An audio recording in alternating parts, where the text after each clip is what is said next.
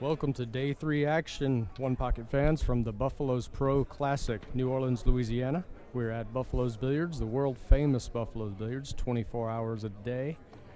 And they just added a new room on the opposite side, so 18 more tables to the already huge pool room. And what a great lag. Looks like Gorst, maybe. And, wow, it's close. I think Fedor? I don't know. Maybe they're going to get me to come there and call it. They must have it. Yeah, I think it was Fedor Gorst. Okay, but I'm Scott Rabin in the booth for PoolActionTV, and I'm joined by Larry Schwartz. Larry, hey, buddy. Hey, Scott. What a exciting match this is to opening up Day 3 of this tournament. This is winner side action. They're all races to 5. Fedor Gorst came off his first win with defeating Jonathan Hennessy 5-1. Then he beat Mickey Kraus 5-1. And now he's to Sky Woodward. Sky Woodward, he beat in his opening round. Sky beat Justin Hall 5-4, and then last night defeated Josh Roberts 5-1. And that was the road these guys got to this point. Got a nice little secondary kiss to 3 and the 8, so the 8 ball really did get close on the high side, and he's got the 3 on the low side, so good, well-protected break here. Falls with some coverage. Looks like the weak spot where Sky might could find a little opening is driving through the 11 somehow. He might even consider banking to 15 now. Banking to 15, he's not going to be able to get the cue ball between the 3 and the 8. Can he stop the 11? That's tough action. Stop the 11 on top of the, what is that, the 10? Yeah. I don't know if it's any good. You know, I don't know that that's any good. If he bumps anything, he could leave a cut on the 3. You know, I mean, just freeze on top of the 10. Freeze. You really have to lay that down. And if any slip in this game may be over. Now, he might do that and try to wedge up between the 10 and the 12 by banking this 11 at the 4. He can snug up between the 10 and 12. Yeah, he's left him straight in.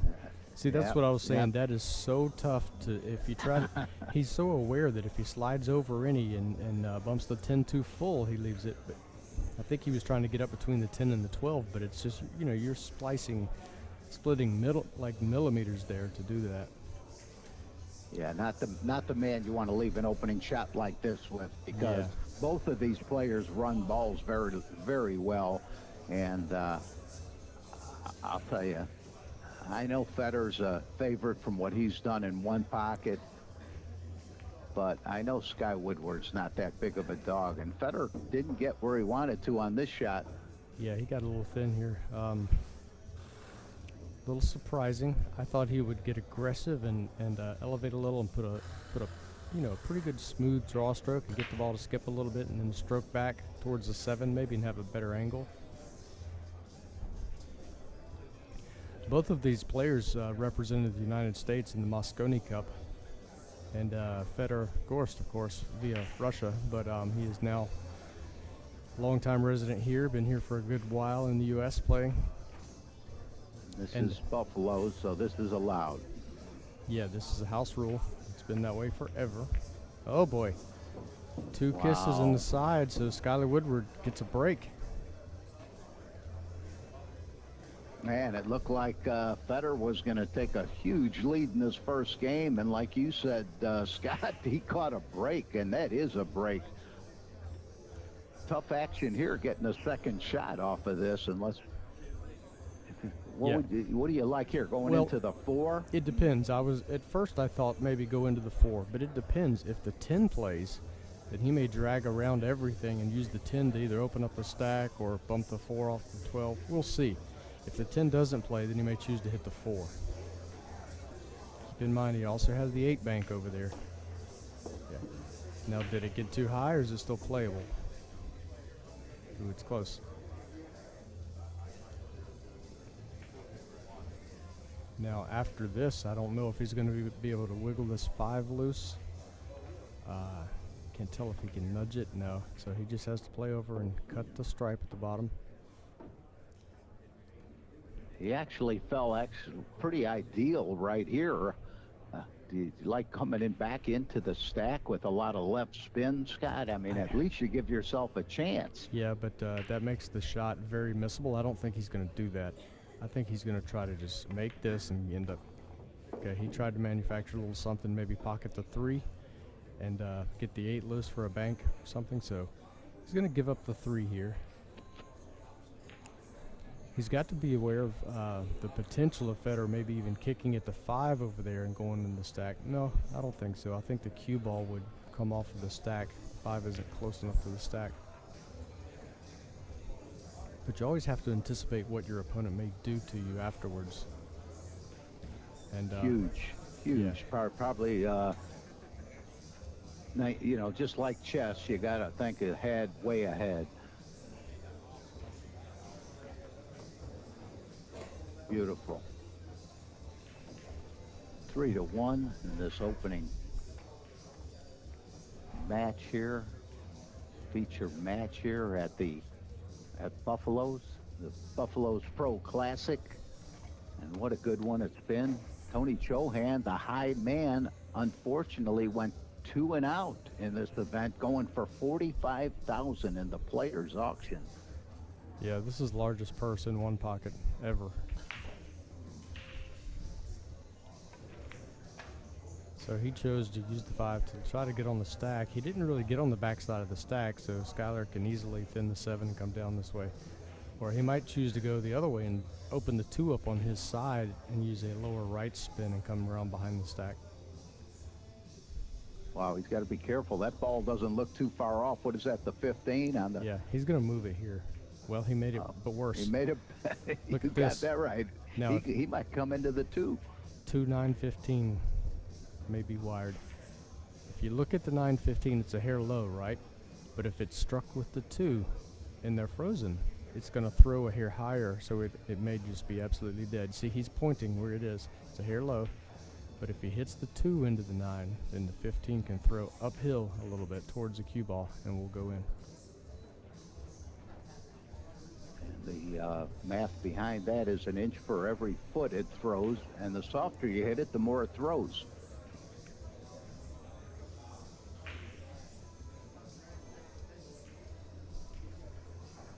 What can go bad here is if he hits the low side of the 2, it makes the 15, but the cue ball comes down the bottom rail.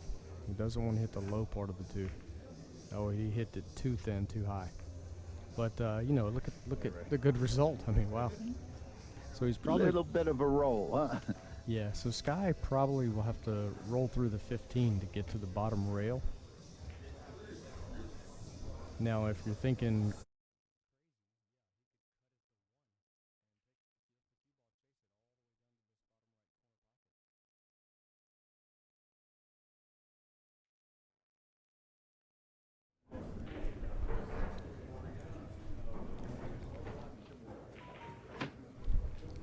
So, you know, Sky is aggressive. He's considered that. He knows that if he cuts at the 1 towards his pocket, that the cue ball is going to come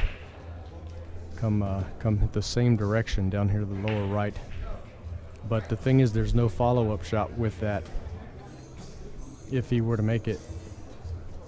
Well, Fedor got a nice roll on that shot. That miss hit on the kick. Well, look at this. You know, he might be able to see the 9, but I think he's shooting at the combination.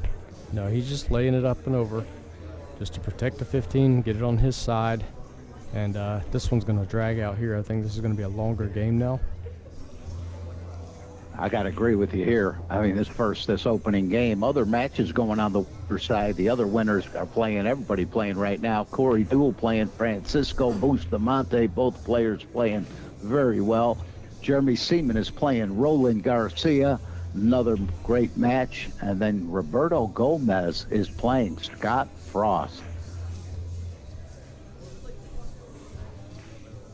Should this match get done before the Scott Frost-Roberto Gomez, we will pan over to that match, the Scott Frost-Roberto Gomez match.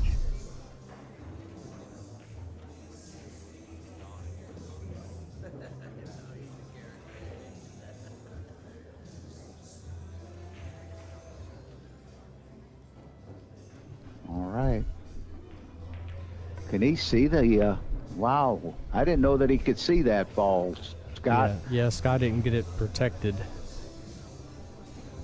So his shot from up table to get it on his side, have a soldier in the fight, was in vain.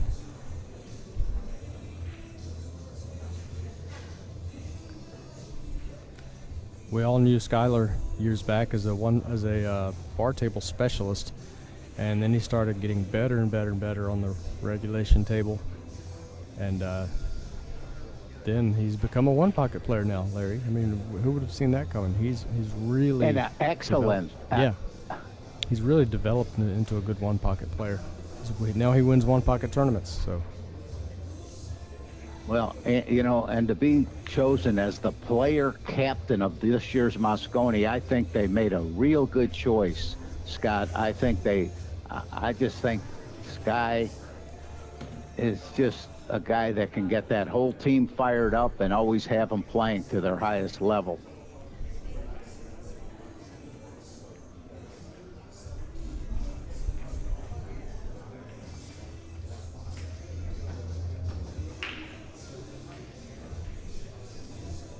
The Moscone Cup. See the two. The Moscone Cup this year is going to be in Florida. That's right. Tickets went on sale. That's right, Orlando, right? I think so. Tickets went on sale not too long back. I never been to one. Have you ever been to one live, Scott? Yeah, I went to the one in Vegas where we won a few years ago. 3 years back, 4 years, I'm not sure.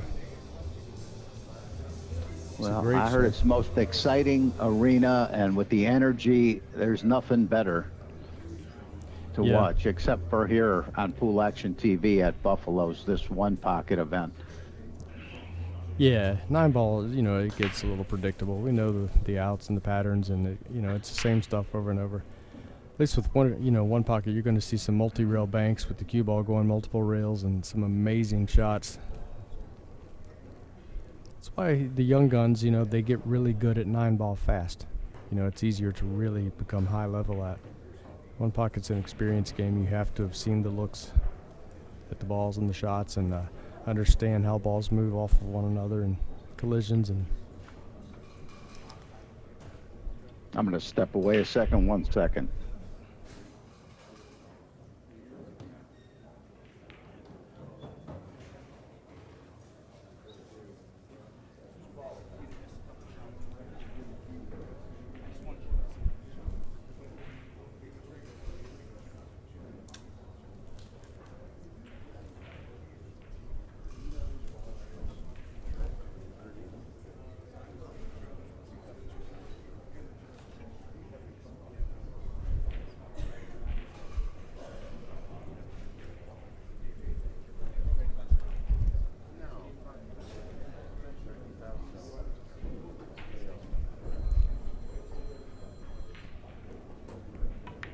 Larry Schwartz is back, folks. Look at the double bank. Good direction. The cue ball, not that he's going to have anything that he can't get out, that he could see the 7.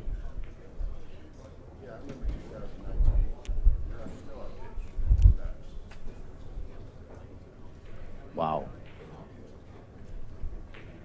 What do you think? Can you get the cue ball to get towards the just above the 7 and get the boat? Look, he might move the 7. We'll see if he slow floats under it, but if he's taking a shot to make this ball, then he's going to hit it with more speed to move the 7. Yeah. What a shot. He actually got a bad roll on that shot. Yeah, he could have produced a shot on the 7 here and then gotten a few more. So the 6 billiards in off the 9, and then the cue ball is going to kick the back of the 7. But unfortunately, he got deep under the 7. Didn't produce another shot, but really what a great hit. Great direction, great strike on the ball. Very accurate.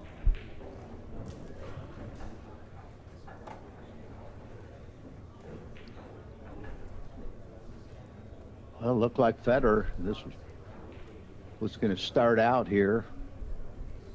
Sky sold out on the opening shot. Fedor only got 1.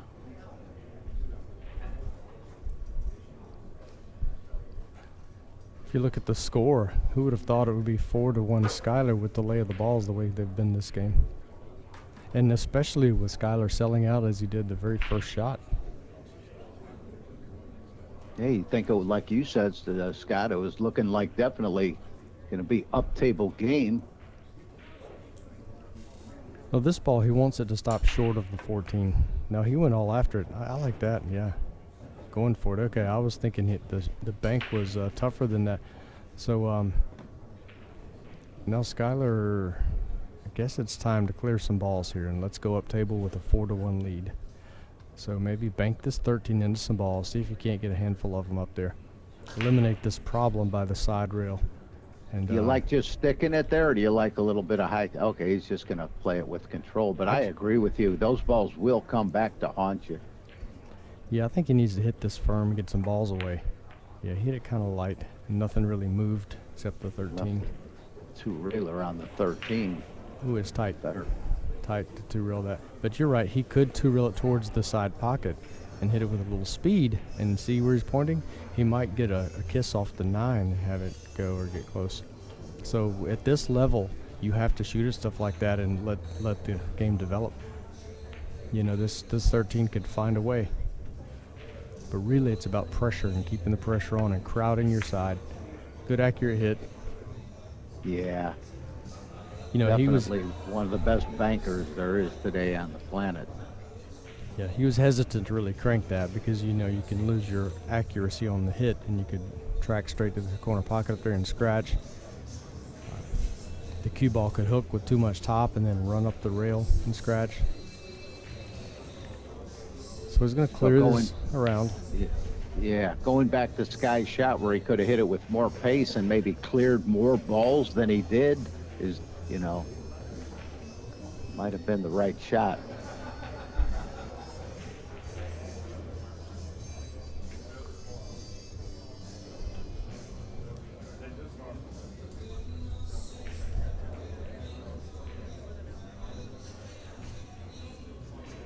Can he come off the left side of the 2, bring the 2 back down, and no, well, yeah, it's just hard to tell if he could sell out that 14. What do you think there, Scott? Fedor banking the 2 back down to his side. I don't know that he needs to do that yet. It could be a little risky. The ball could find a way to scratch barely by the 5. It's a little scary. If you cross the 2 to his right and bring it back down towards where the cue ball is. I don't know that Skylar would be able to play the 14, and if he could get back in there mixed up with the 5, yeah, it would be a good kind of a trapping shot. But I think, I don't know, looking at it from here, I don't know that cue ball could find a scratch, but what could happen is he could end up kicking the 5 in a manner that leaves a shot on the 5 and maybe allows Skylar to then move the 14 close or the 1 bank it close, depending on how the ball stops. Not sure. I think in the end you want to find something that you can't lose with here and just bide your time a little bit. Yeah, he looked like he was looking at 3 rails there on there. No, you can't do that. He's looking at banking the 8-ball 3 rails. He looked at that for a second, but now he's back to the 2. That's crazy. That's crazy. The 8-3 rails, how are you going to avoid the 7? Yeah, well, there's a little more space than it looks here, and it's going to, you know, struck firm. I mean, it has a, you know, so he looks like he's going to shoot this. Watch the cue ball also. Wow. I didn't see that at all. Look at the kiss. Okay. Nice rub. What is it they say about pressure? Pressure bust pipes, forms diamonds. Yeah, that's a good one. And he's left Sky acting, well, he's just going to make this so Sky wisely. Got fortunate that he wasn't trapped up worse. He got fortunate. But here's the shot he came with, though, right here. Take another look at this beauty.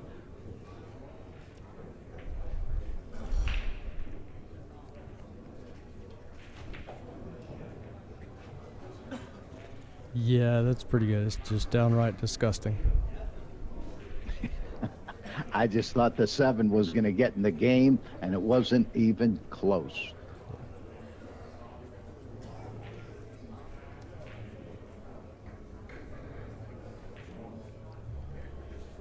Definitely a pool room if you've never been to. Buffalo's here in Jefferson, Louisiana, just outside New Orleans. You got to put it on your list. Yeah. And, I mean, the place is massive, you know, and here we are at just after noon playing, and there's a big crowd here now, but they're all over the room, and I forget that there's another pool room right connected. I mean, in one huge building complex. I mean, this place, when I say another pool room, they've just opened up the other side here with 18 more tables.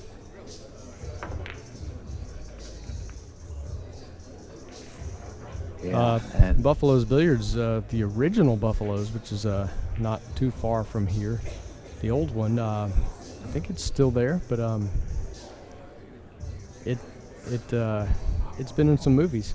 Yeah, and I don't know. Really? Yeah, there was a movie on recently, Mississippi Grind, with Ryan Reynolds, and they had a scene in the old Buffalo's. you know how I know about that? When I got in the Uber the first time I went down there, I don't know, 7, 8 years ago or so, I said, yeah, Buffalo's. They took me to that pool room. I got out. I thought I was at Buffalo's. I walked in, nobody was there. Yeah, that's the old venue. It's, just an old school, no frills, grimy kind of pool room. It was a good action spot. I remember back when they had this event there, and my goodness, it was packed. I mean, there was no room, and there weren't very many tables. So, but it's really grown. This place is massive. I mean, I think it was an old furniture store, like warehouse type place. And it really is big.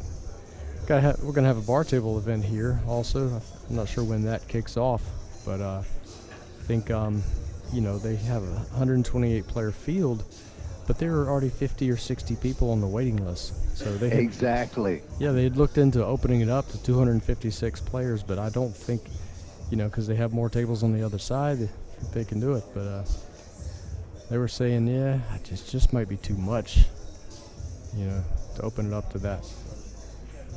Who knows what they'll do. So,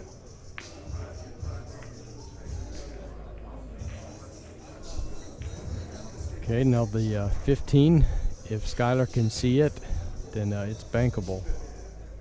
definitely. He can actually get it in front of his hole and come back to where he would have a bank possibly on the 4.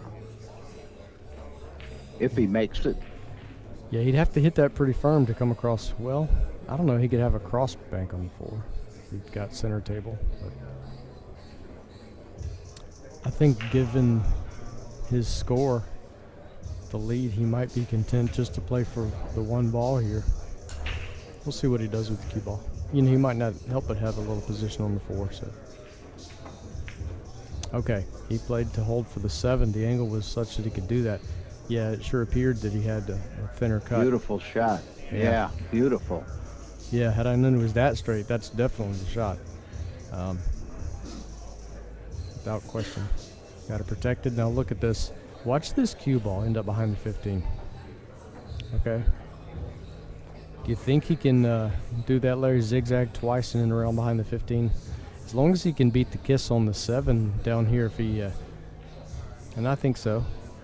But if he can beat the kiss, because, after your cue ball cuts the 7, it's going to come 1 rail over here and then go back, track back towards where the 7 is going to be on that side rail. So go to make it and go to fall actually position on the 15. Yeah. Long shot, but So not overlooking any option, Fedor Gorst. sometimes with that cut shot on the 7, though, I would need to be standing at his vantage point. But sometimes with that cut shot on the 7, your cue ball comes back and interferes with the 7. In this case, I think he could miss the kiss, but I think you have a big chance of selling out across corner on the 7 too if you didn't make it. So yeah, well, he's going to hit it with more speed. If he misses it, it would go back up a little bit.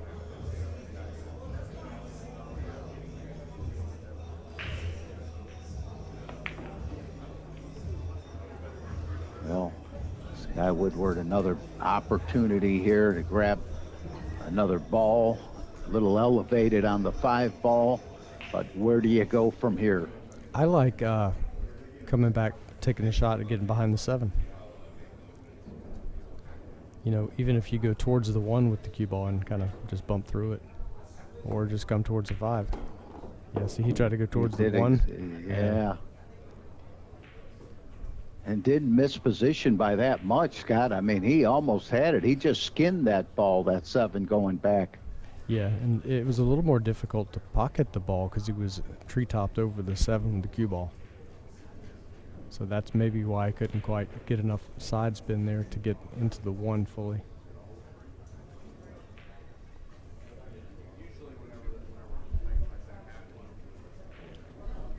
Well,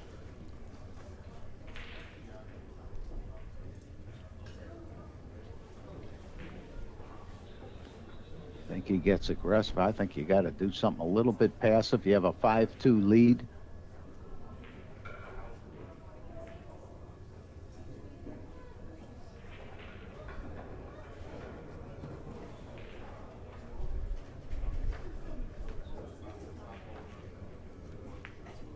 Just like that. Nice shot. He picked out a good spot to put Fedor where he's cut him off of everything.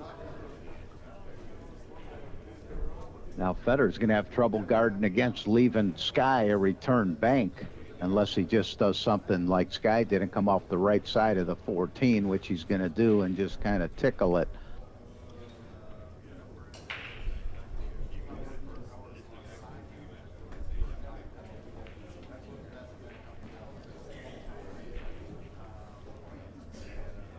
Now, Skylar is really limited here in what he can do.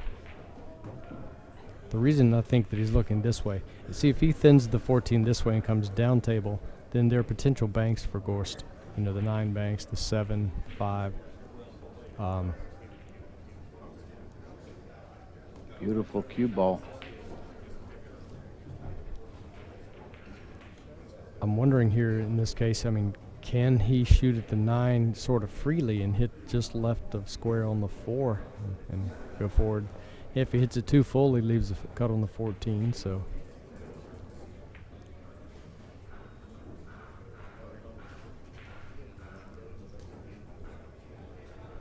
He's going to consider them all. He's going to consider even the kick on the 5. As crazy as it sounds, he can hit that. I like it. I like it. I like it. That's that Tony Chohan special there. Yeah. I mean, he'll consider cross banking the 5, going to the 13. He'll have a shot on the 1. Consider the 7 bank straight and direct. I think that might be what he's going to go with the 5. I think, but he could even kick this 5. Doesn't cross bank it. That's what he did. That's the shot. That is definitely the shot. In case he made it.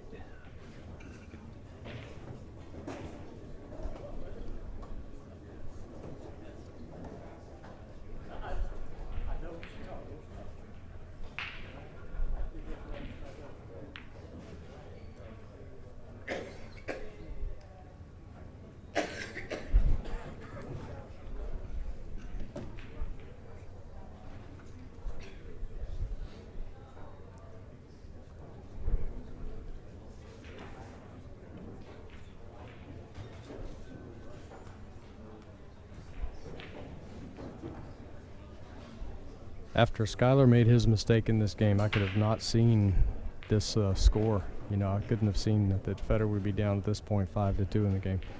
But Exactly. yeah, he just didn't get position. Made a mistake early, and then he got 2 kisses and into the side pocket scratch. Skylar's doing what he needs to do here by keeping the balls up table and playing the score. Just, now you're just playing, you know, it's all statistics and statistical advantage.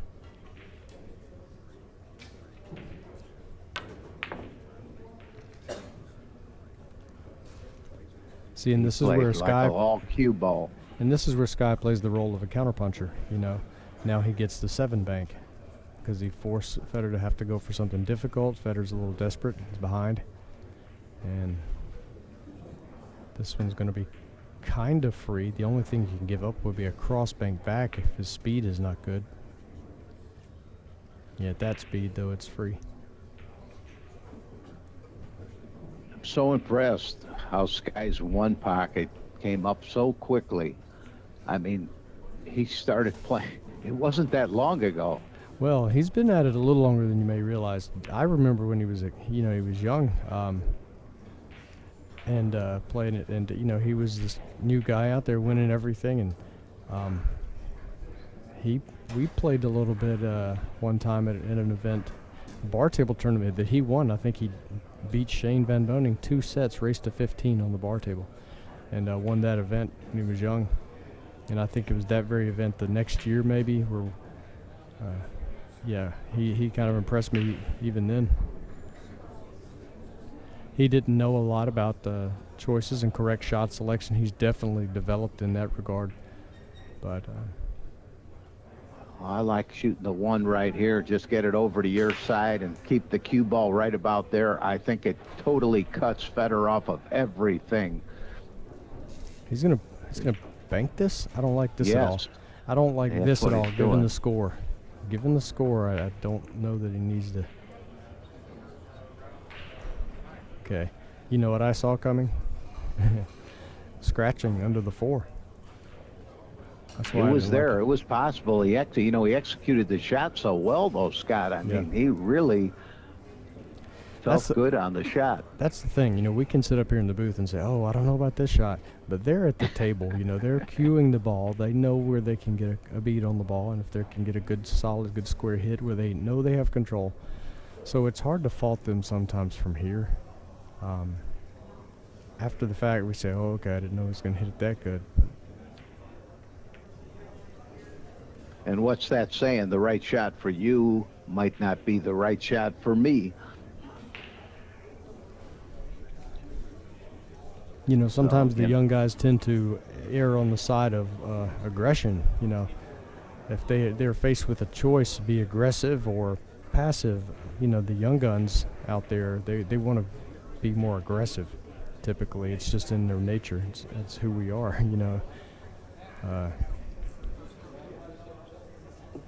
So you see mistakes coming a lot of times, and I have to caution young players playing one pocket a lot of times. Hey, think about this. Do you really need to do this? Look at what the score is. You're up, 7-2. Why would you be shooting this crazy multiple rail shot where your cue ball's going wild? You can scratch. Something crazy can happen. You can sell out a straight in, give up multiple balls. So I like Sky's choice right there. He got that ball down. Fedor didn't try to do anything with the 7, and he just moved the cue ball below, and well, he did well there. Perfect speed.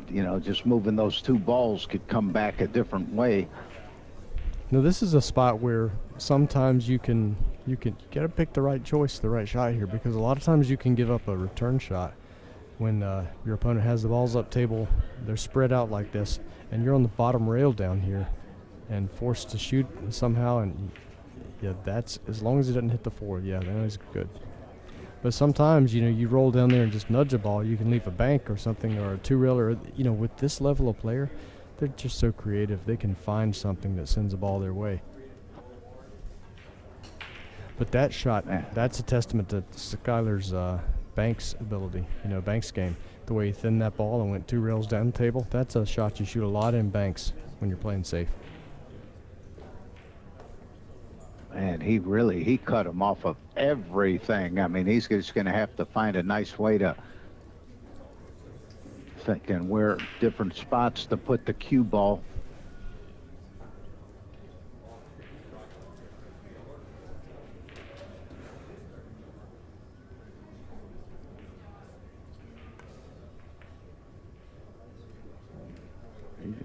Now, Sky, he can even go at this 5 if he wants. That cue ball's coming away and towards the center. Well, he's got to hit it kind of firm. The 2, he can't go forward 2 rails. The 2's in the way. If he misses the 5 the 2, and just 1 rail. I know that, but I'm saying the cue. You have to do something with the cue ball. 1 rail back out to the towards the 4. Yeah, it would have to travel all the way over there. I mean, you don't want to leave. This is Fedor Gorst. You don't want to leave him a cut at that 7. Okay. Okay. Yeah, I got you. And what's the 5 going to do if you hit it hard enough to get the cue ball to do that? See, Okay. Now, what's the 5 going to do? How about go straight in? Yeah, and they didn't miss it by much. Yeah. Okay, so he happened to hang the ball up, sort of, and it was okay. But if it didn't hang there, that 5 might still be moving. There it is. Look how hard he hit it. I mean, now if that 5 didn't hang like that, you know, it could have still moved around a lot, and you don't know what you're going to leave. Oh, sure. How many times have you seen a double, you know, hook on the corner go back over your opponent's side? Of course. Bobble in the pocket and then run over there. So it's a shot that if it did go wrong, he could have given Fedor an opportunity to get a couple balls for sure, maybe more. So good point, Scott.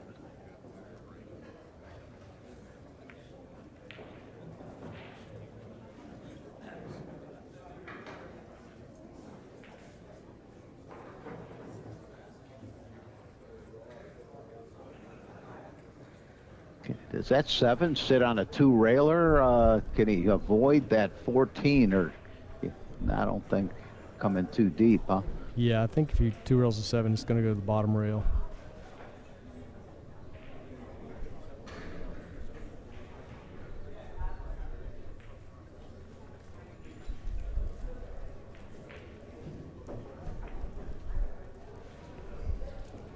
You know, sometimes there's really not a shot to be had. You just have to play the game a little while. You just have to move them around and let something develop.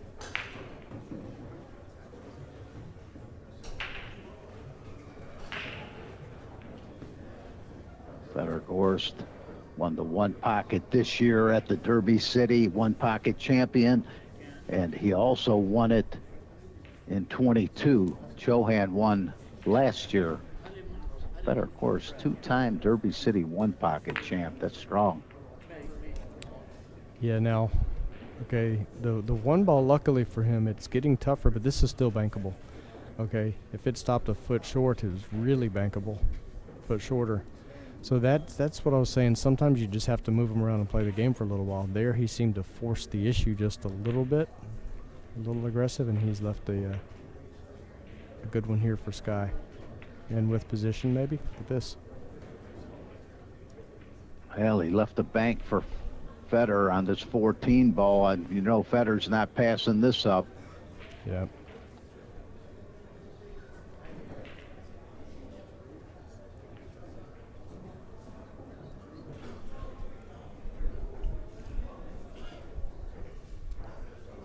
I mean, it depends. Can he hold there to bank the 4 next? If he happens to make it. Nothing easy. Looks like he's kicking behind it to kick the 14 over. Look at the accuracy. Wow. Now that's some accuracy right there. He hit that ball like Larry Schwartz. Yeah, not quite that good. Come on. Yeah.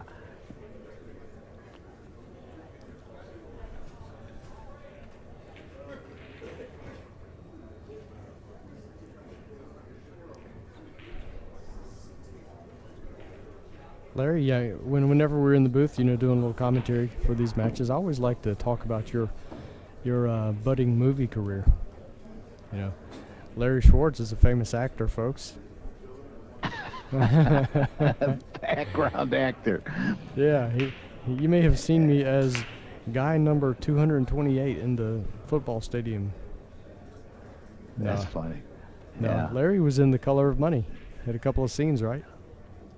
Yeah, one or two. No, I know. I didn't realize I was in that many scenes. It turns out I was in quite a few scenes.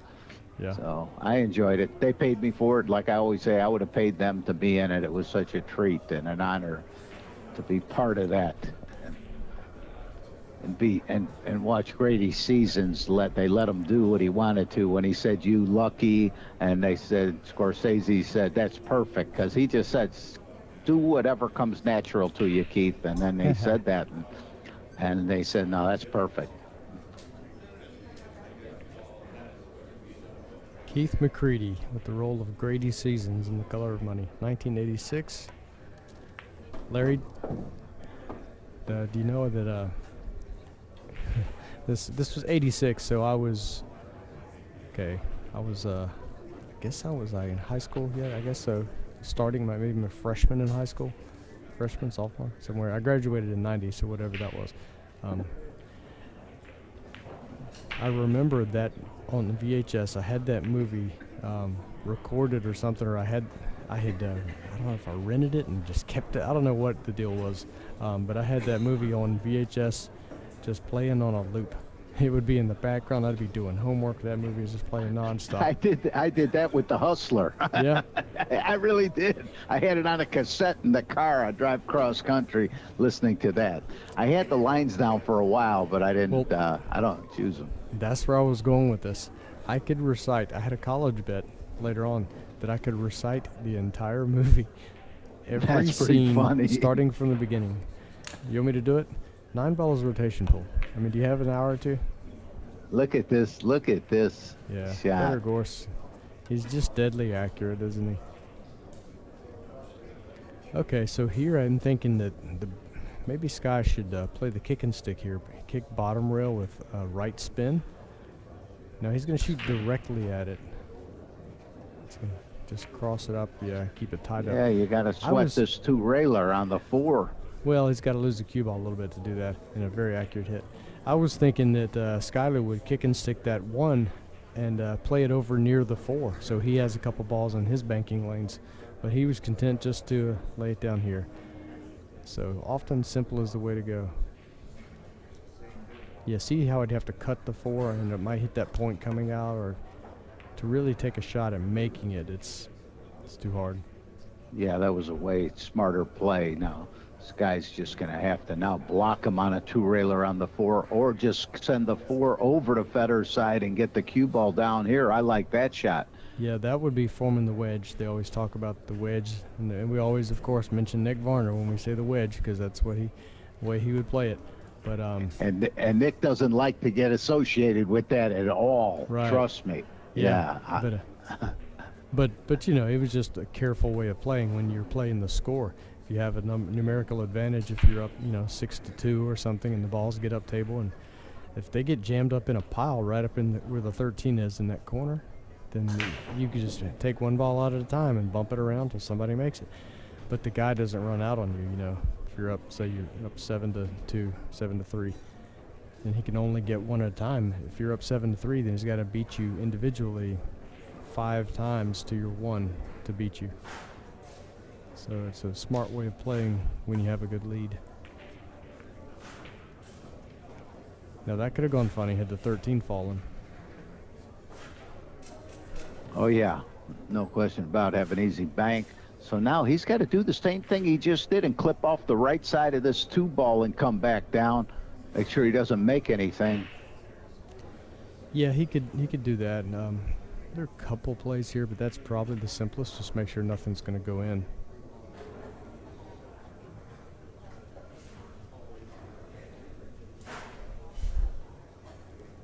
Yeah, this game is, proven to be a long one, but they're not all going to be long with these two guys. It could have been over in a couple of minutes had Fedor Gorst played a little better position off of his first shot. The balls were open where he could have gotten a few and manufactured some shots by breaking the stack open. But he just slipped up a little bit and had to let the cue ball go a little too hot and found a scratch.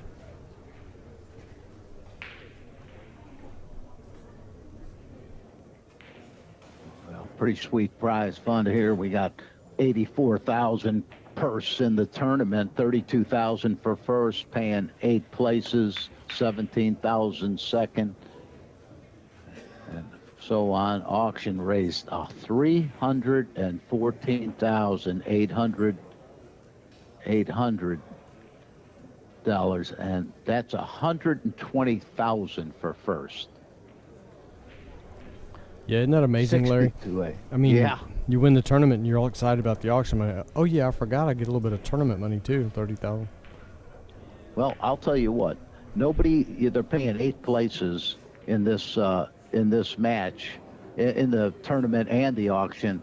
Both these players have 9th through 12th locked up. The winner of this match will have 5th, 6th locked up. So this jumps them to the fifth six pays $16,000 just in the players auction, and fifth six pays $4,100 in the tournament. So a lot of money just on this match, and then an opportunity to move on and win the tournament. But even if you lose this match, you still have that opportunity to go on and win.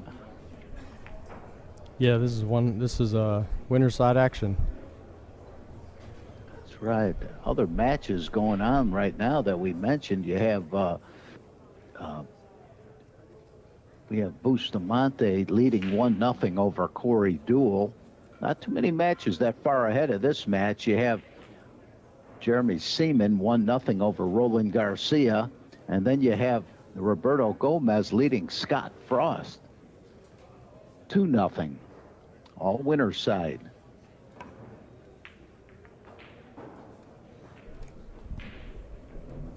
And there's a lot of one-loss matches going on. See if we take a little look there. There's what's going on right there in the other match, bottom left.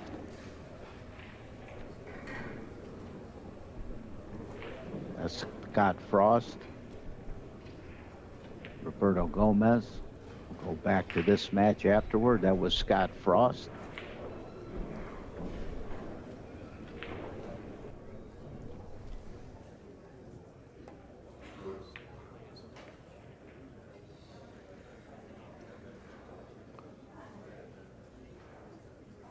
Well, this is truly forming that wedge.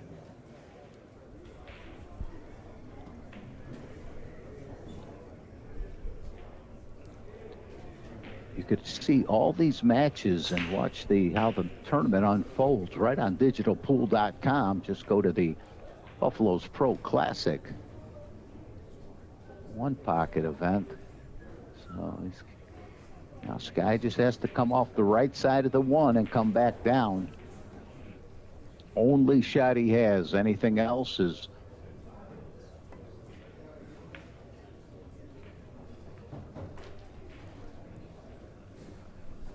would be no good. I've always found it a little bit interesting, the progression of a one pocket game from the beginning when all the balls are down here. And, you could take a snapshot of that and then walk away for a few minutes, come back and take a look, and all the balls can be like this, And then you may come back a few minutes later and they're all down here on the spot or something. Or that's good. Like that's maybe a good point. 10 minutes later. And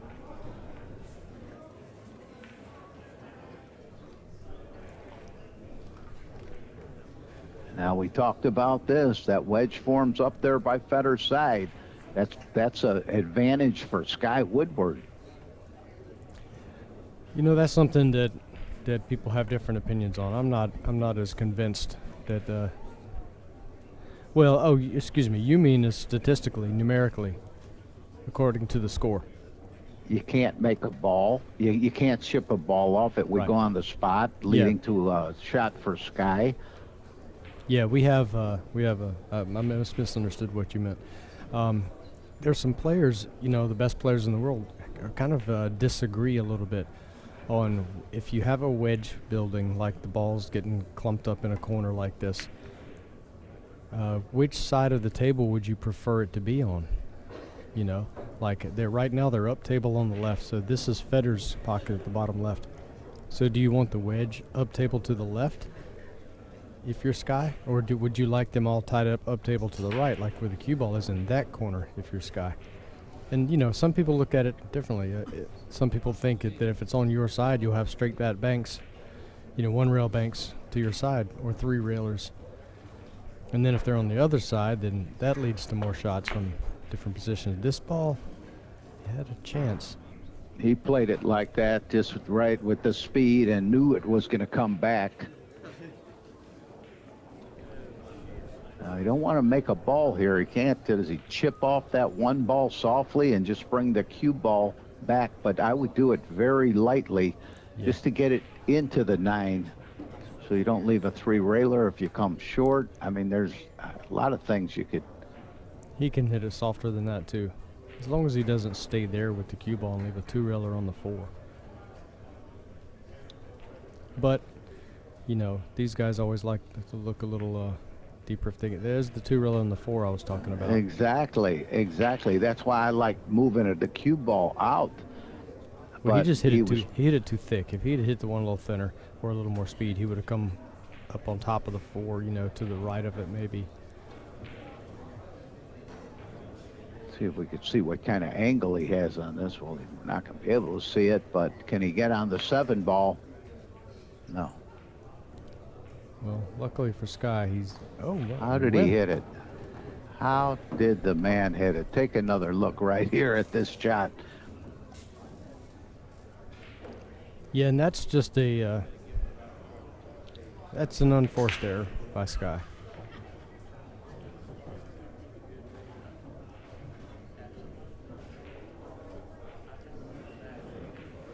I think he was worried to chip off and move that ball up, worried about possibly making a ball in that corner pocket.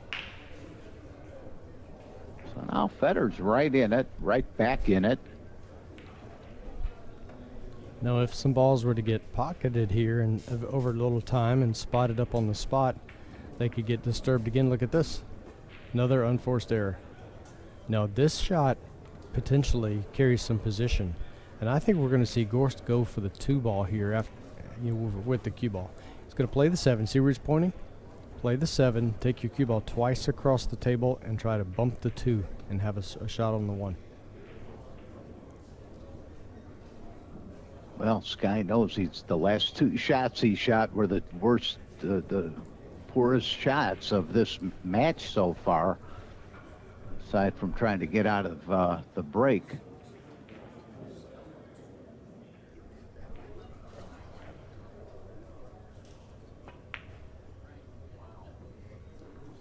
Okay, cue ball had pretty good direction, a little short. But, yeah, and he hit it fat.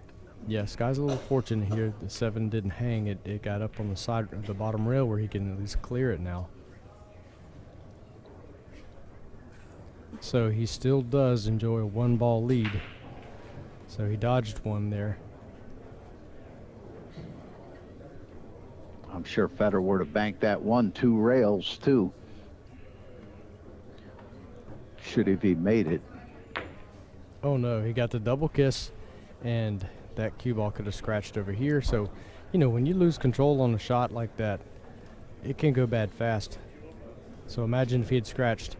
Now he spots 1 up, he goes to 4. Fedor's got ball in hand, and he can get this to 6. So you're down 6-4 if you get that double kiss and scratch. So you really have to mind your P's and Q's. You know, Skylar's made, what, 3 mistakes in 3 shots?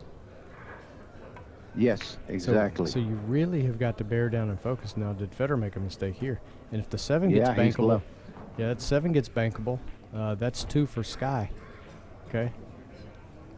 So it's so easy for things to go wrong quickly in this game. And you think when the balls get formed up into a wedge up there that this game's going to take forever. Not necessarily.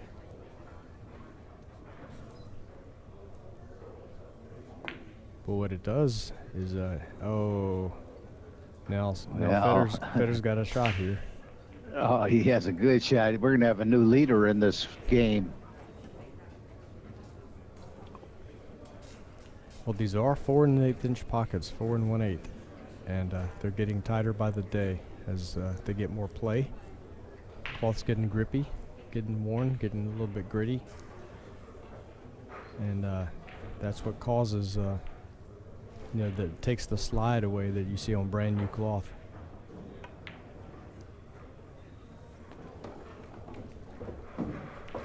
Okay, so is the 2 bankable? I'm not sure how far it is off the rail. But Fedor's going to get a good look at it and see where he needs to get. Okay, so he's going to try to get around deep so that, you know, if he gets way up there, he'll have his option of a 2-railer or a straight back. See just how he falls on it. It's going to be short. Yeah, he's not pleased. See the smile. Well, that's okay. He's taking the lead now, and he can just keep moving.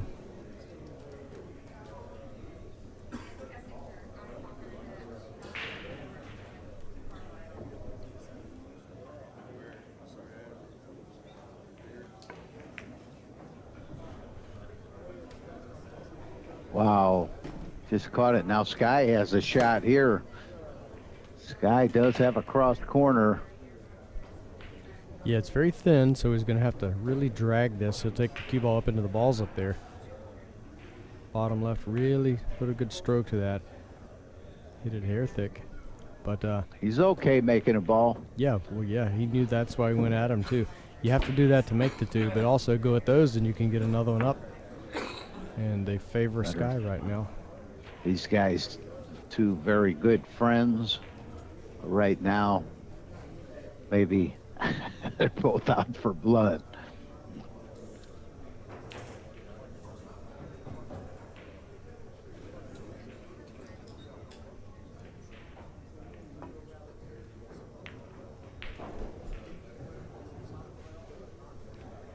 Good. You notice how he didn't really hammer that ball? A lot of people want to hit that ball hard, and so much can go wrong with it.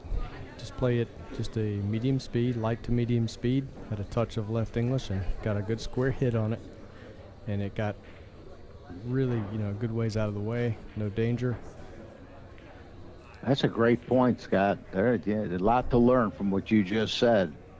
Larry, I've seen, and you have too, a lot of people kick at that ball with a speed and a high ball. The cue ball kicks the ball away, takes a little pause, and then dives into the corner pocket because it's got the top English stroke. And you don't need to put that high ball stroke to it there. Just a rolling ball. And now look at this.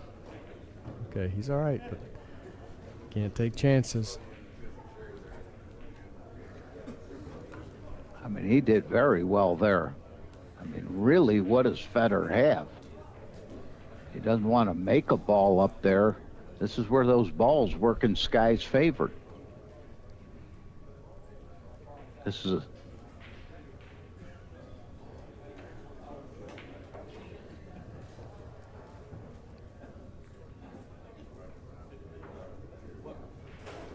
nice recognition that the two can't bank for Sky, so plays a little rail first.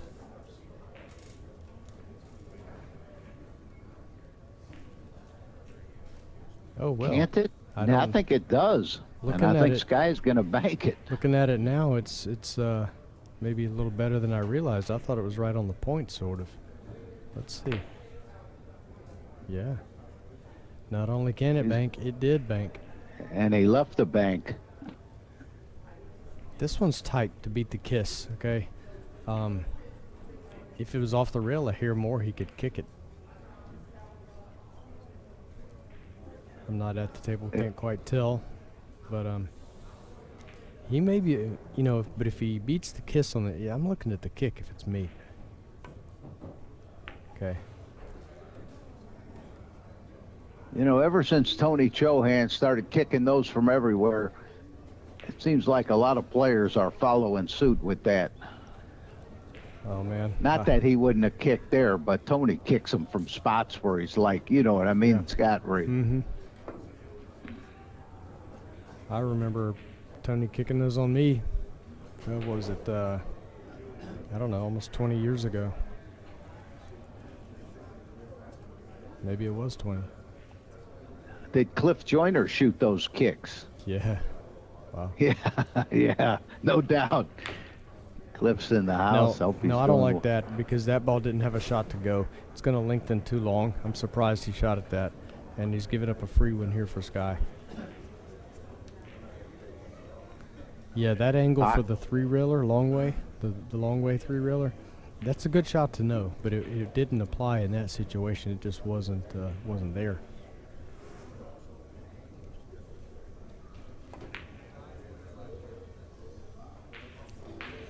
Wow, beautiful hit right there by Sky Woodward to tie this game up 6 apiece.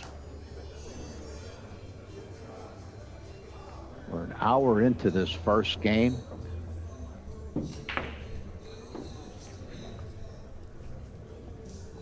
Yesterday, the longest match of the tournament was Scott Frost and Sergio Rivas. Took 8 hours.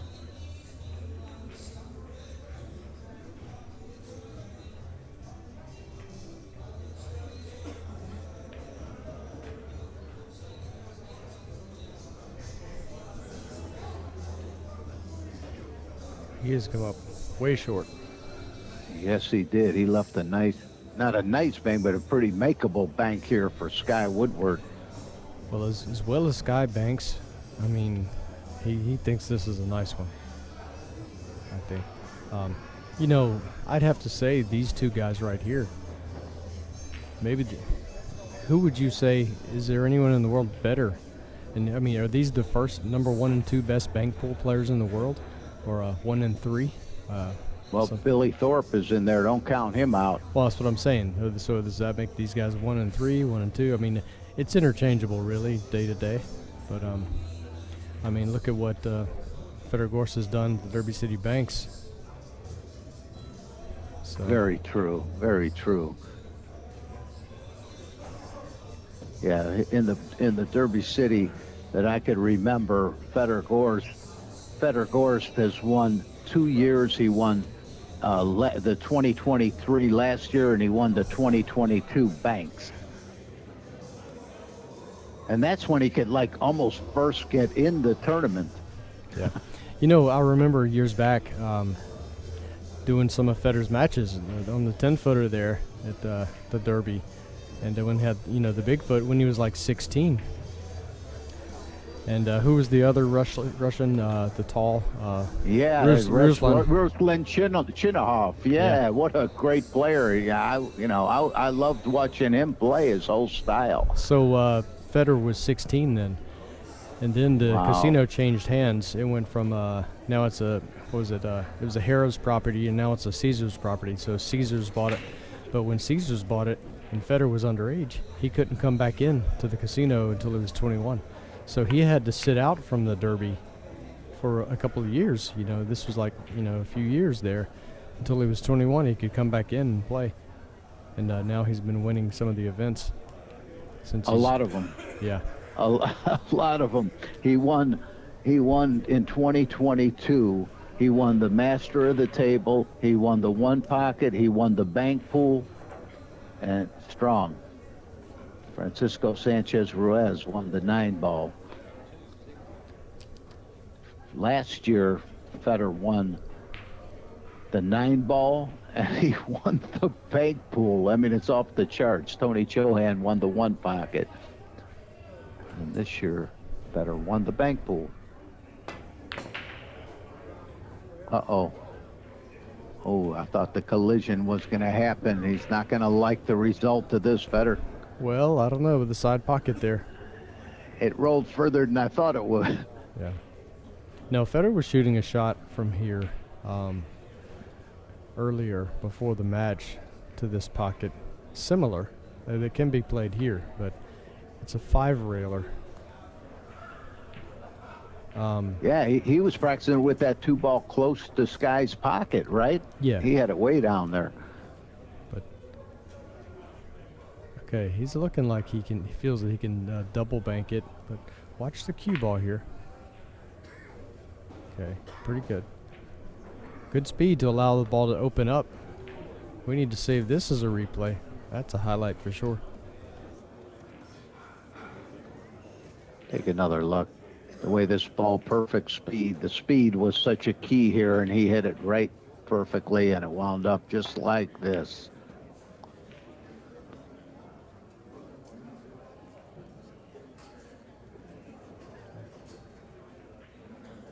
Well, you can't get a better match than this.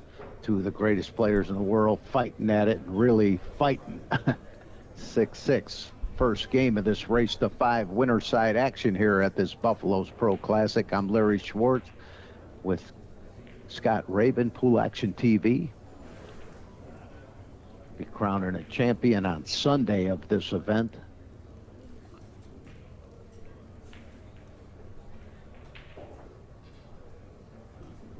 But this match here is to get in the money in the tournament and in the players auction.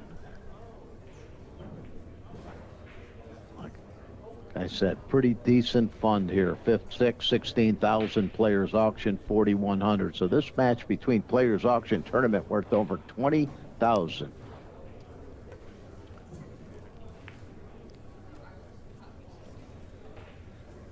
It's a pretty good containing shot there.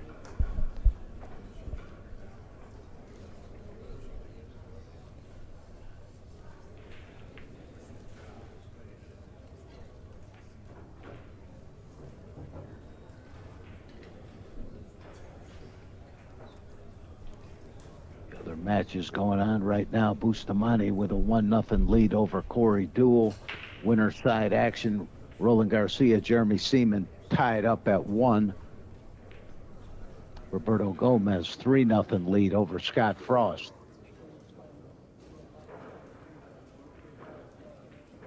The one loss side, the players left there are Sergio Rivas is playing Alex Calderon. Sergio has a 1-0 lead. Jonathan Hennessy has a 1-0 lead over Justin Hall.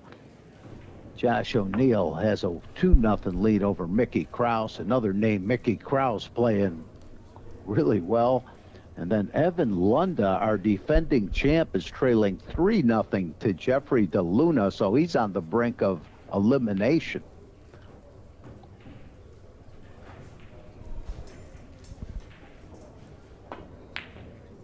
Oh, yeah.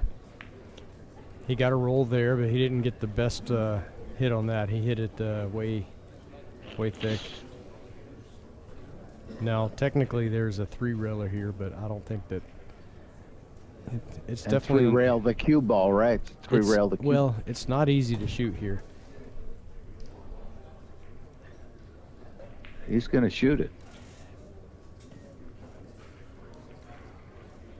Just has to watch the cue ball's path and make sure he doesn't get it back around to hit the 9. He's zigzagging it. See what I'm saying? Yeah, you called it, Scott. You said it. I thought going around 3 rails with the cue ball would have been the safer shot. Sometimes there's a kiss with that too. It really matters. You have to have some experience with that shot, and I know Sky does, but I guess my point is sometimes some of the great players, they're such great shooters and so accurate most of the time that they shoot all the time. They don't ever pass. They don't ever decide to just duck. I mean, I know shots are hard to come by playing this guy, but you have to know when to duck, I guess, and not shoot.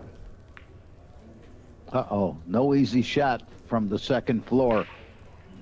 Wow. No, he could have scratched there, and it would have been the game. Okay, huge break for Skylar.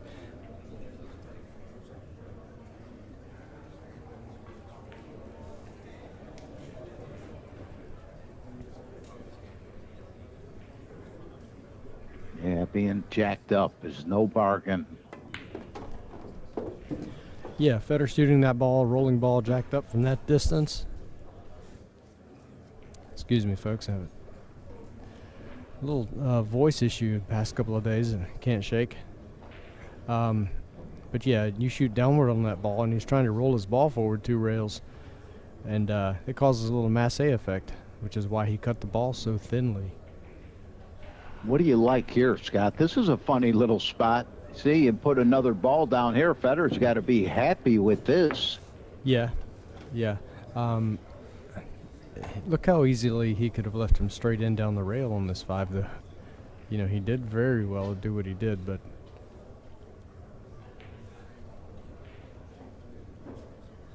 maybe not. Maybe he did leave the shot. See, this is what that's what I was talking about. I mean, Skylar may have just played position for Fedor. Yeah, I mean, what a shot. That's why. What a shot. Take another look at this shot right here by Fedor Gorst. Man, oh man, look at the bridge he put in the... That's the reason why I was questioning why, you know, making that ball and putting him behind the ball straight down, or down his long rail. It's not, I mean, great. You're playing position for the guy and putting the ball in the spot there, I guess.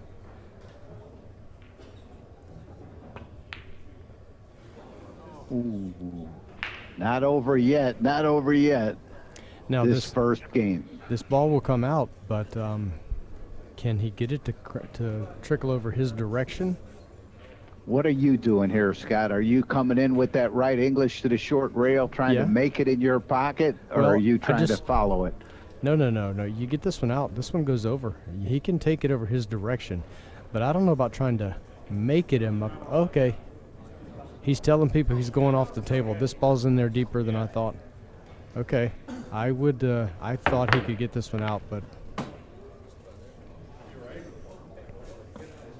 So that ball's going to spot since it was made on a foul, a scratch. And Skylar owes one, so there'll be 2 on the spot. Now, Fedor, does he shoot the shot here where you shoot at the head ball, draw your cue ball straight back up table towards the corner up there? I think he does. The young guys, they all like to go for this shot. When you're such an accurate ball striker as he is, then I think you can afford to shoot at it, because he's going to put a good hit on this, and a good accurate hit, and he'll draw it back up. Yeah, so he'll be just off center with the cue ball when he places it. And myself, I hit the 9, send the 2 ball up table, right. Scott. Well, he's not shooting it. He's not shooting the 9 ball to drive through. It's looking like he's going to just do that shot. Yeah, where you bump the 2 ball up table, 9 goes to the side rail. Cue ball goes to the bottom. I don't know. So many players hit it tentatively and don't. He's shooting it. He is shooting it, but he's so far over. The 9's going to go to the side rail. He wanted to get more throw on the 2 ball. Larry, you don't shoot that shot from there. I don't think I'm surprised at that. He doesn't. Okay. He's maybe. I agree with you. I'm agreeing with you, Scott, all the way. I've never seen that shot. Look, he's maybe the greatest player in the world right now, or in the top 3. However, I don't think he knows how to shoot that shot, apparently, by judging by where he placed the cue ball. You don't shoot it from there, especially not on newer cloth. He was in the wrong place for it to go. It had to go into the side rail there. That's what I'm so surprised at. Ooh. Well. This ball going in, he's going to make it real easy. Oh, my goodness. Oh, it held up. I still think he's going to cut this. If it's off the rail a little bit, I like this shot. Yeah. I've practiced this shot. If it's off the rail, I like coming with a lot of right and just a slight elevation, barely at all. Yeah, there's another shot he could 4-rail this, but. That's what he's going to do. But, I'm really, really surprised that the 2 balls on the spot. He made a big mistake there in how he shot that and where he placed the cue ball. He was too far over, and the 9 ball is going to get thrown into the side rail from there. You have to be a little straighter than that and draw your cue ball straight back up table, and it does force the head ball to drive through the second ball. Second ball double banks, but the speed. He's going to leave Sky now a shot again. He's going to leave him a 3 rail. He's going to be able to go 3 rails, possibly. Can he go into the 2 if he makes this? Yeah, but he's looking at even cutting it here.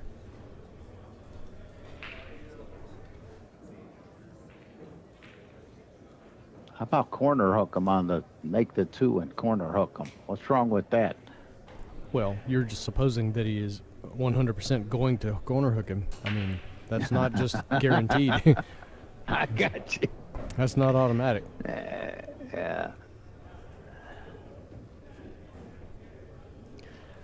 Cross corner action here. Yeah. This ball, it goes, it banks, but your cue ball has to get away just a little bit. So will that give a return bank for Skylar? Cue ball goes into the head rail, but then it's going to come off some and maybe give Skylar a little room. But Fedor is usually so accurate with his speed control.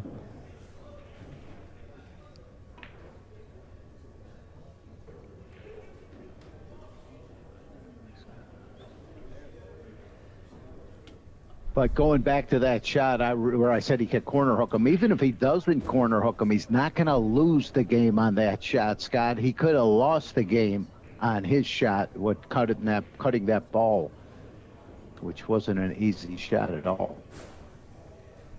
Yeah, I bet, these guys, they're the young guns, man. These guys are shooters. They want to pocket balls, and they're so deadly accurate they make a high portion of the really difficult shots. Gonna leave another bank, but that helped him putting that ball on the spot. This guy needed that ball in play. Yeah, it gives Gorst something to think about here. You know, he's in danger of losing the game in one inning, whereas with the ball tied up in the corner up there, he's not in danger of losing in one turn at the table for Sky.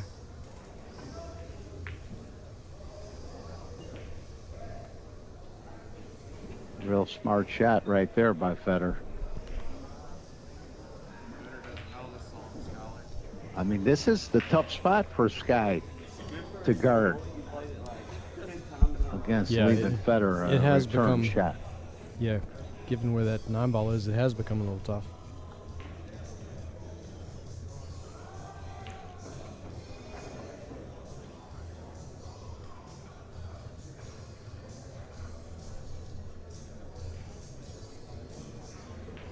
Look at the bank on the 5 going into the 9. You know, this 2-reeler, okay, he's looking at the straight back on the 5, but the 2-reeler on the 9 with a lot of high right, and you go twice across the table, end up left of center table up top with the 9 close to your pocket. But that's a hard hit. It's hard to be really, really accurate with that, but you can get it close.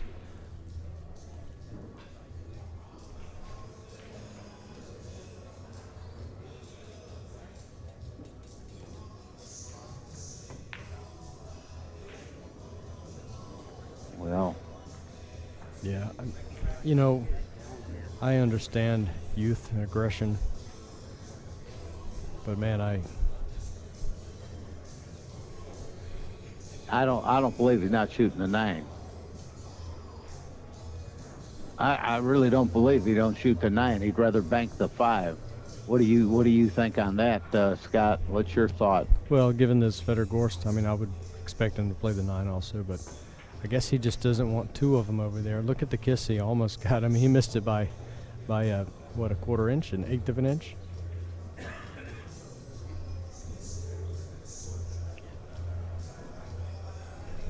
Skyler is, you know, considering,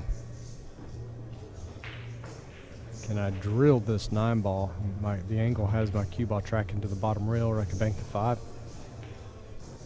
Narrow landing spot, very narrow landing spot with the cue ball, probably like 2 inches. He's going to smooth roll it and stroke it with high left and try to slow spin down there. Wow.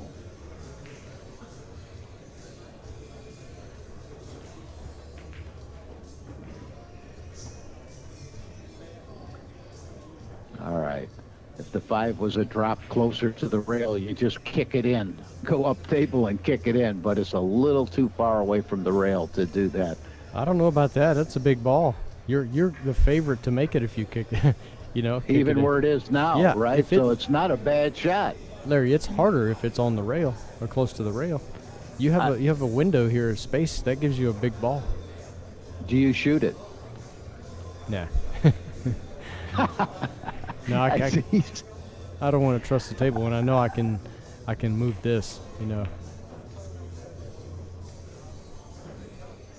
Look how good that was. Wow. He's going to have to kick over underneath the 5 softly. Yeah, unless he can just get really aggressive and take this ball out by shooting the 9 into the edge of the 5. But he would need to hit a considerable portion of the 5, and the 5's too close to the pocket because he wants the 5 to vacate the area. He doesn't want it just to cross over a little bit, leave a bank. So let's see what he's able to do with the 5 here. Okay, he hit it very well. Yeah, so he didn't want to hit too thin. Yeah, he hammers that. Yeah, that's worthy of applause there. If he hammers that shot, they can track back around and leave a long rail bank.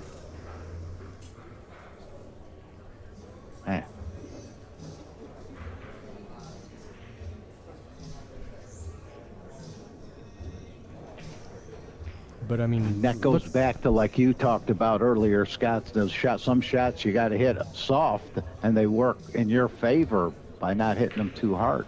Yeah. We should look back at what we've just witnessed. I mean, a couple of incredible one-pocket shots, and the skill involved in those was a lot higher than you may realize. You know, the shot Fedor played to put that ball in front of the 5, the 9, get it over 2 rails, and the speed to not leave a bank or a cut.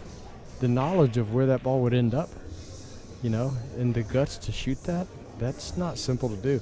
And then the expert way that Skyler took the balls out. I mean, high level one pocket right there.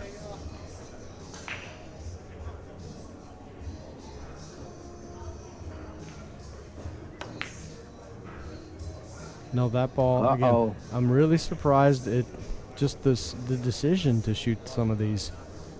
You know, with the knowing that ball has to lengthen and is going to come around. He knows Fedor got a big roll there, that 5 coming up, and just eclipsing that 9 possibly. Yeah, I mean, if it stops a foot short, I mean, he has the bank straight across the spot there, back to the pocket. And if it goes a little more, he's got the 5 straight back. If it stops out of the way, he has the 9 straight back with position to the 5 possibly. So, yeah, that 5 could have been anywhere in the last foot and a half, or a few more inches, and it had been disastrous for Gorst.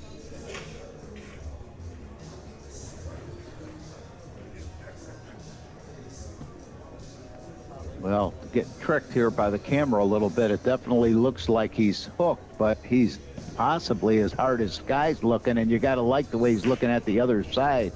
Always look at both sides of his shot, and you catch one way or the other. You're catching it, looking at it with your dominant eye, with both eyes open.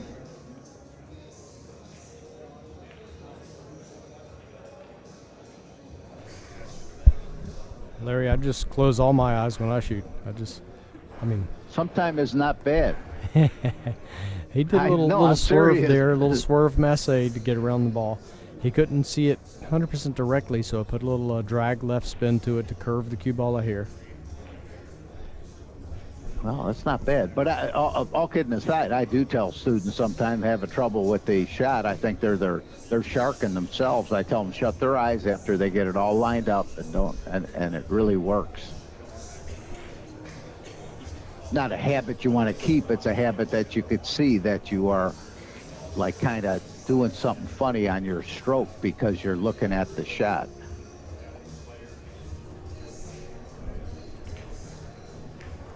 This is hard. This is hard to duck right here.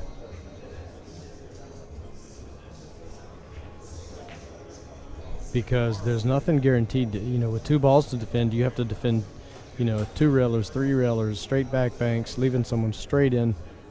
I have no doubt that he will expertly control this.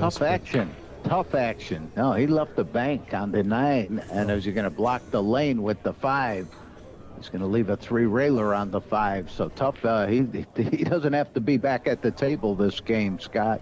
Yeah, he was definitely in a spot.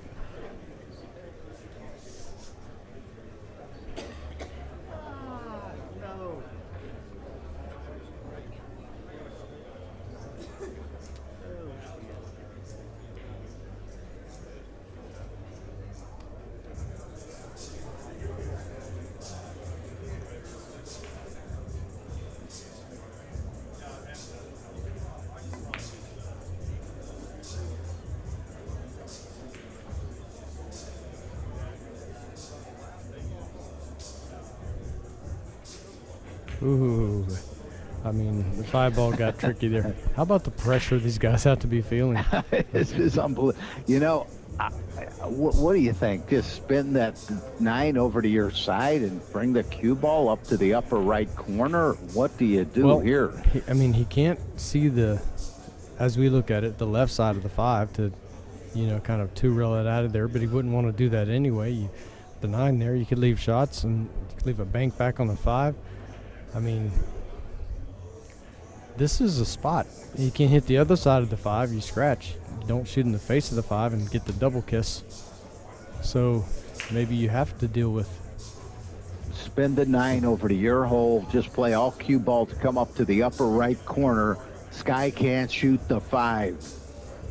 You talking about the bank? One roll? Yeah, the 9. Exactly. Yeah, but Larry, Not to make Larry, it's over to your hole. Look how thin you would have to hit that.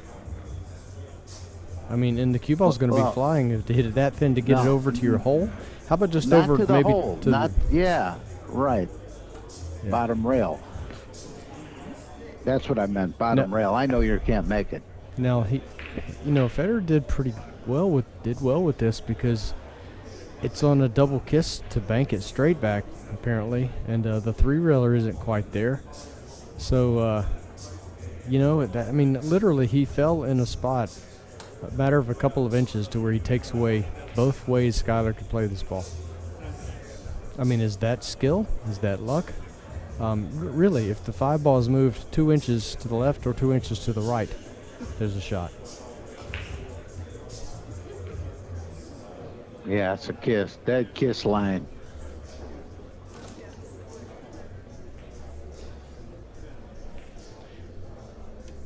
Yeah, a lot of people, they say, why doesn't he just bank the 5?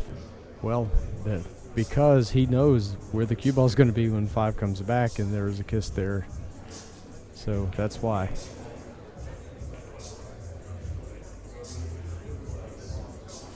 He can hit it, he can manipulate it and beat the kiss, but I don't know that the 5 goes if he does that. Yeah, see.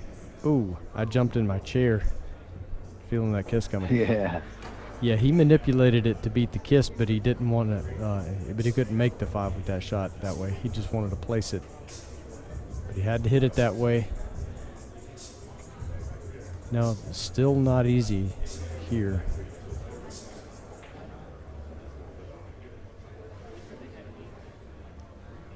So the type of shots where you have to just kind of expect that Skylar's going to have something return. What's happening here? Oh, well, there's a little bit of a break for Federer. Now the 5 is bankable. 5's bankable now, but yeah, that ball could have gone and given Skylar a shot at the 5 with a shot at the 9 on the spot if it went. 3 rails right here, and just go a little bit towards the bottom rail, at the end rail rather. Maybe short by here.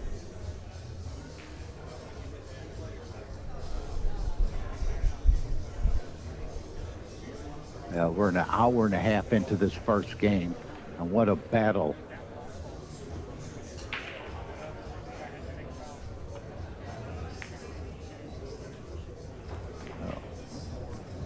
Leaving it straight back? No. You think he left the straight back, Scott? For Sky, yeah, sure. But these shots aren't without risk, when they're like this. If it's a little more extreme than this, sometimes they scratch in the opposite corner there. Sometimes the 5 goes a couple or a few rails and sells out. I mean, boy, he hit it so well. Look at the speed and the touch. Most people shoot that shot and they have to really hit it hard to get a similar result. So the 5 ball comes back around out in the middle of the table. He was able to really put a drag stroke to that ball and play. Look at how he missed that 9. Didn't even come close to the 9.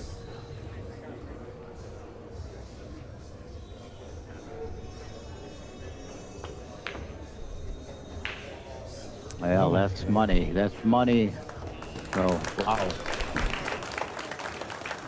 Yeah, but what a shot right there by Fedor Gorst. Yeah.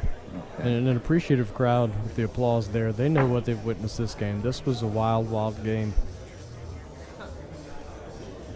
And Federer's taking a break after just one game, and I don't blame him because that game felt like 4. You better believe it. And we're going to do the same thing, so we'll be right back. Stay tuned.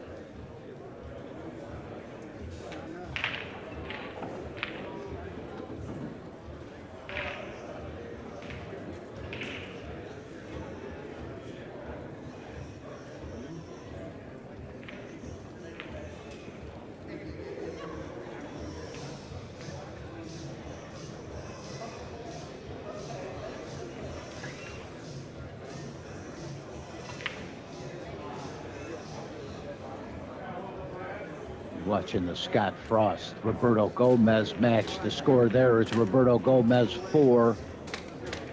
Scott Frost just got on the board, has a game.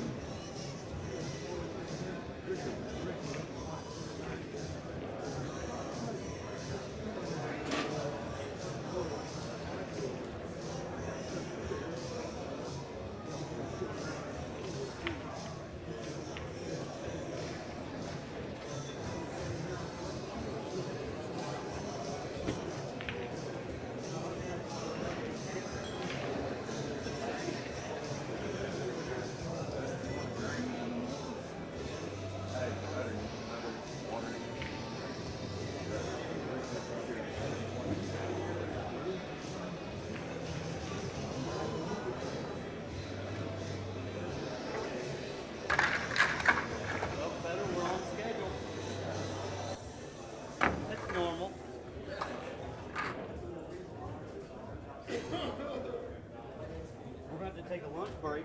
We're going to take a lunch break in the middle of our match at this pace. Yes, sir. Back to action, Larry. Here we go. You might make it. Boy, what a hard-fought game by both players. That first game of this match, like I said, hour and a half game. But we saw the full gamut of shots and the full array, all kinds of. What a strange break. You ever notice on some tables they'll break like this consistently where the two balls come off together? I've noticed that on certain tables you see that. Didn't get the best break. They didn't fan out very well for Sky there. Definitely easy for Fedor to get out of. And how? I know it's easy not to leave a shot, but what is the best choice here? Kicking at this? No. I'm thinking that you kick softly at the 15, but the bottom side of the 15. And then your cue ball goes to the bottom rail. But you can't give up the 7 bank, so I think that if you kick softly at the lower half of the 15, then you'd be all right. Oh, he's got the shot to go 3 rails with the cue ball. The 2 ball's going to park. Right, exactly. He's going to be behind this 15, and the 2 ball's going to park. Yeah. Gotta not leave a bank. He left the bank on the 5 ball. And you know what's funny? Did these 2 balls get dead into Sky's pocket, this 10-15? So if they did, it doesn't look like they did. But if they did, and Skyler were able to pour this bank in, then he could make the 10-15 from anywhere. But apparently the 10-15 is a little high on the side rail. But still, he's got to shoot this still. Put a good line on that. It looks like he says it's fading out of here. Now, sometimes this ball will be an easy kiss. The 6 will be an easy kiss off the 7. But sometimes also, if that 7 is frozen, then you've got to cut it a little more to make sure that the 7 doesn't kick the 6 a second time. Now he's got the ticky on the 5, and if you don't know, back home, you guys out there watching, a ticky shot is where you go rail, ball, rail. So he would kick deep into the crack there to the right of the 5 and hit the rail barely before the 5, then nudge the 5, then he gets back into that same rail. And just a soft touch, right, Yeah. Scott? There's another soft... Now he can also kick under the 5 maybe. He could come off the 15 and go into the 5. Yeah. And when there's more space like that, kicking under the 5 is usually a pretty good course of action. He gets it out. He could kick at this 7 now and bring that in and open up those balls by his hole, possibly. Well, he doesn't want to run right through it and give up the 6, but I don't think he will. I think he could do that, but he used the 6, like you said, instead of the 7, but he came right through it. That's the thing when you kick with speed, okay? If you hit a ball full like that, sometimes you will roll right through it and sell out. That's why when you kick with speed, you want to make sure that you understand what's going to happen, that you're going to involve both balls and not outrun the 7 like you did in this case. Now, I'm never surprised at what Fedor does. You can play for the bank here, but he may draw straight back through and come off the ball and get on the 10. Okay. He tried to draw back and come off the 6-15 and go around the 10. He's got tough action here. Yeah, he does. He does. But watch this stroke, Larry. He's going to put him behind this 6 and 15.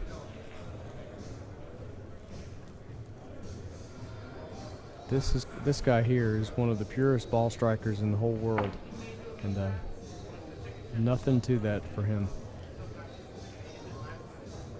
Didn't get quite enough force in the 10 to make it a big threat.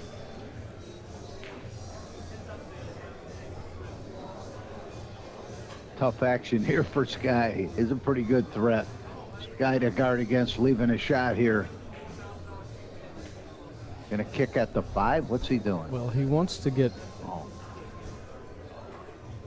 Yeah, he went to the stack. It's a pretty good shot. It's very good. Good understanding of the rails. He wanted to be right up on that 8-14 area, but anywhere on that stack is good. yeah, he couldn't. Now that I'm looking, I mean, I don't see what Fedor could come back with unless he could, curve this ball and get behind it. I think he can do this. I mean, just elevate a little. What he has to be aware of is because he's having to use right. If he's going to masse it a little bit and spin under and kick into this 15, he has to be aware of fouling this, okay, with his tip. Since he's using right, that's where the 2 is, to the right. Look, no issue at all. No issue at all. Well, he did hit the second rail before the 6 and then did get back to a rail, so that's why he's putting one up for the foul. But there was no issue in him getting around that. Going back to Sky's shot, that speed, putting him right on top of that ball was killer shot. I mean, really well executed.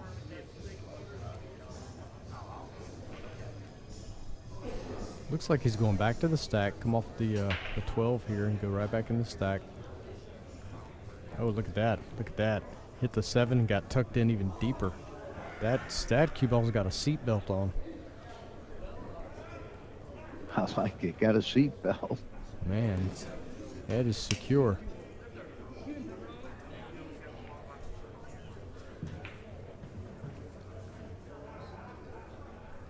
Now this is a nasty spot.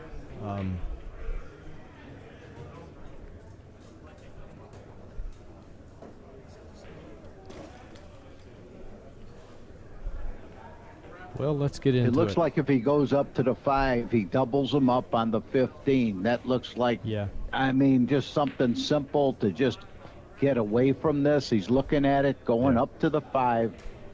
Yeah, it's a good call, Larry. That is true. He's doubled up on the 12-15, but I feel that Skyler would then possibly come off the 10 and go back on top of the 3-8. But you're out of the inning, and maybe you get a better position next. We'll see.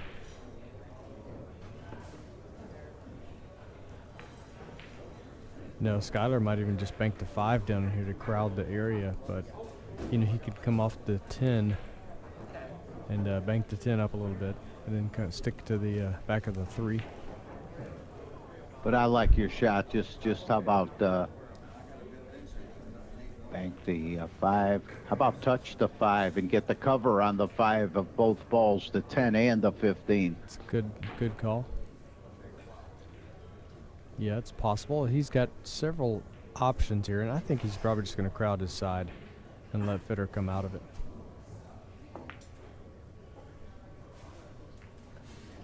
Well, that's pretty good for Sky that they're in a line here. Well, Fedor can soft kick at this 15 here, side rail. He could come off the 7 even to the side rail and then into the back of the 15.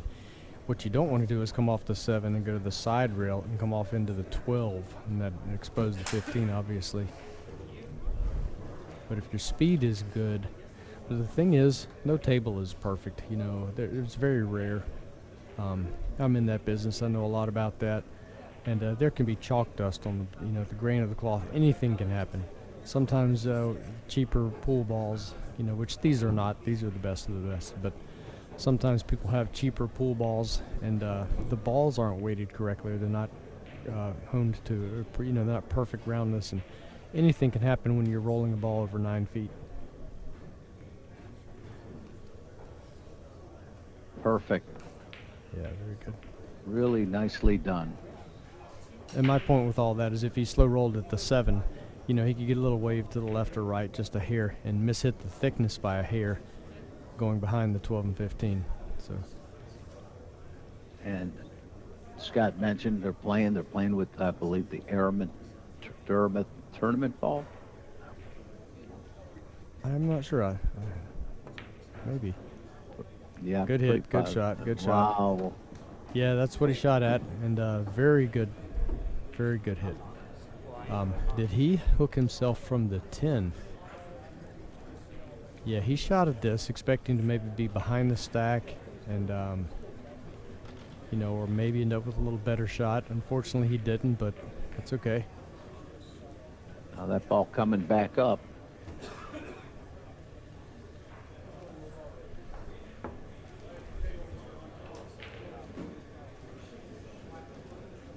And these guys are fighting hard, playing hard at each other. You're seeing one great shot after another.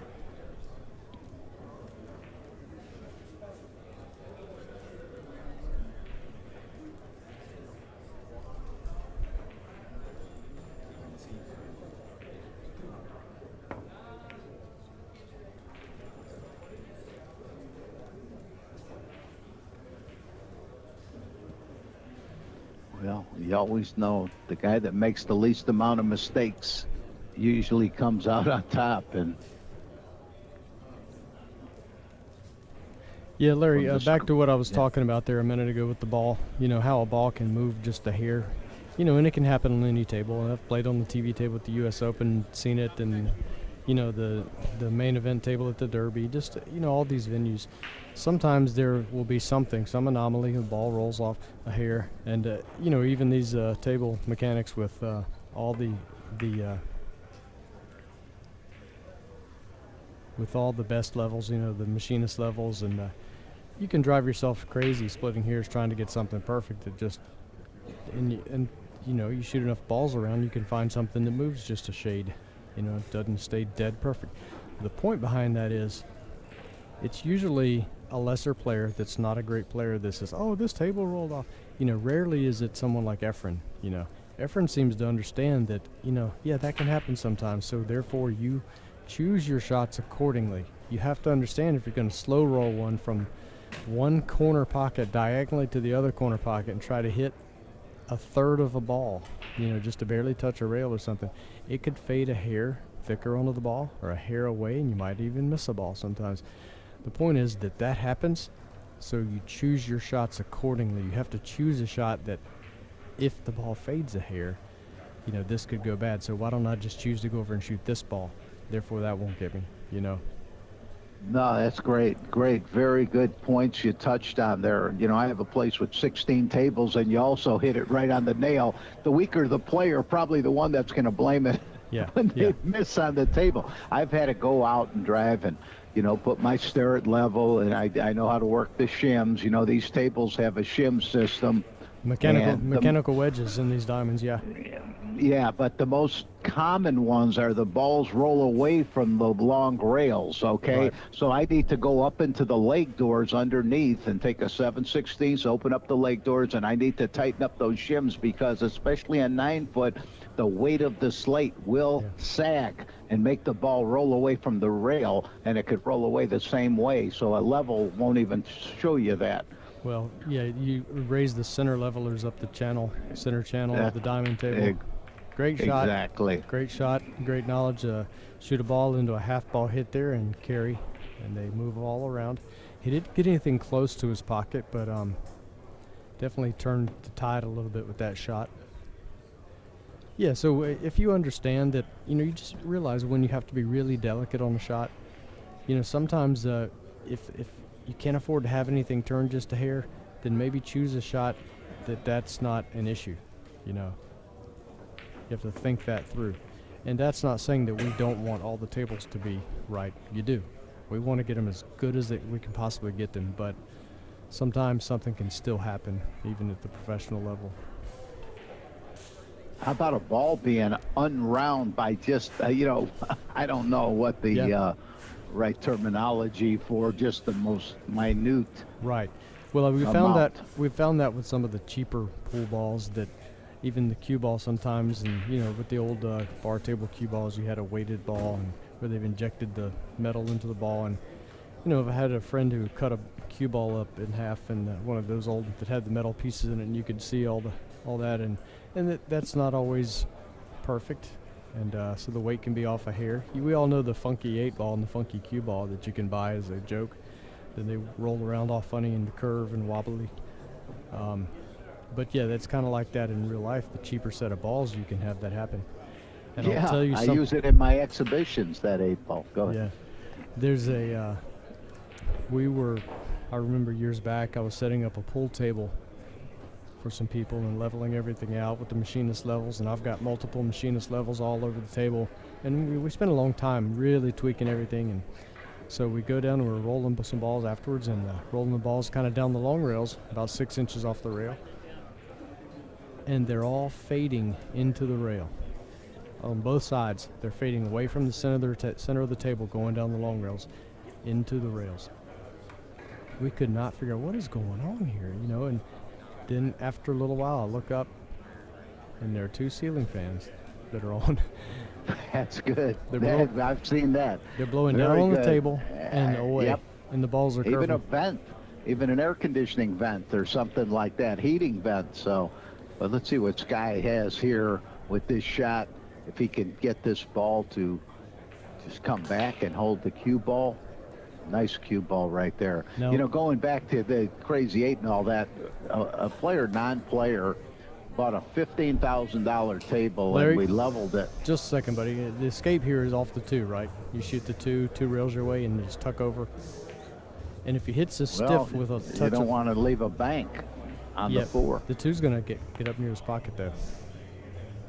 See, and the 12's a big ball. Okay, back to your story. You say? Yeah, real quickly. So, guy buys a $15,000 table, and we go to level it. And after we level, we got it perfectly level. But I rolled I said, let's make sure. Are you done leveling it? To my mechanic said, yeah. So I roll the 8-ball down the table, and it curves. And I go, yeah, that's not too bad. He goes, what do you mean? I said, no, don't worry about it. The carpet will settle. And I also had a cue ball. I said, let me try this ball. And I rolled the cue ball. It was a crazy cue ball, and it rolled. He says, "Oh no, you got to fit." I says, "Don't worry about it. It'll settle." Your guy, And I finally I said, "No, we're just kidding. It's a fake cue ball." And I rolled the other balls. He goes, "No, I saw it roll." I couldn't even convince him that it was a fake cue ball, an 8-ball. Man. That was one of the funnier ones. Yeah, that's good. You see the sheer panic in their eyes. Now, can you get a thin enough hit on this 4 to go 2 rails under the back of the 2? Now, he's looking at the bank as if he's fully trapped. Maybe he saw enough, and he has seen enough that he's convinced he's got to shoot this. He's going to fire it. How'd he hit it? How did he hit it? Yeah. No back, no reward, but still, what a... I really thought that he could maybe catch the 4 at the proper thickness to go 2 rails under the 2, but this guy is one of the premier bankers in the world, so can't fault him for that. He was hoping to stop short of that position and have a cut on that 15 next. So is this a soft kick 2? Yeah. Okay, well, expertly done. He got out of that. It's nice to be a powerhouse banker, isn't it, Larry? Oh, man, especially in one pocket. Right? Yeah. Big time. Pretty hard for your opponent to, protect, to guard. You got to play a whole different game against a great banker. Yeah, it's just had the 9 gotten by there, that was huge for Gorst. He could have gotten over really close. Skylar can duck out of this, obviously. He's got balls he can play off of, the 1 and the 8 if he needed to get safe here.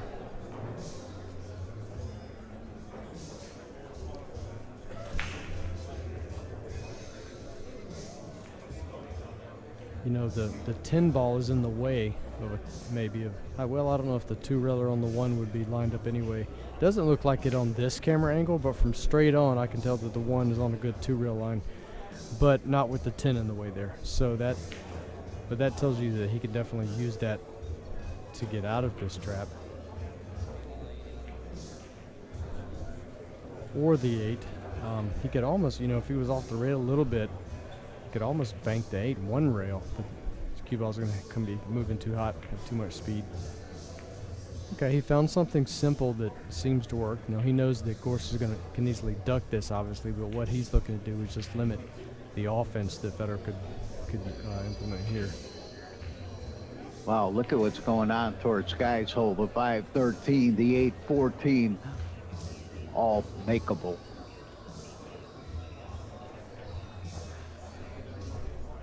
There's so much more happening than you can really tell if you're kind of a newbie to the game.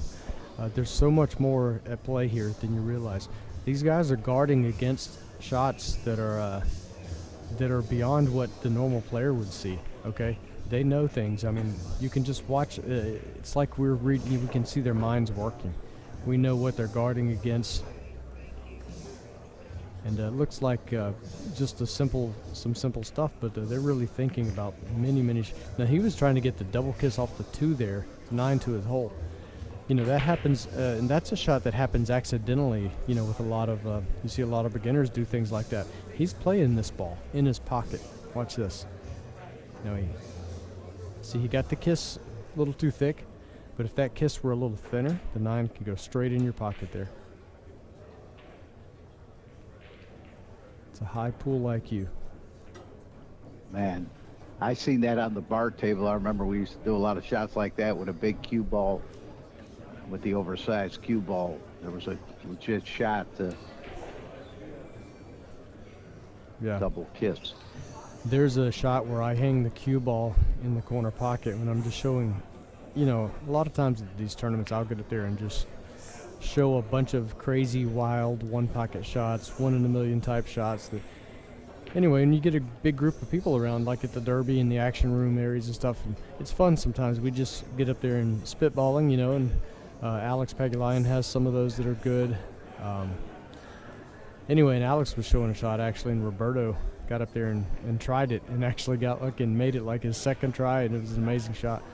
But there are some of these shots that are really cool. One of them, I hang the cue ball in the corner pocket, and then straight up the long rail, about 1.5 feet, there are 3 balls there. And they're not dead. They're off angle. They're all tied up.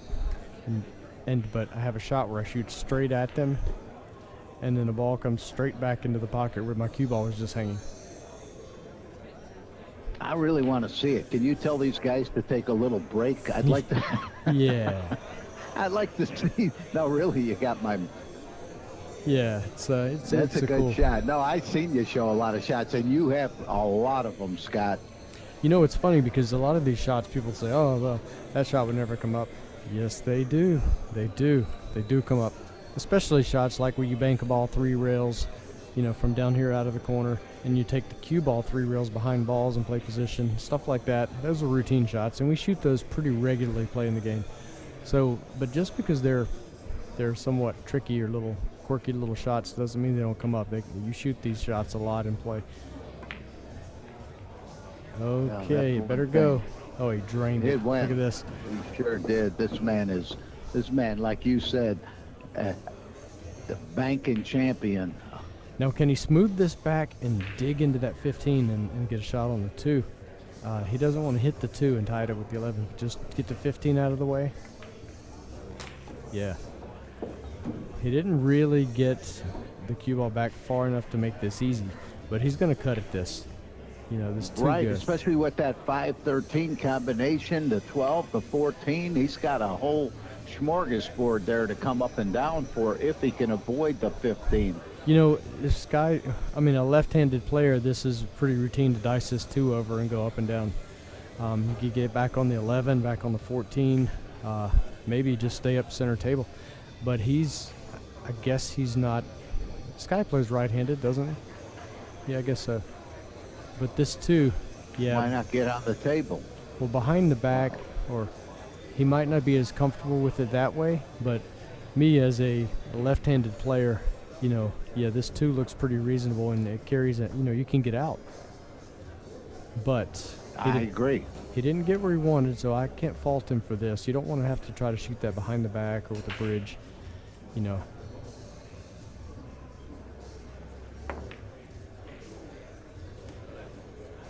But yeah, back to the shots, Larry. It's good to have a good knowledge of all kinds of shots, even some that are not your typical shots. Just a good understanding of the way the balls interact with one another. You can steal a game once in a while because you know a little bit of a quirky shot. Well, like they say, everybody knows what they know. Try to learn what you don't know. And you'll be learning it for the rest of your life. There's always something that you don't know.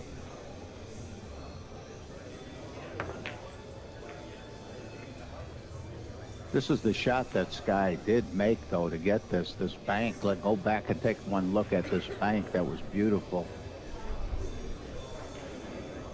Yeah, he was trying to draw him between the 8 and 9, but he hit both of them, but that's all right. It worked out great because he's just so deadly accurate with the banks.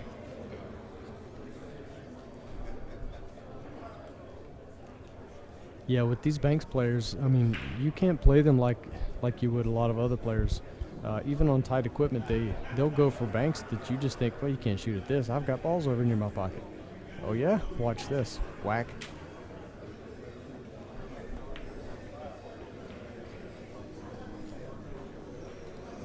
Look out, too. It settled down, so. Sky realizes that there's really no more trapping Fedor here. They're just kind of going to be opened up, and he's going to be able to cue the ball and do what he wants here. So you just have to limit what he can see and the moves he can put back on you. So that shot was just kind of a containing shot with the two. The only thing I think could come back and haunt Sky is the fact that should Fedor win this game, I would be hot. I didn't do something to reach that, ball that he could have cut it and come up and down. And like you said, it offered the game the way the balls were sitting. Larry, a little comedy break while Fedor's deciding what to do here. The crazy 8-ball you were talking about that wobbles, and if you turn it on its side and kind of hold it on the two numbers and hold it between your thumb and forefinger, just roll it straight, it will roll with a big, wide sweeping arc, just a big, huge curve, But if you let the weight settle to the bottom like it, it'll stand up sort of, and you roll it that way, it'll just roll like wobbly, like fast, slow, fast, slow. It just does like a woo, woo, woo type roll, We've snuck this ball in on some people before playing 8-ball, or was it 9-ball? I don't know. Okay. They played about 5 games, never noticed. I believe it. Never noticed.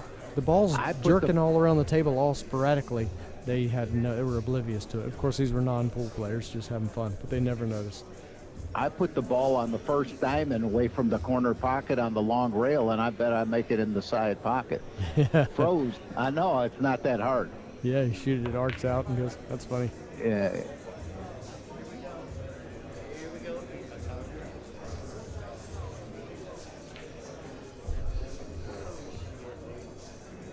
I have 2 pool balls that are bolted together. The 8-ball and I think it's an 11-ball. Nobody knows they're bolted together. I can't remember who used to do that. Cue Ball Kelly back in the day. I remember seeing that in Johnson City. Oh, yeah. Yeah, there's some cool shots you can do with that. Okay, so we're going up table here. He just has to... Okay, good. He stayed low enough with that ball pocketing his spots, but there's really no shot for Sky there. Okay, well, we're in for another long game.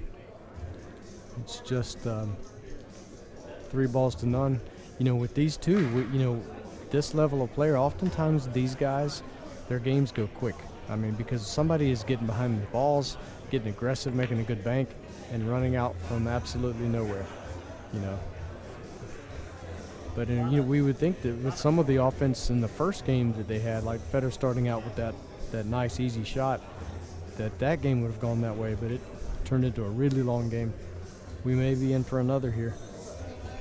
Well, the longest match so far last night, last night, actually, 8 hours with Sergio Rivas and Scott Frost. Scott Frost coming on top, 5-4, 8 hours. These guys are on track to beat the 8 hours. You see, I really mean it.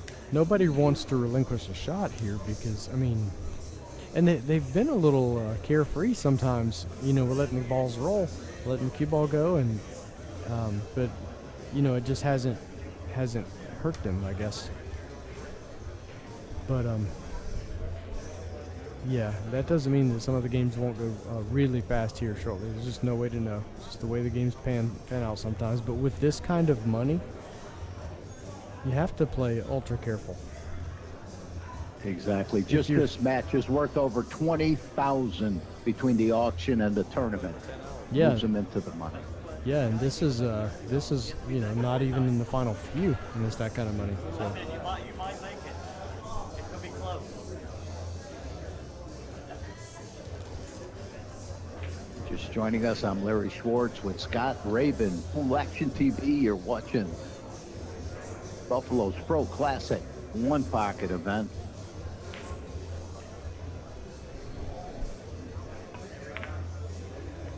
Yeah, Larry, it's so cool to me. It's really cool to me that Ray HANSEN, Pool Action TV, is able to bring this to people, and the streaming nowadays. So many people are seeing One Pocket that might not see it in their pool rooms. I know where I'm from, in some areas that people don't see this game as much, and it's kind of a big bar table area. But look at the pretty good hit. It's here wide, but it's good that bringing it to so many more people, and One Pocket is becoming mainstream. They're having One Pocket tournaments now overseas. They just had one in Oslo, from what I heard. So the Europeans are getting into the game, and with tournaments like this and the money involved, how can you not? You kind of have to take up this game. And with the tournaments where you play all three disciplines, One Pocket, 9-ball banks are the big three. A lot of 10-ball tournaments. I mean, people are learning the game, and it's becoming more mainstream. No, it's never going to be a TV game. Oh boy. Look out, look out. Sky Woodward could peel off a couple here and get to where he was the first game of this match, have a pretty good lead, but Fedor came back and won it. He had about a 5-1 lead the last game. Pretty severe cut.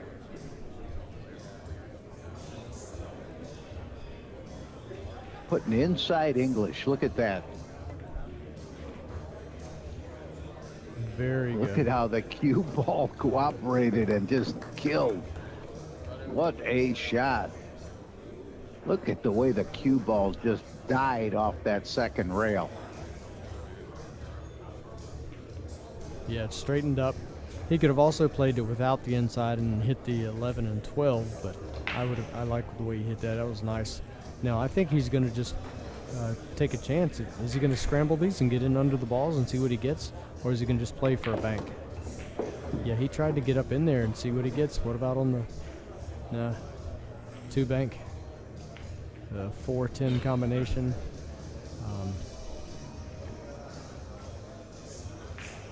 Now, if he shoots the 2-bank, it's not without a little bit of risk. Yeah, the 14 cuts.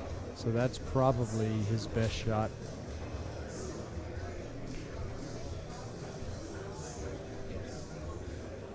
He needs to hit it with a nice speed so he doesn't give up a return cross bank. Man, you talk about some straight shooting.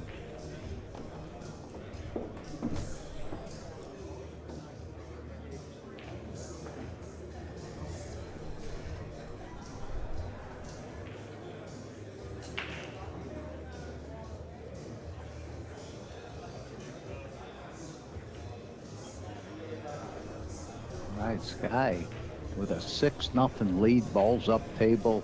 Better not liking it here. in the second game. How about this? Yeah, that's a good shot. Believe me, this shot that he made, that Sky made, is nothing easy right here. This is really a nice touch.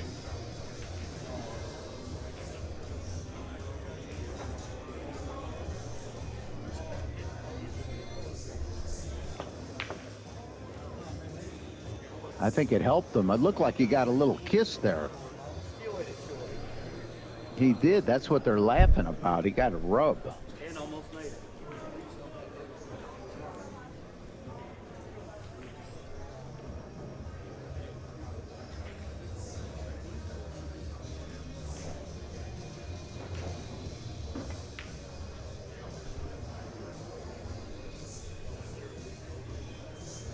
Well, the standard thinking on that shot is to bank the 11 up, table and on your side so that you can have a bank on it later. Sky went ahead and hit it hard and doubled the cushions with it and put it back on Fedor's side. He's looking at this 6-12. I can't blame him because he's, you know, down big in this game. He's got to make something happen to get into it. Is he also going to run the cue ball into the back of the 4 or 10 to try to manufacture something? Okay, so when you're a counterpuncher, or you force a guy to shoot at aggressive shots like that, sometimes you end up with a nice return shot like this. They'll leave the cross bank for you. What's happened here?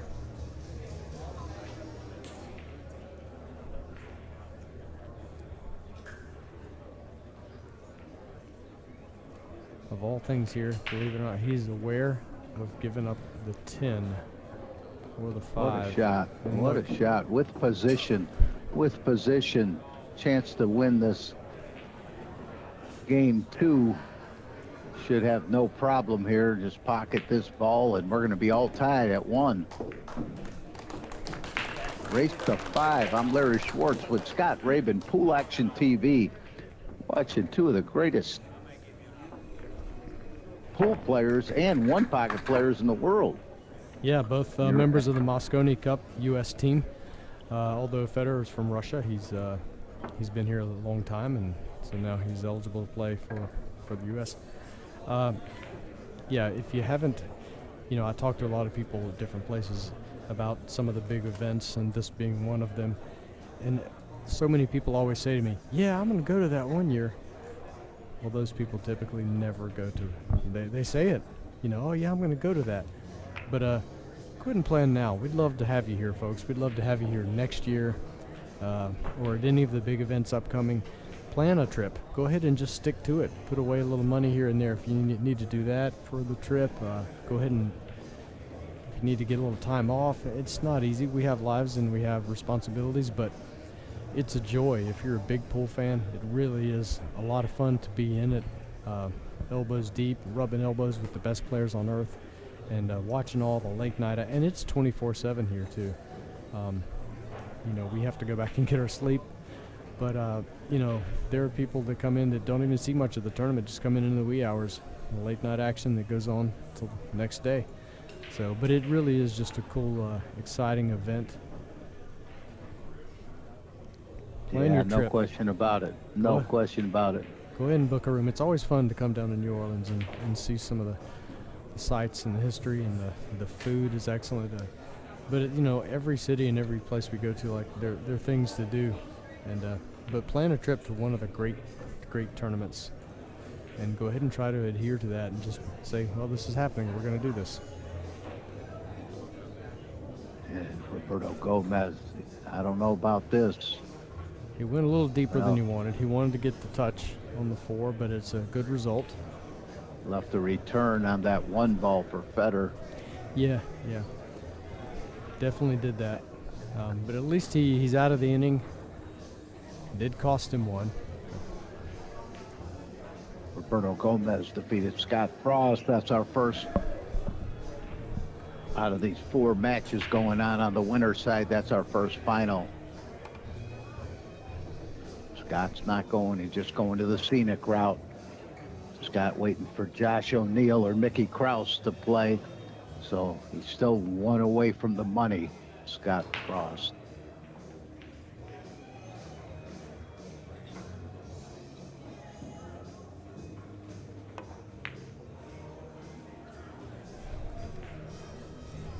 Yeah, you've got to, understand that just because some of these names you might not recognize, that they're not, threats in this. They are. There are lots of guys that play in these events that are big threats to anybody at any time. Mickey Krause can absolutely get it done. Really, really good player, good straight shooter. Josh O'Neill out of Tennessee, very good player.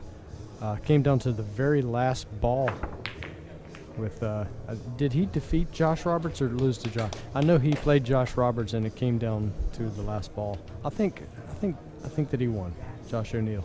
Yeah, that's right. But all these guys are threats. They're very good players. And, Jonathan Hennessy, for example, finished second at the Derby. Who did he finish second to, Larry? Do you recall? Was it Chohan? Who? Hennessy. Jonathan Pennegar? Yeah, is his name? No, yeah, he the Chohan last year. Last year, exactly. Yeah. So Jonathan Pennegar, they call him Hennessy. So he's Hennessy from Tennessee. And all games great. All games. So there are a lot of names that you may not know out there, but he's a name. He's been around for a long time. But we played, my gosh, back in the early 90s, I remember. So, yeah, he's been around forever playing too. But there's so many players that are threats that you may not put in the category of these two, but they're still big threats and capable players.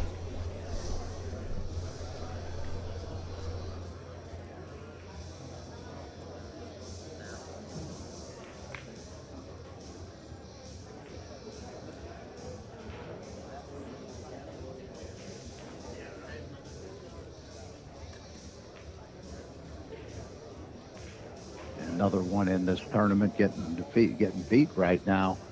Roland Garcia. Such a great player. Jeremy Seaman, who a name that you don't really hear a lot about, the one pocket scene from Michigan. He's in front of Roland Garcia 3-1. But don't ever count Roland Garcia out. That man is such a great player.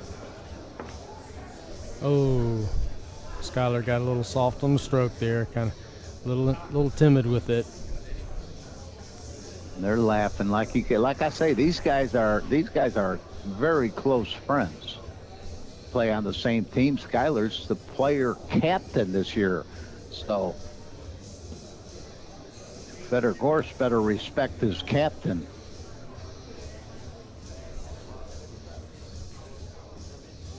Right now, he just wants to beat the captain.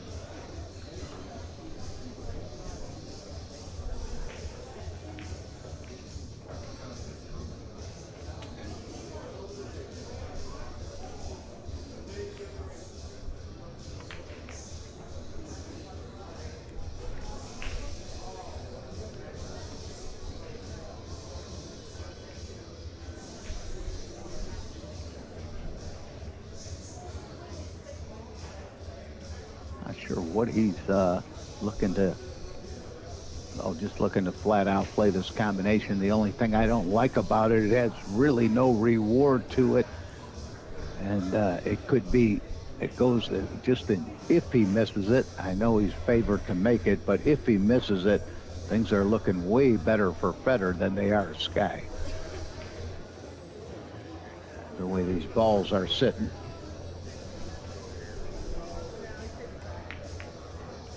I think he shot a very smart shot. And I like what you said, Scott, the other day, he got into the catcher's mitt. Yeah. Larry, I've been taking on some one-pocket players here lately. I've had some interest in people that want to do a 5-day boot camp type of thing. I have something, a lot of times there's a little pocket that you want to tuck the cue ball into, and they call it the catcher's mitt or something like that. In the side of the stack, there'll be a little curve of balls. I have 4 pool balls that I have hooked together. They're bolted together. I just sit them up on the table and have guys practice doing a tiki shot, or a kick shot, and going right up into that softly into that catcher's mitt there. And the balls are bolted together, but there's a little hole there. So they can shoot shots, come off of a ball, go one rail and into that. them off of 2 balls and go up into that. You know, kick a couple of rails and fall into that. But you do that so often in one pocket. You know, you have to fall into a little window and just lay the cue ball in there. And so it's a training aid for practicing that. And Gorst did the same thing. He got delicate the shot. Yeah. What do they say? Cheap gas, huh? But wasn't that cheap? That's great. That's a very clever thing, you know. Basically, I just throw a sheet of paper whenever I'm playing, and I try to land the cue ball on the piece of paper. Yeah. Yeah, this gives people a little window to hit, or when they're trying to find the stack, the side of the stack, coming off of a ball, or kicking 2 reels up table and back into that little spot. Yeah, I'm gonna start, I think August or September, I'm gonna start taking on some people that want to come for boot camps, and it's a good thing. I've put together lots of moves, lots of shots. Of course, all my experience here in the booth, sitting here watching the best players in the world, the creativity they have, just coming up, you know, the shots that they shoot, just having a catalog of those to train on and work on these, and really what that does is it just spurs creativity. Yeah, no question about it. As a matter of fact, I think watching this level of players is better than practicing live on a pool table yourself. Whatever it's called, through osmosis or whatever, when you go play after watching this level of play, I'll guarantee you play better. Just absorb. No, he's hit this maybe here hard. Is it going to stop? Okay. Stop. He got fortunate. I mean, I learned refereeing my first real, where I was around all of them. Luther Lassiter in his prime in Johnson City. I was refereeing matches in Johnson City back in 1972, 73, towards the end of Johnson City. And that really rubbed off, watching guys like Jimmy Rempe when they were just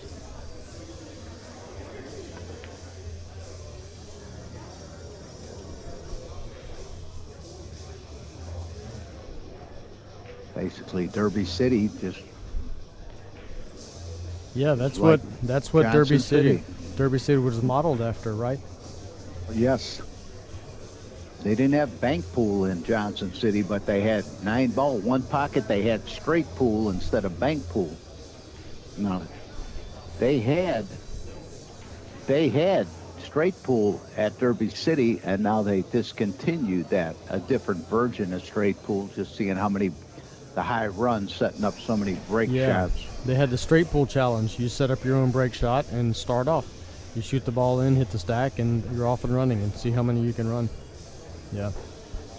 They had that in 1 pocket, the 1 pocket challenge too. And I led that for several days until the very last day with an hour and a half to spare. Really? Alex That's still... Listen, I was counting the money. I had it won. They, you know, it had been several days. They had all tried it and given their multiple attempts, and I had the high run in the 1 pocket challenge. You know, you get 5 racks. You get 5 racks, breaking ball in hand. And I had back-to-back 15s where I broke and ran 15 and out, 15 and out. And I had a 13. I had a 9 maybe. I don't know what else, but I had the lead. And you know, they had all tried it. Efren tried it, you know, a couple of times. Alex Begalainen tried it. Everybody had tried it. And I'm leading this thing. And I'm thinking, I've got it. It's in the bag. Alex came in and tried it one more time with not long to go. and he beat me. And he's something else. He got the money. Oh, you didn't know there was a lion in the house, right? Yeah. Man.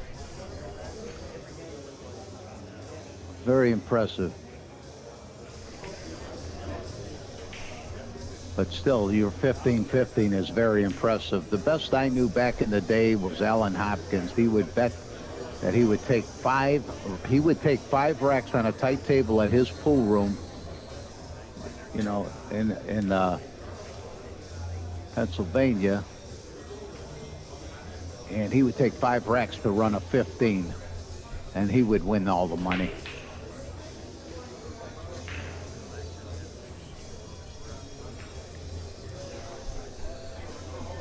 Yeah, the way it works is you break the balls and, however you want, and just wherever the cue ball stops, you shoot from there,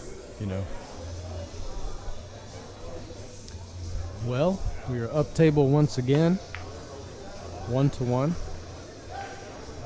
I still feel like these guys are going to have a quick game, though. Somebody's going to, soon, somebody's going to get behind the stack and get the balls open and run out. Not this one. Yeah, it won't be this one. No. This one might be the longest game. And we already had a game that went an hour and a half. But I agree with you. I thought this would have been a quicker match just because these guys are so proficient at running the balls, like you said, Scott. But the opportunity hasn't presented itself. Yeah, I think that the reason it hasn't presented itself is because they are so respectful of the other's power with running the ball, so they're so careful not to give up anything.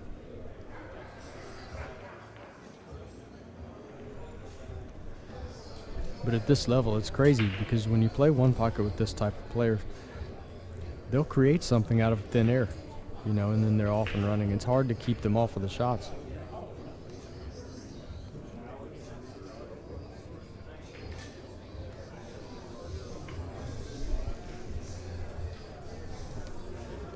You can play great one pocket, not miss any balls, and play this high level of one pocket player, and you can do all the right things. And still, within a few shots, they get behind. They find a way to make something happen, and start running balls. Little trouble here. That's a problem. Oh yeah, he could run balls right here, especially if that is at the 12 or 15. The 12 ball passes. It does not, but he's got the 7, and he'll hit the 8 here, okay, away, and then he'll have a shot at the 9. And off of the 9, he'll be able to tuck in behind the 3 and the 5. Or 14, some of those, and shoot them down the rail. The 2 can even be played if he falls in right on it.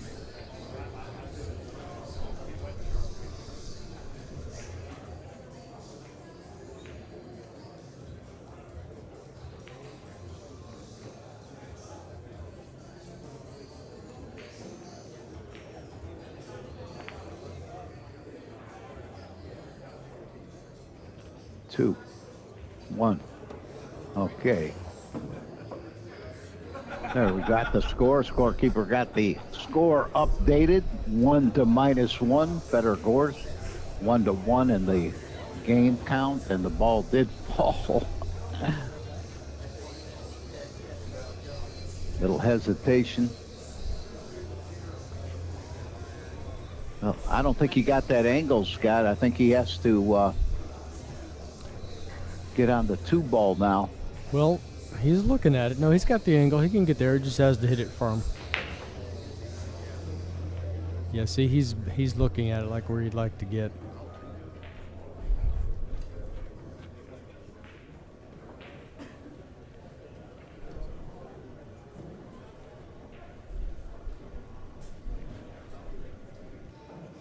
He thinks out loud, right? You can see his body language, everything. He's having a conversation with himself. Larry, I was talking about these boot camps working with one pocket players, kind of one pocket specific, and I want to, I found that, well, you can be a ball better. He decided to roll it and fall on the 2, and he hit it a little thick. Okay. Now, Sky may be sufficiently trapped up that he feels like he's got to shoot at something here. He might have to shoot at this 12. I don't know if he can see enough of the 2 to play the 9, shoot the 2-9. I guess he can. Okay. Oh boy. Uh-oh. It's going to be a bank. No, I don't know. think so. Did it get on the double kiss line, or? Yeah. He'd really definitely have to stiff this ball to bank it. And he's on near the rail too. So is he going to hit the stiff with a low right firm? Yeah, look at it tighten up. Beautiful. Like it was a hanger. Like it was a hanger right there. And, that's just you don't need as much English as you think on that bank. It's just like a half a tip of right. But what I want to do with one pocket players is I want to make you the kind of player that where you see more, and you know you can be a ball better overnight if you simply choose the right shots. You know, a lot of times I see people, I'll watch guys in pool rooms play, and they would win so many of the games where they go down with the wrong shot. You know, they don't really realize that there's a much better play here, something simpler, where you don't have to lose control of the cue ball. But really, just shooting the right shot is half the battle. You can be a ball to two balls better, depending on your speed, overnight. If you could just plug someone else's brain and you know, like Tony Chohan's brain. But then again, not everyone can execute what Tony Chohan can execute. Or these There guys. you go. You hit the nail So- on the head with what you said there, Scott. You know what I mean? Nobody can necessarily execute like Tony Chohan, so the right shot for Tony isn't the right shot for most Yeah. people. And so what you have to learn to do is learn to pick the correct play to give you the highest yield, or the, you know, whether it's a safer shot or. And a lot of people lose games because they want to win, and they want to win right now. They see a shot they think they can make, and they feel like they have to go for that shot. And I want to tell them a lot of times, no, you've won this game. You're already up 6-1. That's the only way you can lose the game, by going for that shot that you want to shoot now. Okay? Shoot this shot, and this shot secures the victory. It might be 10, 15 minutes from now, but you just almost can't lose. But if you go for the shot that you want to shoot right now because of your impatience, you want to shoot now and you want to win now, you might give yourself a chance to lose this game. There could be a scratch here. Now there are balls in play, and then one spot's up. Now all of a sudden you go down to 5, and your opponent runs 4, and it's 5-5. You know, you So don't that's give up the that power advantage. of restraint. Power of restraint, right, Scott? Yeah, restraint. You've got to be able to back off. Great cue ball there from Sky. So yeah, I really want to get people to work on their choices and the shot selection at the table. I think that's so valuable. And then your proficiency on certain shots is going to improve as you train with them. So I like to get people to go over those too. But there are so many things in this game. It's just a beautiful game.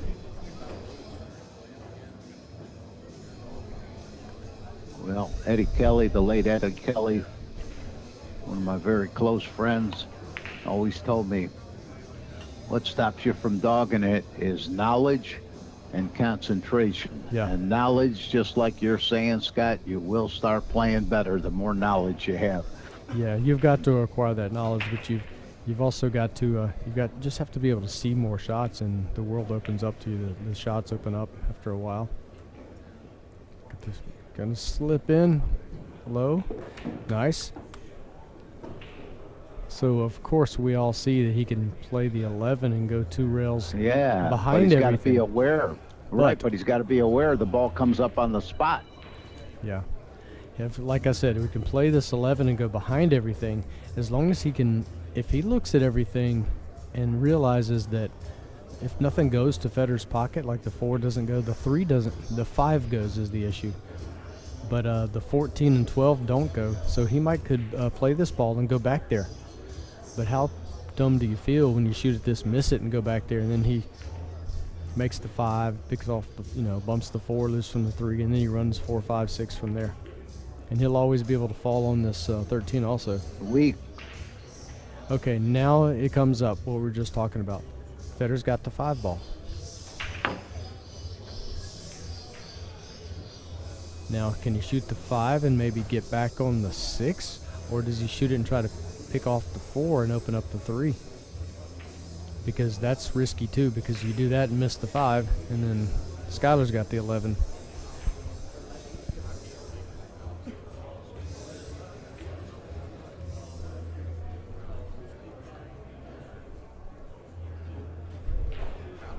So, yeah, risk, constant assessment of risk versus reward. That's what it says on the back of Ray Hansen's one pocket shirts here he's got for sale. So we see So that, true. yeah, we see that he can, the 5 plays, but that shot's so hard to make in this pressure situation. But one guy you picked to have him, shoot for you is the man shooting right now, Fedor Gorst. Do you go to the 6, Larry, or do you hit the 4? Okay, he went ahead and just put a stroke to it and got over. Now he's going to shoot the 8 ball. Yeah, and I expect him to dig this 11. You know, don't you think he's going to go bottom rail and hit the back of the 11? Yeah, see, that's what he's pointing at. Thanks, Fedor, for that. So he's telling us what he's looking to do. Punch this 8 in, go to the bottom rail and kick the 11 away. In case you miss the 8, you don't give up the 11. And Also, if he makes this long game, could be a very quick game. yeah, he needs 3, so let's look at the 8, the 13, and we don't know where the 11 is going to end up yet.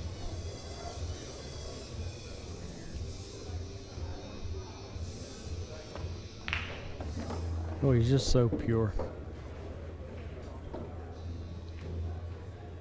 He can go back right now to the 11 or the 6. Okay, he can sort of roll this ball with just a touch of left, maybe. He can go outside of the 11, or if he catches it thin, he can go in between the 11 6 and get on either one of those. I like between the 11 6, just more natural. Yeah, just a touch left of center. Like that. Okay, he went all the way. He went all the way. No gamble in the shot.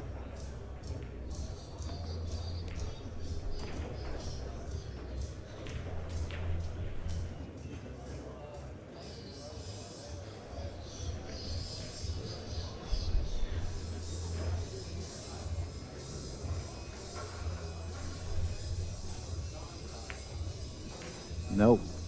Yep. Nope. Looked like he was a little wide. But still, nonetheless, 7-0. The ball's all up table.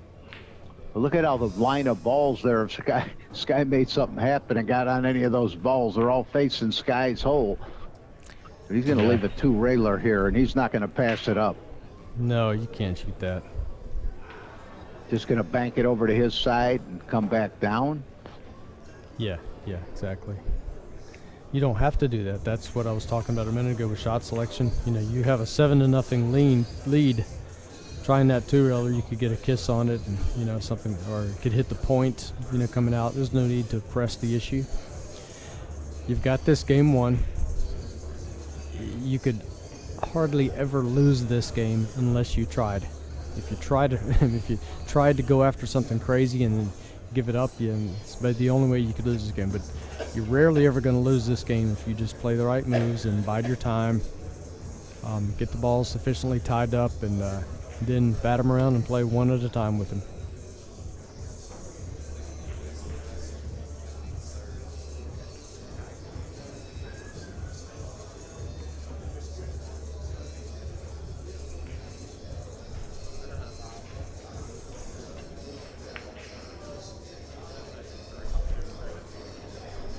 Now, looks like Gorst has the 3 straight in. Well, the 1 plays. But, no, the 1... 4 might cut him off on the 3, Scott, it looks like. The 1 ball I like. You know, the 1, I'm looking at it, and it's too tight. I don't think it's the shot. I think he might want to just deal with the 6 here somehow. I mean, for him to shoot this 3... it's really threading the needle. He would have to put a touch of left on it maybe and shoot it to the point on the bottom rail and try to turn it here. The 1, I mean, I think it can be made, but it's too tight. I'm looking at it live down the rail. Yeah, I think he's got to deal with the 6 ball somehow.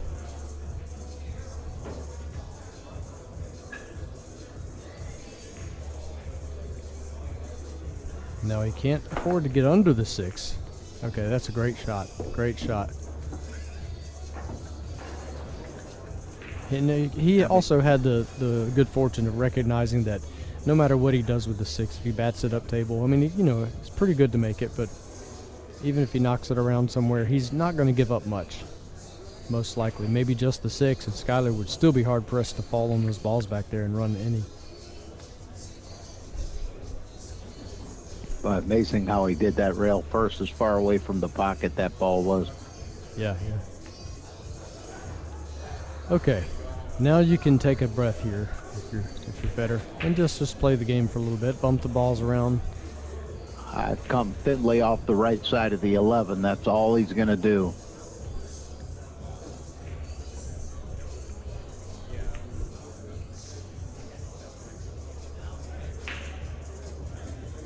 Now, you know, a little bit of a trick shot here. The 3 off the 1 all the way down to the... Oh, it's Skylar's shot. Never mind.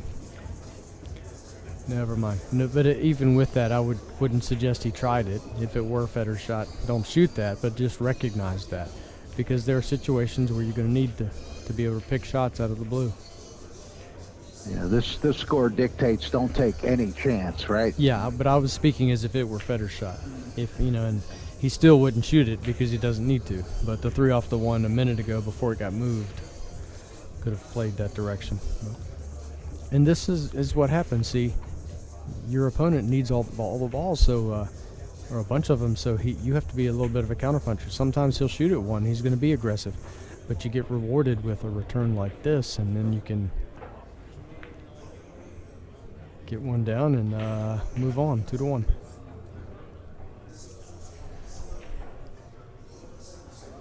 See if Sky got a clean look here at this 4 ball. Yeah, appears that he does. If he wants to take it on.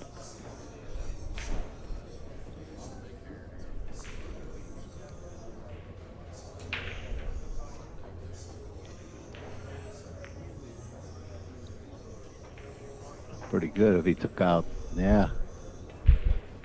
Pretty good speed right there. Going back to what you say, Scott, so many shots you don't have to hit too hard.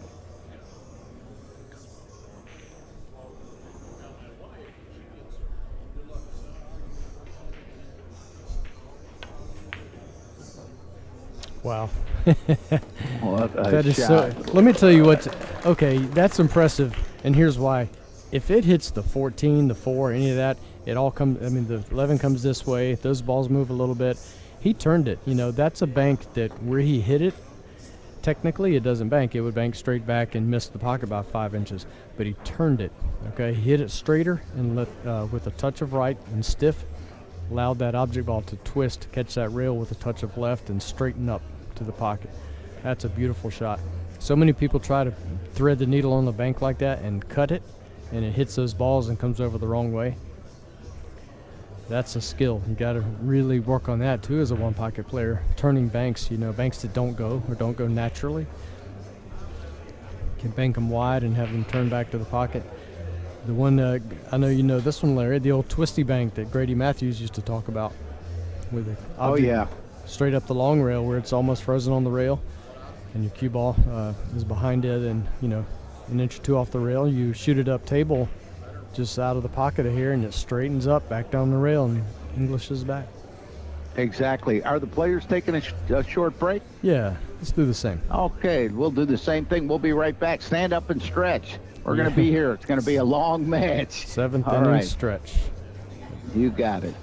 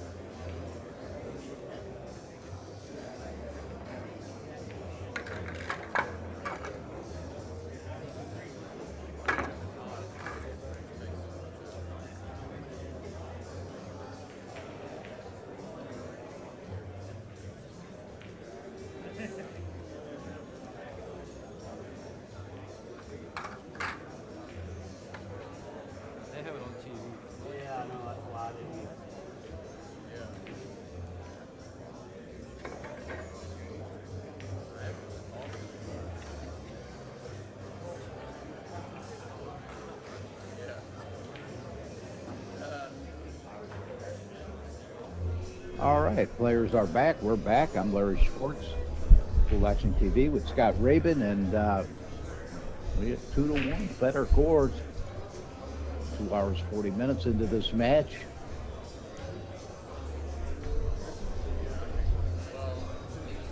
Woodward break. Yeah. Race to 5, winner side action. This match will move the winner into 5th, 6th. And that is money.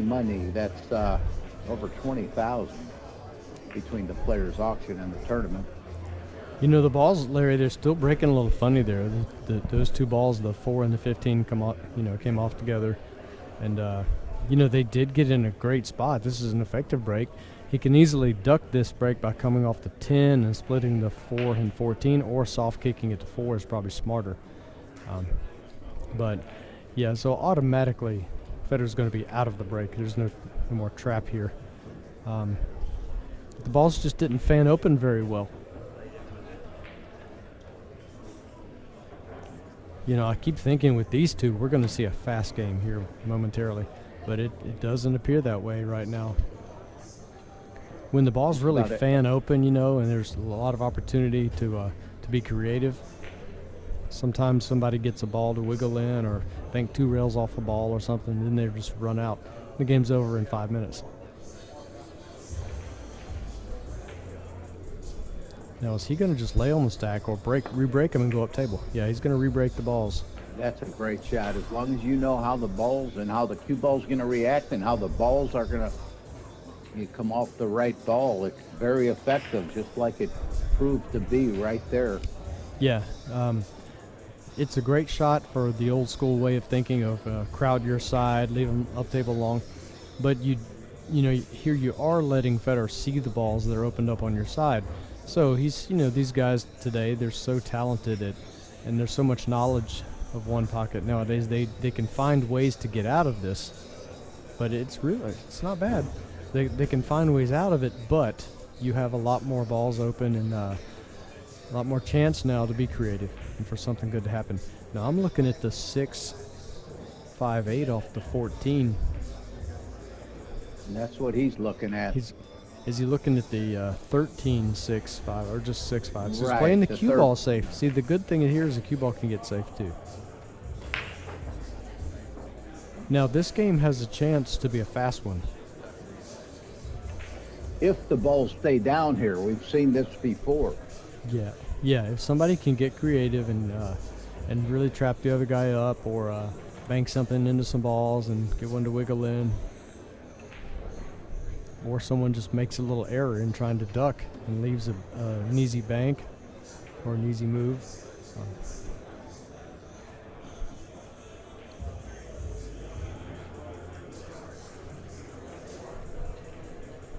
Now that 14 is really causing some problems getting to the 8. It blocks up everything over there.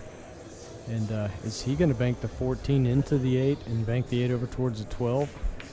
Like that, and just drive the cue ball. Don't overstroke it. Out. Yeah, a little bit. He's going to be able to have an open shot here. That this could prove, like you said, if he gets position off of this, it could be a quick game. Yeah. Play this 12 and go 3 rails around. I'd like to see from the pocket. I don't think the 14 passes the 5, does it? Let's take a look and we're going to see. Oh, it does. Yeah, okay, never easily. mind. No question. Yeah. So even if he fell in the window between the 14 and 13 and back near the side pocket, he might have the 5. Like he might be going up and down just for flat ball. I like to go 3. Yeah, He's like going that. 3. At first, I look like, what's he doing? Actually got perfect. So I said the 14, and I said there's the window for the 5 if he fell there. Now he may go ahead. If you shoot the 5, you could get the 1 and the 3 are going to cause some problems, because I don't know if he can get around behind them. He would have to go into that 3 possibly, and he might fall to the bottom rail. So I think maybe you pick off the 14, then you shoot the 5, and try to trim the edge of the 8 into position. See, that's what he's looking at there. He just kind of pointed it and realized if he could play the 5 and then nudge the 8, so the 8 goes to the left and the cue ball goes to the right. That's what he's going to do here. 14, 5. Now, bump the 8 into position. And if he does that, see, that's good too. Because if he hits the 3, then he's still going to hit the 8 the correct way. He almost couldn't roll the cue ball straight through those 2 balls. So that's good for him because he doesn't want to. He wants to make sure he nudges the 8. So he can try just to go with, oh, he can't just go at the 8. He's going to have to go to these balls and then hit the 8. So speed control comes into this. If you hit it too hard, you're going to stun too much towards the 1. You might hit the 8 down to the bottom rail.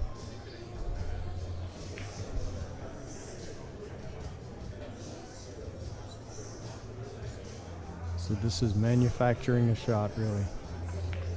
There it is. Oh no, this is. Uh-oh. That's pretty. That's pretty cold-blooded. tough. So I guess automatically you look at banking the 1 over and sticking to the back of the 2. As long as the 1's not going to hit the 4 on the way out. If you can miss that, then you can easily put him on the back of the 2. Well, look at what could have been, okay? If he were able to run more balls there, I mean, he's gonna. If he had the 8, he could fall in the 13 up high, and open up those 3 balls by the 13.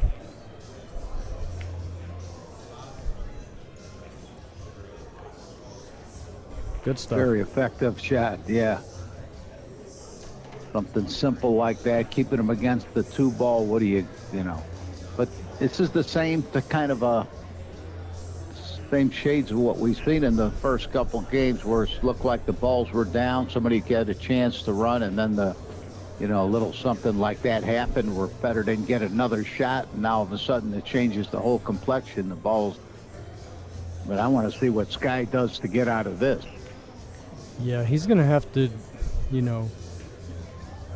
he's looking directly at this like he's going to scramble the 8, shoot the 2 and the 8, but I'm thinking he might have to take a foul here. Maybe even kick to 3 rails along the bottom. I like that. I agree with you. I agree with you. I mean, what's he looking to do? Bank this or something? I mean, he's digging too deep. I think the foul is the shot here, Scott, without a doubt. And where do you foul? Well, that's what I'm after. Can he kick 3 rails to the back of the 8? No, the bottom 3 rails down here at the bottom end of the table. So go around over here where the 8 is and shoot away from the 2. Go 2 rails around the 2. Go around the 8, catch the 3rd rail, and come into the back of the 8. Too tough. You think? Way too tough. Yeah, way too tough. Way too tough. I don't know. That looks pretty. I guess I shoot that shot enough. It doesn't bother me. It might be tighter than I realize. So, yeah, this is going to be bad. Did he leave the 8 straight in? Well, he might be able to curve it and take the bank on the 2.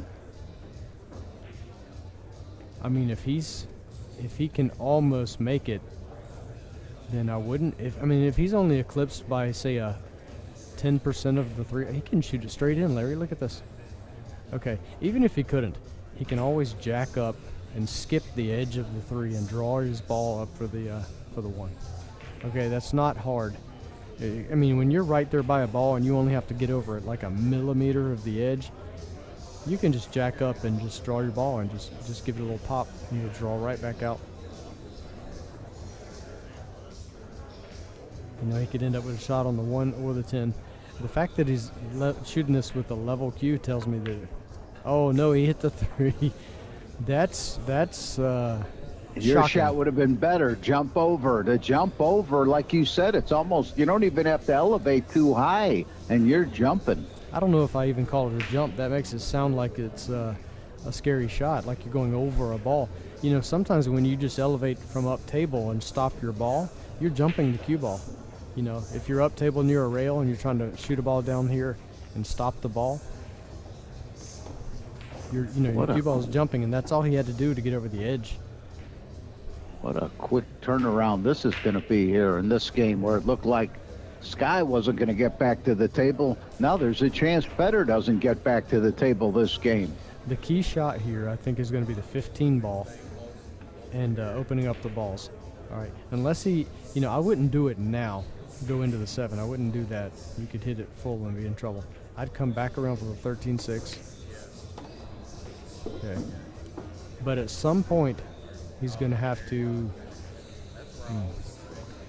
He's going to have to play the 15, come off and hit maybe half of the 11, opening up the half ball hit on the 11, opening up the 7 and 4.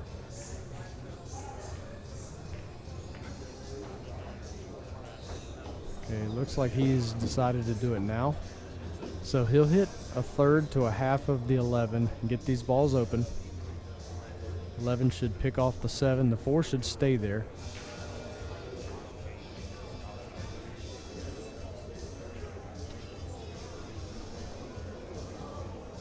Well, that shot can pretty devastating here. I don't know if this ball doesn't go, that combination. Well, he got something loose. I mean, right now he's got the 4, 7, 4, 11, and 9 tied up, but in the line. 7. No, the 4, 11, and 9 are tied up. Oh yeah, the 7 goes for sure. Yeah. So shoot the 7, go to the 6, and Really the 6 or go to the 8? good call, Larry. I like. He could go to the 8 here. Yeah. That kind of control might have an angle to punch into this 11. It's pretty straight. And if he draws straight back, he's dealing with the edge of the 10 and the scratch there. Yeah, it's a little funny here.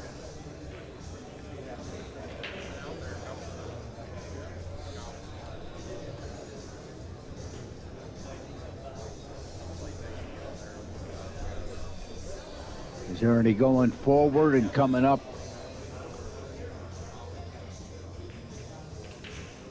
I mean, this is hard all the way around. Drawing it, you're definitely dealing with a side pocket. Going forward, Okay, you're on the How about go forward just like he's looking, bank the 9, stop the cue ball right there. That's what I see. depends on if he falls straight for a stop shot. You have to get proper to right to make a perfect stop shot. Yeah, so he didn't, so he can't stop it right there. But yeah, had he fallen just right, but he can tuck it sort of, even though it might not be a perfect stop shot, he can tuck it back here.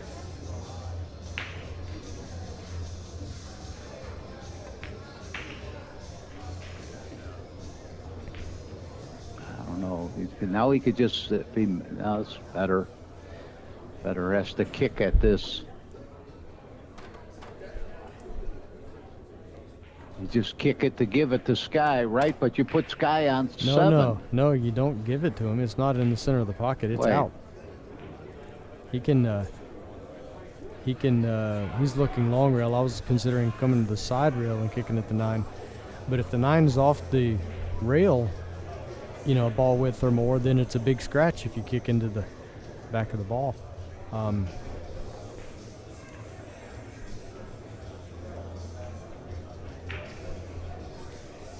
See, he sees that the 9 is closer to the side rail than it is the bottom rail. So that's why he's kicking up table, and he's going to try to remove the 9. Now, he doesn't want to hit this too hard. You hit it too hard, you give up the bank on it. No, he's hit it great. He's hit it good. Yeah.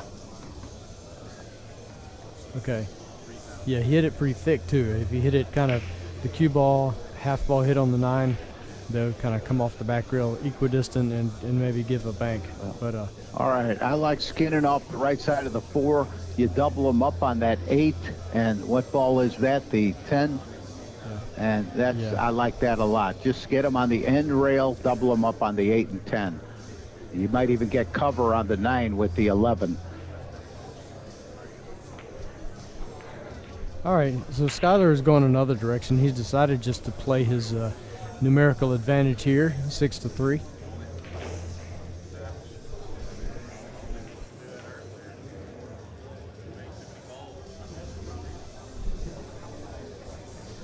Now, look at the 4 off of the 11 to Fedor's pocket.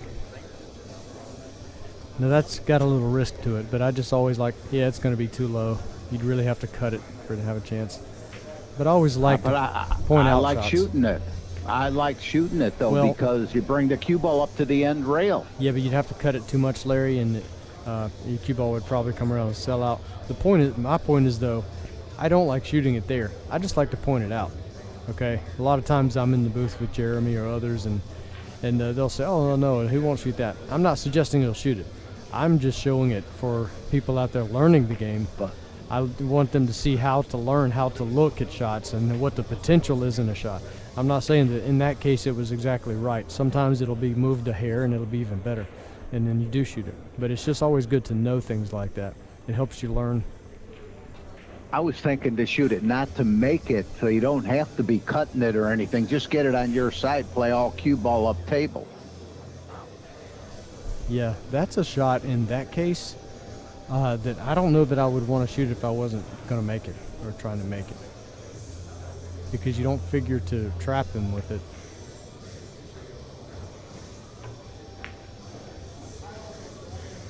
Well, that shot had a big yield behind it if it were to go. Still a great shot. Got the cover on it.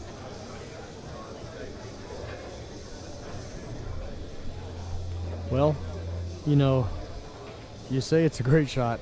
When I leave this playing these guys, I'm worried, because this ball goes, and when you leave shots that go, sometimes they go. They make this ball. Maybe more times than not, too, Yeah. with players look. of this caliber. Okay, but had he made that and he gets the bank, might even bank it and fall on the 9, you know. Left the 2-railer.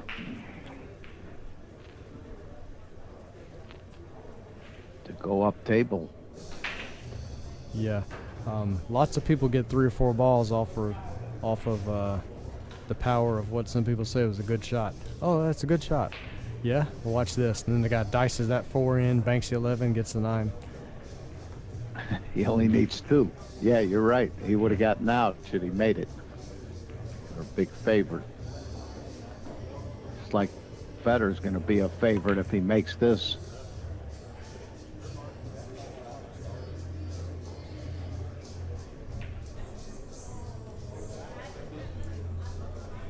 Yeah, do you clear them both out here, Scott, or do you? Depends on what he can see. If he can see the 4 straight into the bottom rail, then he could take them both, but then you're going to leave banks back. That 10's bankable. I mean, he could maybe follow through the 11, but I don't want to risk mishitting it a hair and the 11 catches the point. He's just judging, is there a bank here where he can get the cue ball into those balls?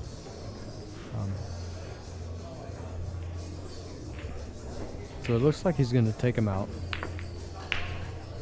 Yeah, so there's the thing with the bank on the 10 I was talking about, but you know, sometimes you just have to leave a little something. You're not going to protect against everything. You just want to limit the bleeding, you know. Limit the ease with which he can bank this ball. Don't leave him a 1.5 foot off the rail where he's comfortable.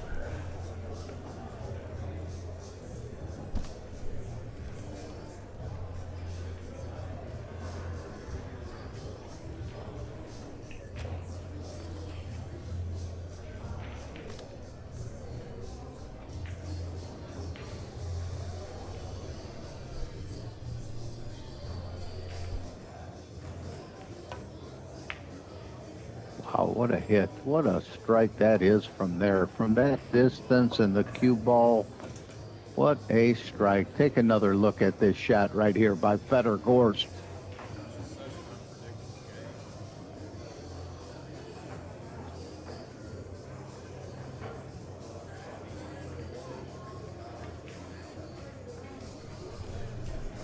Yeah, with this guy, even when you leave him difficult on a bank, he still seems to get them, just pour them in. Oh, it went wide. That was a big chance. You know, look, he was keeping the angle on the 9 to fall on the 1. And that cost him, you know, trying to keep that angle on the 9 and straighten up that 4. Because had he played the 4 to make it better, you know, then he wouldn't have had the angle on the 9 to get on the 1, so.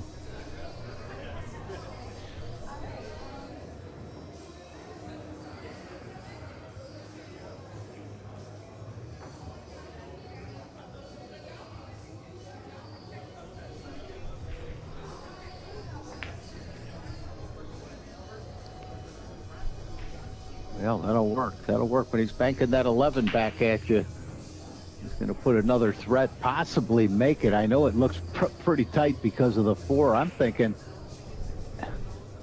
he can get this ball to hang. If he gets it close, okay. Now we also have to consider, just for consideration, let's look at the 1 ball 3 rails, and okay, so I automatically see that's probably not very good.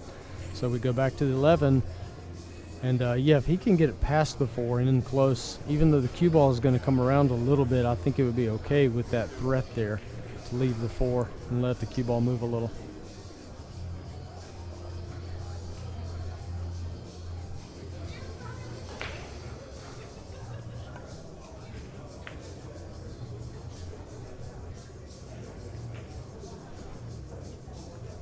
Very good.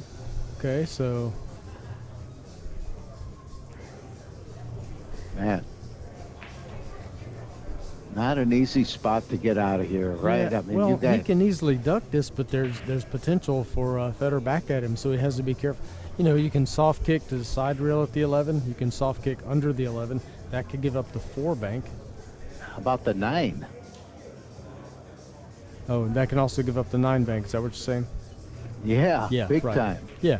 So if he goes side rail, the downfall is if he kicks side rail at the 11, then Fedor has the 9 bank. If he kicks bottom rail at the 11, then that 4 may be bankable. Or may be able to turn. He's looking at something creative to maybe take them both. Yeah, it's a little funny. I mean, a lot of times people think of slow rolling in here and just feathering the left side of this 4 softly and going under the 11. That can get away from you. I mean, he wants to shoot something crisp, I'm sure, and with a pop. Yeah, so he just opted for something simple there. Laid down, but I mean, Gorst can definitely bank the 4 back down here. Maybe not close to his pocket, but right of the 11 some. You know, about where the cue ball is, or maybe just 1 diamond out of the corner pocket.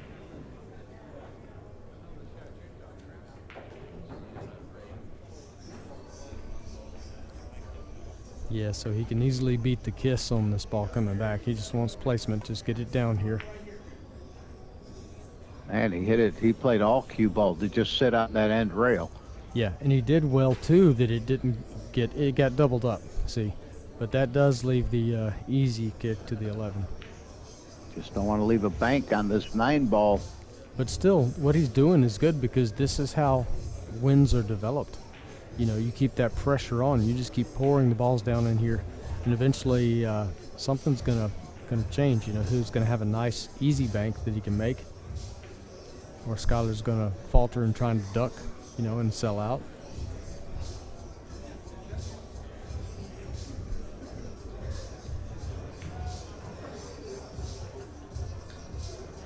Well, Justin Hall on the hill against Jonathan Hennessy, 4-1. Jonathan Hennessy's on the brink of getting eliminated. And just believe this distance.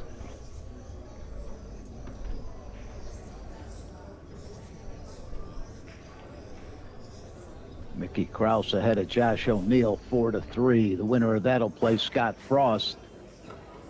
Evan Lunda trailing Jeffrey DeLuna 4-2. This is all elimination round. Sergio Rivas in a long battle with Alex Calderon. 2-1. Sergio Rivas is in front. That figures, those two styles figure to be a long game.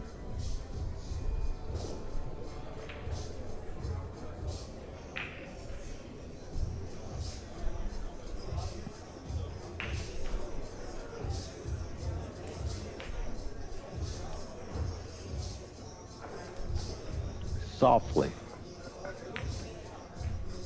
And he beat the kiss. That wasn't easy to do. He did perfect. He hit that so well. It's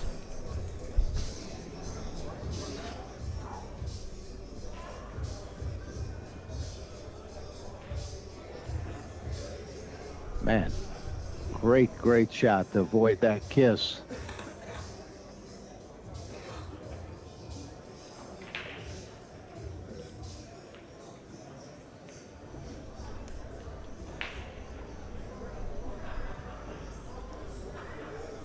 Well, there's no big threat on Skylar now, so you just have to not sell out and don't lose with this shot. Don't do anything that gives up a shot, but and then try to rework another trap later. You know, the balls are going to get moved around, jostled around again, and he'll just have to. It might be for Fedor to win this game. It might be one ball at a time. Sometimes what I do when I'm playing lesser players is I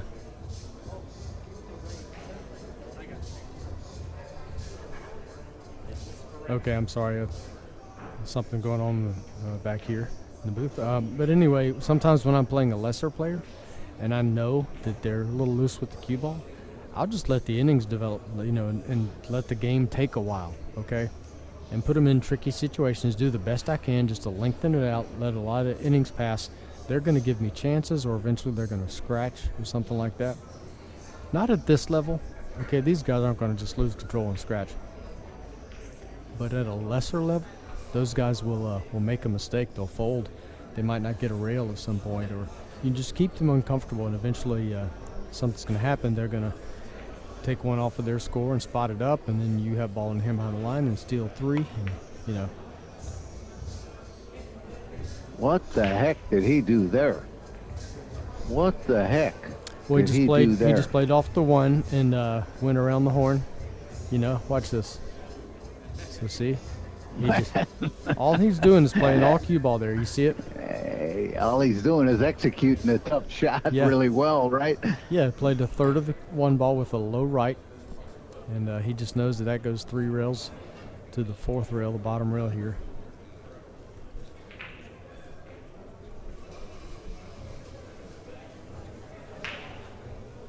You can look at that like a 9-ball shot, Larry. You know how a lot of times the 9-ball will be kind of below the spot here in a 9-ball game near the rack or the bottom of the rack, and you're up table a little bit. You always pop that 9 in with a low right English or a low left, depending on which side you're on, and spin the cue ball around the horn like that, and there's never a scratch. Man, the way he's avoiding these kisses here. Would you look at this shot right here by Fedor Gorst? Wow, take another look at this shot right here. Cut it backwards and is right on the money.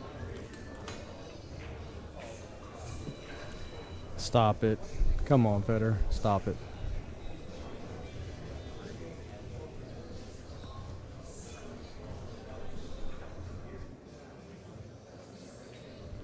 Yeah, a long time ago, Larry, I was one of the guys, I wanted to call him Fedor. You know, as an American, we see that name as a legendary MMA guy, Fedor Emelianenko. And people tend to say Fedor a lot, but asking Fedor here, it's actually Fedor.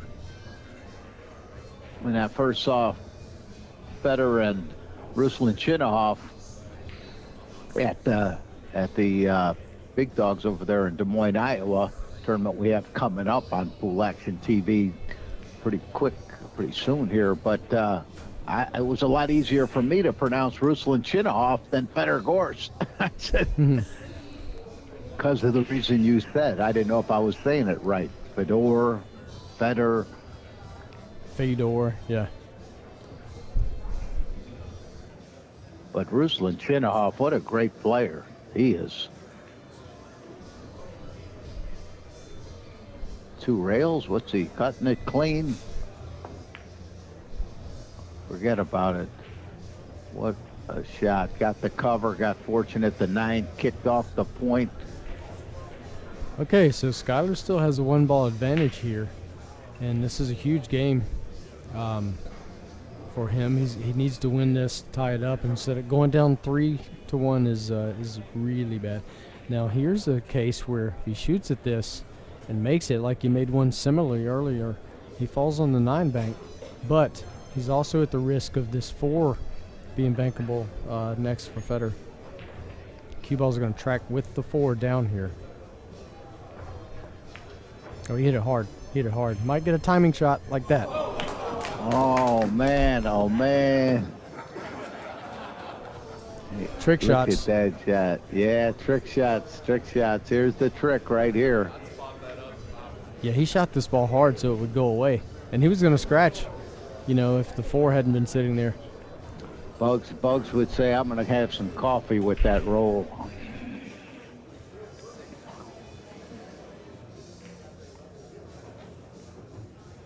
With my roll.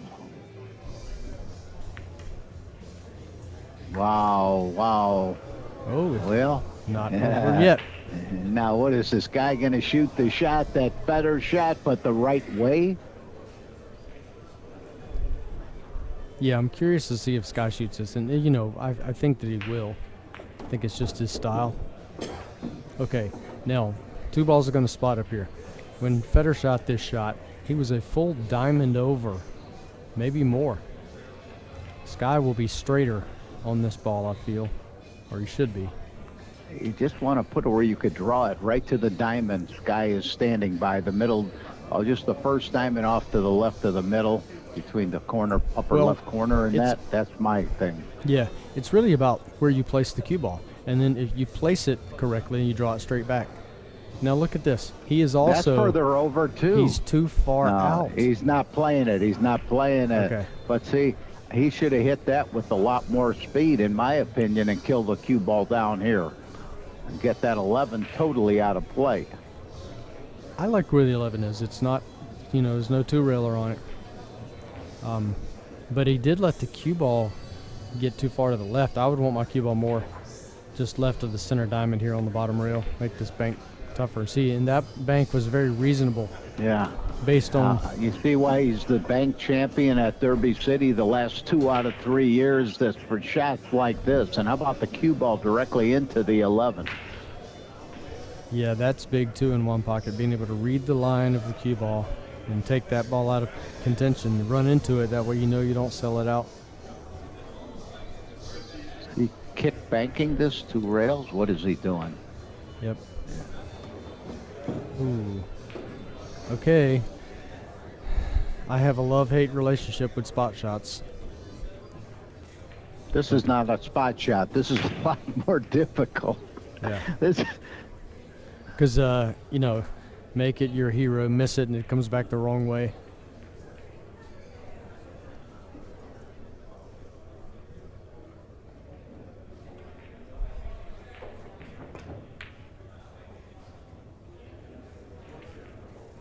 You think he almost played it like that, Scott? Okay, Gorst needs 3. He's got a shot here to start it off.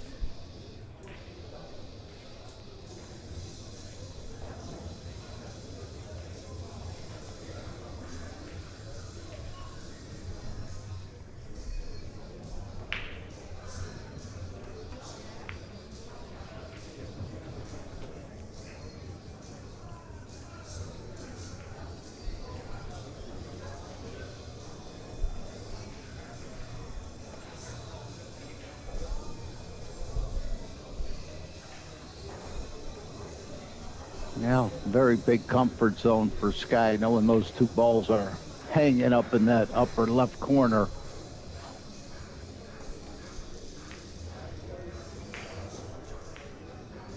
Gonna leave a 2-railer. But like I said, those balls hanging up there.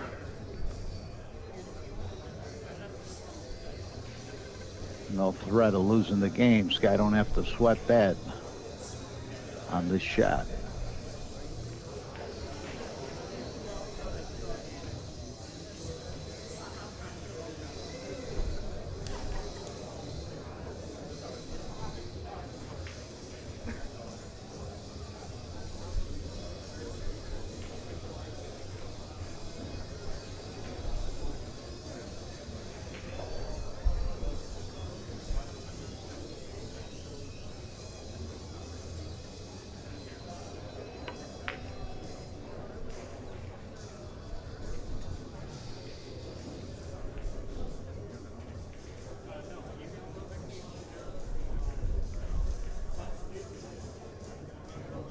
I like just sending this back up to the upper right, drop the cue ball on this bottom rail. You just can't give Fedor Gorst the sniff of anything. No kind of bank the way this man banks.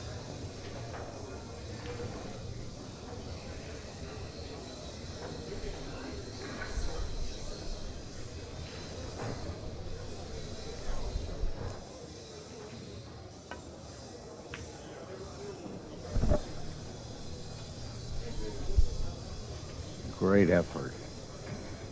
It's always been one of my favorite shots right there. That kick bank. Yeah, I remember seeing you shoot a lot of them at that Derby City when you're in action all the time in the action room.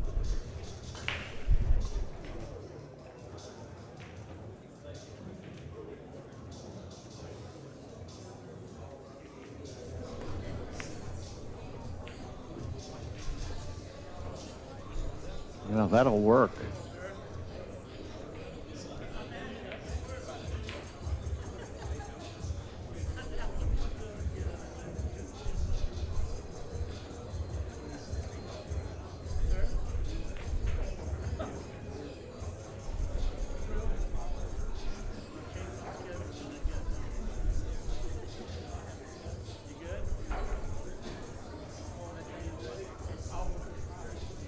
The old wedgie again. How many games? They played 3 games. What? 2 out of the 3. Now it's going to be 3 out of 4. Have been. Oh wow, very good. And that's what he needs to do. Like you say, Scott, start the process. Get these balls down and play.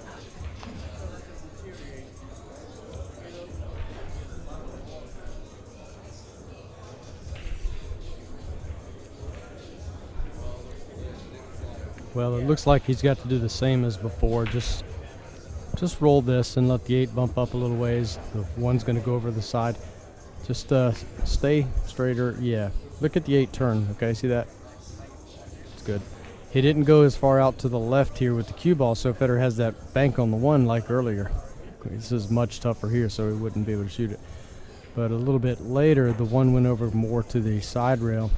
But the cue ball stayed wider and also came up a bit too, so it left the bank. There's no way he's thinking about banking this 8 ball and coming around the table 3 rails, right? Well, it's not even on his mind. No, of course it is. It's there. It's available.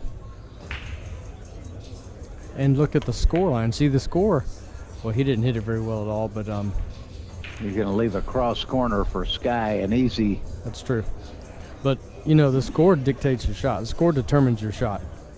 So you're going to be more aggressive when you need all 3 here than the guy that needs 1. Now, I'm not saying whether it's right or not. I mean, it's just the better you are at it, maybe it becomes more right.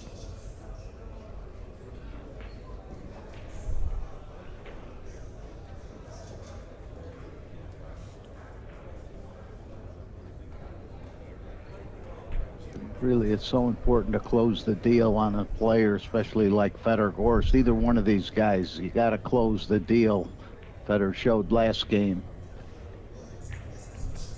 and he's always in it.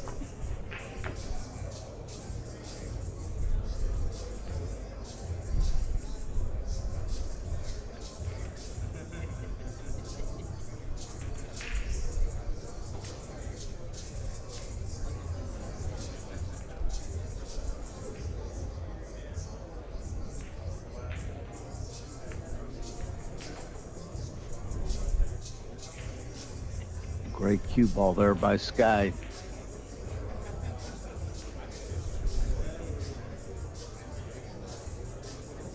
Does he just overcut this 1, tickle the left side of the 1 and come back over?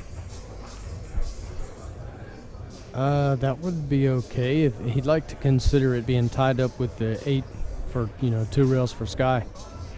If you do that. Because that 8 is potentially a 2-railer sitting up there, so he could even do the same thing. The 8, yeah, with the 8. He could do the same thing with the 8 towards the 1 softly, and then just barely come off the rail. That's probably better. I think it's better what you just said there, the 8.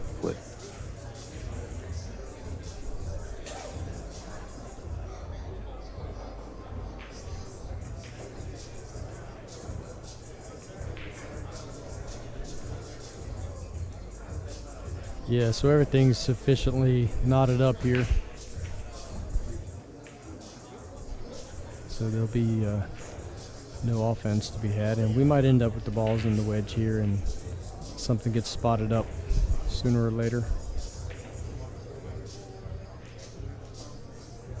Now, do you think he entertains this if there's no scratch kicking Kick on behind the the one? one? Yeah. Yeah. I mean, the 13 holds the cue ball.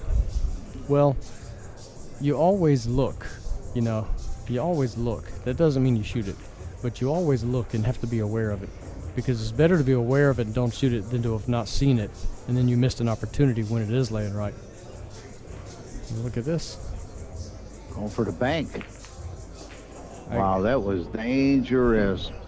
Yeah, that's an issue. That right there is basically where you're pushing the envelope. Okay, you're a little overly aggressive.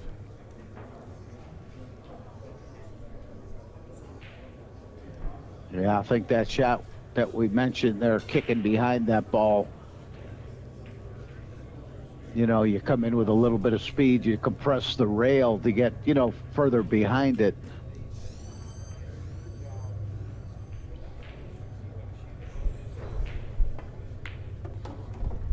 Just like that, we're tied at 2, 4 games down, 2 games apiece.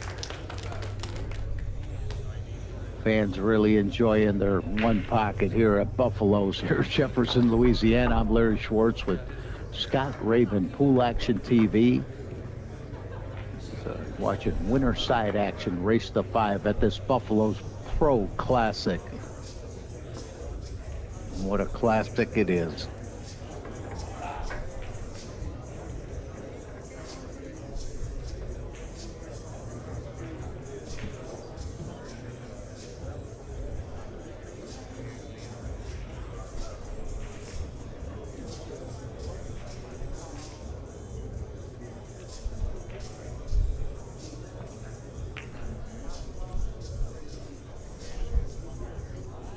Perfect cue ball. That is on the rail.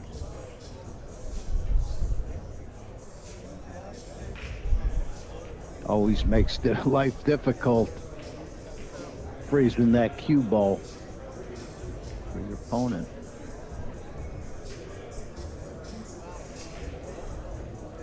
All right, Bustamante defeated Corey Deuel 5-0. Bustamante moves on to the winner's side. He's locked up 5th, 6th. So Bustamante looks like he's been giving a lot of players a little bit of a break by not being in the country. I say the same thing with Dennis Arculio not being here. Well, that's a nice little escape there. That was a perfect escape, and you know, the control of that cue ball was perfect. So a lot of times it's pretty effective just to come off the ball like the 13 and go to the head rail. Go up, you know, up to the side rail and then to the head rail. Maybe a diamond off or half a diamond off the corner pocket there. For mere mortals. But look at this. Okay, that shot, like we just mentioned, is effective for most people. But when you're dealing with this level of player, they can easily get out of this. So what Fedor did here is next level.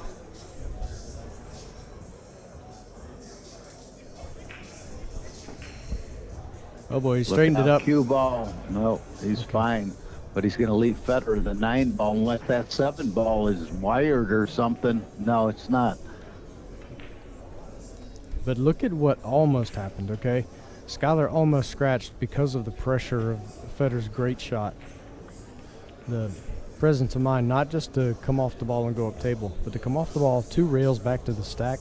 I mean, that really put the pressure on Sky.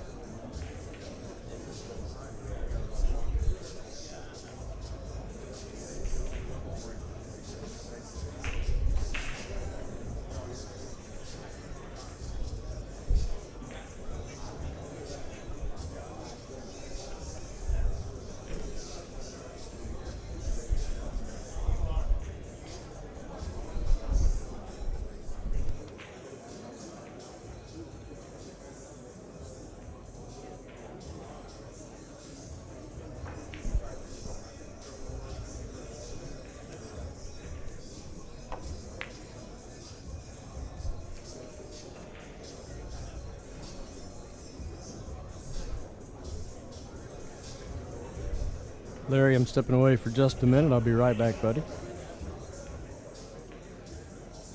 Right, Scott Rabin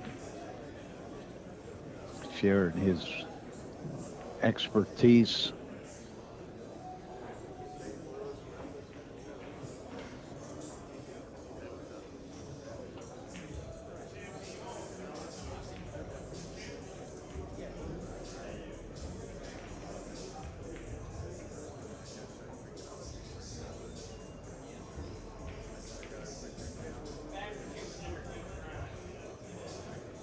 Well, by looking there, it tells me that Sky can soft kick.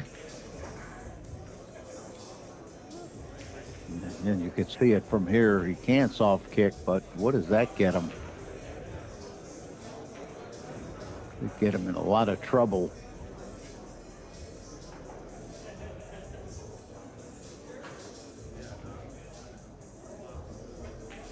Man.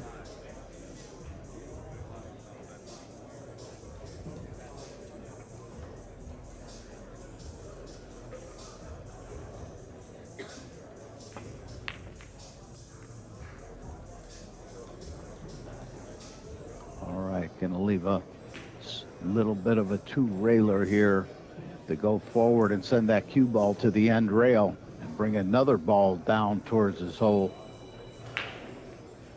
if he wants to go for it. See what's going towards Fedor's hole. Well, I don't know, that 5 ball a little bit low. It looks like it's aiming towards the bottom rail.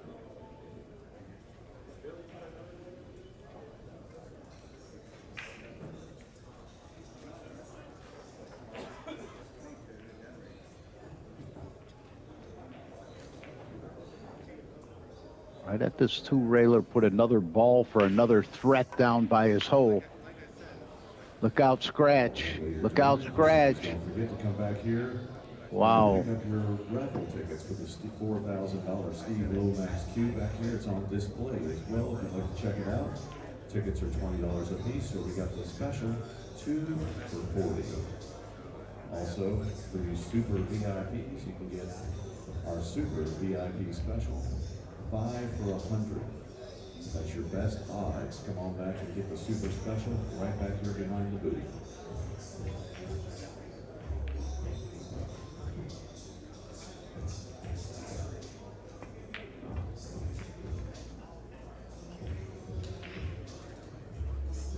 Well, Sky very not a miss. Like Scott Raven says, that pressure, Fedor keeping pressure. Sky could have really turned it around here a little bit. But it is 2-2, but Fedor Gorst looks like he could have one of these games if he could get that stack open. And that brings him back to even.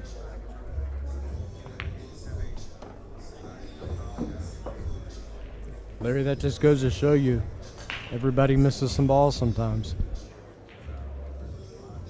No question about it, Scott. We don't Back expect with to a see Scott it. Raven. Hey, yeah, we don't expect to see Scott or Woodward miss a ball like that, but it happens. So is it telling me the 5? Yeah, the 5 does play, and you could actually stick there for the 7 as your safety valve, your insurance. Yeah, I mean, if he shoots this 5, there are a couple of ways to play it, but if he shoots the 7, my fear would be that you draw back and you end up 2 straight on the 5 and you can't break the stack.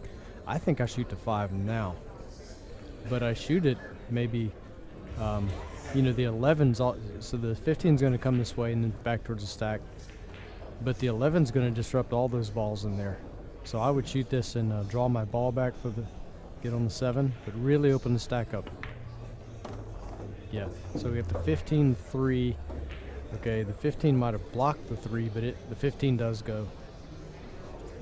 The balls in the stack didn't do a lot there, but I think there's enough open. 15, go for the 15, the 9, 3. 15, So you get on the 15, a little bit of right English, come over on the 15, come around 2 rails for the 9, 3, and get over on the 11.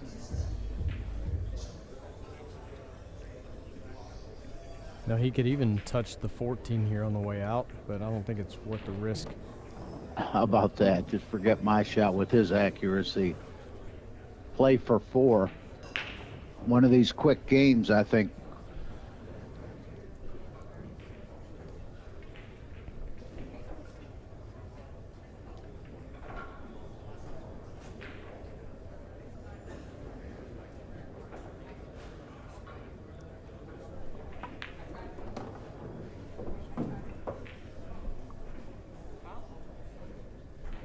All right, where do you go from here? Does he go to the 11 ball, 2 rails, 3 rails out for the 11? That's a tight window to fall on the 11. I don't even know if it plays. Is the 10 not in the way? I mean, if he's going to go 3, he can go 3 to the 9, but I think he can draw this to the 9.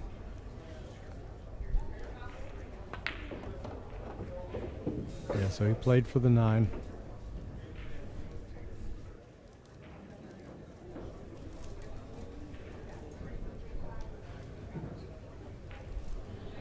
Play for 2, and it's going to be a tough 2. Yeah. You know, he can play to the 2 ball with a low right, kind of a drag stroke, just medium speed, pocket speed.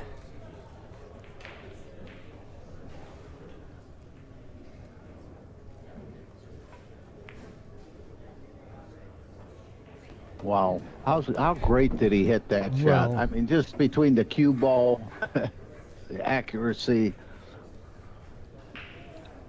he shoots owes those with one. such comfort. You know, he pockets those balls with such comfort. They don't bother him, it seems, when he's down on it. He's just comfortable. This would be 9 and out.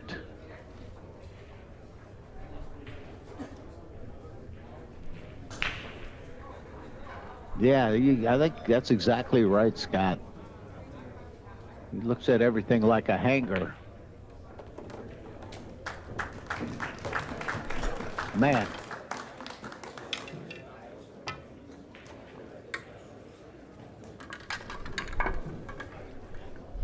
Well, Fedor Gorst is taking a break, and Skylar's going to do the same, so we're going to do the same, folks. We'll be right back with you from Buffalo's, just outside New Orleans, Louisiana.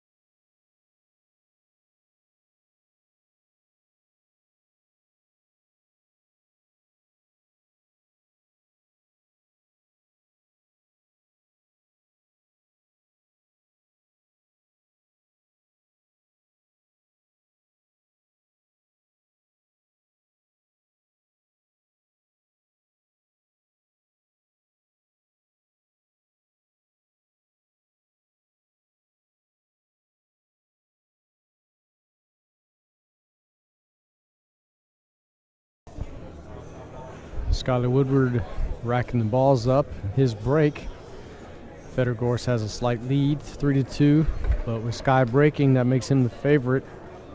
The break is like the serve in tennis. You're the favorite when you have the break, if you're Right. equally skilled. A lot of different views on how many balls the break is worth, too, right, Scott? Yeah. I mean, would you rather have 8-7 or the breaks? Or would you rather have 10-8 or the breaks? Or some people think even 9-7 or the breaks. Okay, what would you rather have, 8-7 or the breaks? I'd rather have all the breaks than 8-7. Okay, what about 10-8 or all the breaks? I don't know. You get into when you're dealing with that 10-8. I guess you're thinking about the player you're playing. The breaks are powerful. I mean, I still almost want the breaks. I never want to have to duck my opponent's break if I don't have to. So, and 10-8, man, it's almost like playing even. A little difference, but you know, at a pretty good level, 10-8 isn't a lot. If it means you can have all the breaks, I mean, I might still take the breaks. People might think I'm crazy for that, but I don't know. No, Ronnie used to always tell me, Ronnie Allen, and I wish I knew exactly, but he also told me how strong 8-7 is compared to like a 9-8, just for a lot of reasons, because the two balls get on the table when you both need one. And there was a lot of things he would say about that, but Ronnie looked at the break. Let's say it's worth a ball and a half. He equated that to 3 balls, because when, you know, if you're getting the breaks, you're taking opponent's ball and a half favor and put it into your side. So he looked at it as a 3-ball advantage. Yeah. See, keep in mind what it is to have all the breaks. I mean, if you can break every time, or if your opponent's breaking every time, just say, imagine all the balls that are spread out on that side. For your opponent to win, he's got to turn the entire table around. Now, in this break, isn't the best example. They didn't really fan out on this side too well, but he's got to not only turn the whole table, but get 8 balls on the other pocket, you know, when there are none over there. So he's really got to flip the script on you. Back in the room there. It's a great opportunity to get your cue repair and tips done by an actual cue maker. You'll see Mark Brosnan back in the center game room. I'd really like to nick this ball, stop it, yeah. I don't know, he didn't really do a lot to it. I think it's still available should Federer get on top of the balls anytime.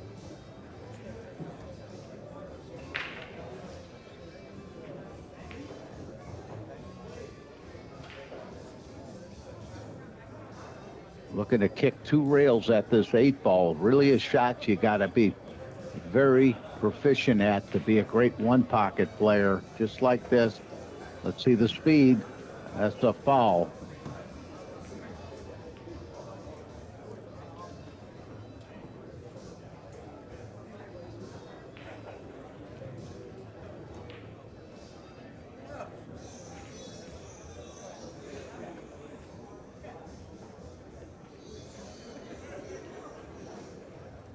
Fedor Gorst owes 1. He has a 3-2 lead in this race to 5.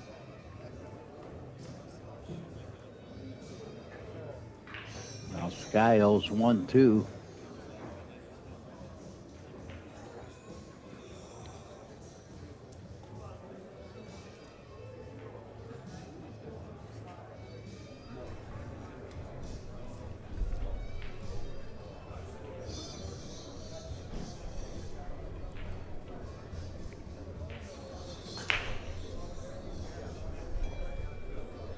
Well, he can continue this course of action here, thinning a ball, going to the stack. But right now there's nothing to protect on the low side, of course. So this isn't bad. He's got Federer coming off 15 towards the corner. Now if he comes towards the corner here, and you know, if he hits the 15 too heavy, the 15 is going to get exposed to Skylar's pocket. So he's got to do 2 things here. He's got to not hit the 15. Oh, Look out, look out. Yeah, see, Larry, what happened was he got lucky. He got really lucky there, but it caused him to overstroke the ball. All right. He was a little amped up thinking, I got to draw away and not scratch here. And in doing that, it caused him to get a little excited and overstroke the ball, and he almost scratched. Now Sky can do more of the same. I mean, play the 15 away, go one rail and back into the side of the stack, but again, there's nothing that he's protecting on the low rail down here. So it's just you know, lengthening out the game. And he's not even going to get Might to have the side of left the the stack. bank. Did he leave the bank on the 8? I believe he did. Okay, so he's going to do a quick assessment of what plays his way in the stack, if anything. He needs to be aware of what Skylar could have to his pocket.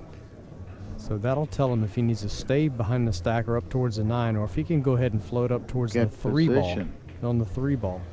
Yeah, he's- that's what I would think.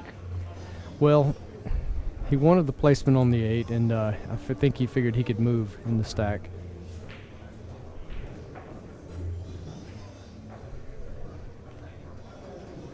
It's always good to get the ball close and hang it up or something like that and be behind the stack. You can always pick another shot if the ball goes, but there's big value in this, you know, in that if he gets to pocket the 8, he can play position on something. And he's really putting Skylar in a bad spot to try to pocket this ball. See, Sky's looking at the one rail kick up table, but that 15 is sticking his nose out there just a little bit. The 8's favoring the side rail side of the pocket.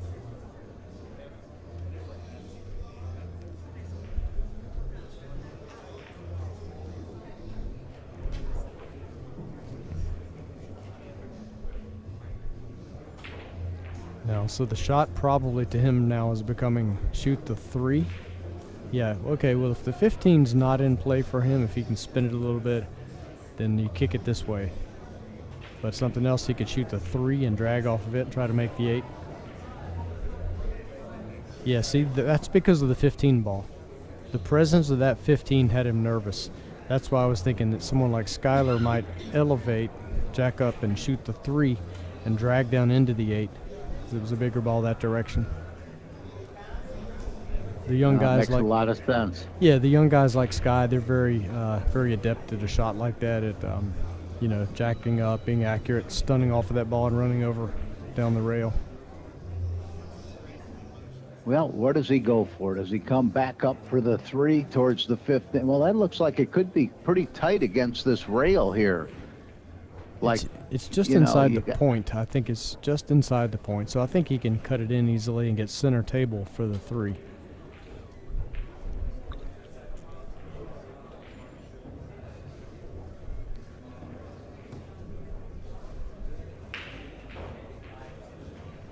You know, it's a little bit haphazard and a little crazy, Larry, but I've known some people to say, smash the stack. You know, even good players. But you're hitting it the wrong way here. But I've seen you some... got that right. The cue ball, well, the cue ball's actually going up for the 3 off the those 3 balls that aim up to the upper left. Larry, I've played some world-class players that have hit the stack hard from the wrong side, and the balls fly around and bank back over, and he scrambles everything. You know, they'll scramble everything and still get a shot. Yeah, this is Buffalo's. This getting on the table at all times is allowed. Yeah, it's a New Orleans thing. It's a New Orleans rule. They all do it here, and that's just the way they are and the way it is. And house rule, pretty much citywide, I think, from what I've heard. Okay, so we got that one done. He got Really, some that's position. interesting. Yeah, it's And just that ball comes up afterward. So does he have enough angle to smooth it back for the 15, or you can't have too much angle? He can always come across the table here. He has the angle to do that to the back side of the stack. I don't see anything great over there. If he does that, of course he could shoot the 110. The 10's going to hit the 12. But if he's able to park in the stack somehow. But Look what he's going to shoot here. Yeah, I mean, given who this is, then it's That's hard good. to doubt him. Oh, that's right. That's right. It's Fedor. Yeah, Banks champion, so... Oh, it all turned funny.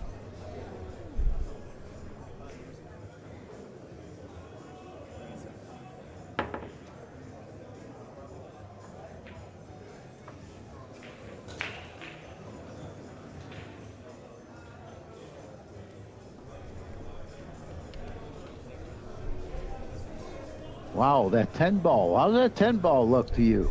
Can't hit it. Yeah, he can't hit it the right way, the right ball. That was a beautiful shot right there by Sky. Well, there's the bank here, though, and he can fall behind the stack again. Or can he? I think he can get on this side of the 9. Yeah, where he just pointed with his finger. So he can draw this cue ball back over. When he starts going with that pointing, he's a dangerous man. When he starts figuring out everything and give it the whole... You know what else he all the could do? different- Huh. He could bank it and go 3 rails to the back of the 13, but you know, I mean, if the 13 were, say, another 6 inches towards the center of the table here, the center of the bottom rail, then he may have chosen that option where he would have a cut on the 13, because as it lies now, if he went 3 rails, he would really have a tough cut on the 13, because he would only be a diamond and a half. You know, Right. He wouldn't be deep enough down in here under the 13. Just going to fan this as thinly as possible. Yeah. I like that shot. I like that shot as long as he can't kick down. Yeah, I don't know how far he went. Wonder if we can see what his... Yeah, he didn't get there. So he can get this ball out of there. Now, The bank. it depends... Yeah. If he can hit, and I think he can, if he can hit the left side of the 12, the left half of the 12, then he won't sell out anything. Unless, of Going course, into the 3, you don't sell out. he can't hit the 3. I mean, off the 5th, off the Oh. ball on the left.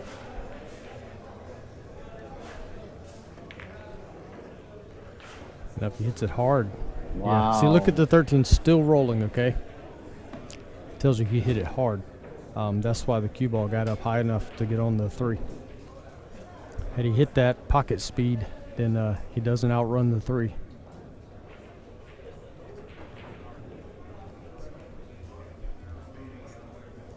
Well, I'm counting them off here. I see the 3, the 6, the 13. What else? Let's look at it That- from Fedor's pocket, and we'll see just what it looks like. Is Okay. that 14? That 3 ball 1-7-14? Okay. You know, he'd have to fall perfect right up against the 11 to get this 12 ball next. If he does that, he can open up some balls, or draw back and get on the 10, or bump the 7 away from the 14. Who knows just how he depends. It's contingent on how he falls on this ball. Right. I think the winning shot is the 1-7-14. I think that shot there closes the deal in this game.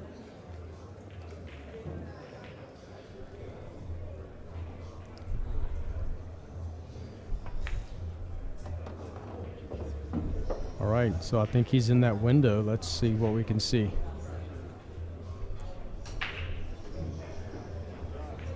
Wow. Okay, How's the accuracy? so we can definitely get the 12, the 10, and the 13.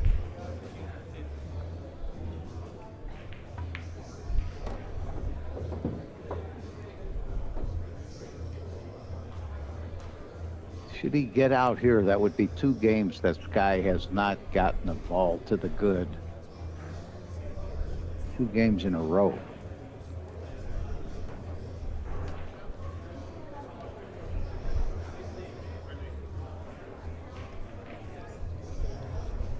So he's got these 2 open balls. He's still going to have to move some balls around in the stack there. Otherwise, means an 11 bank. Maybe you could bank the 5 up, table and back. Okay, so this says to me he's going to try to go into the 7 maybe.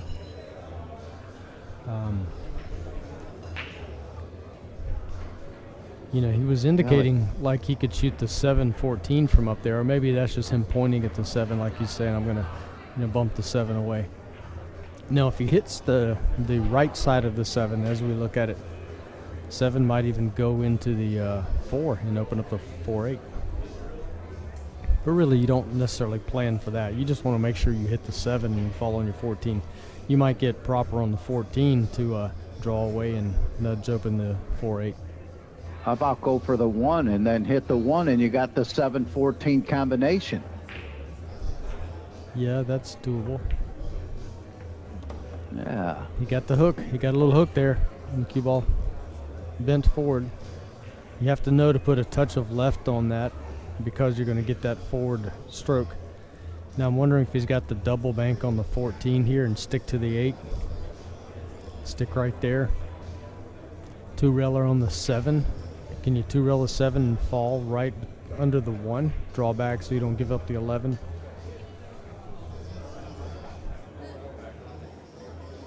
Yeah, that could be available. Exactly what you're saying, Scott. The 7 stay to the right side of the 1.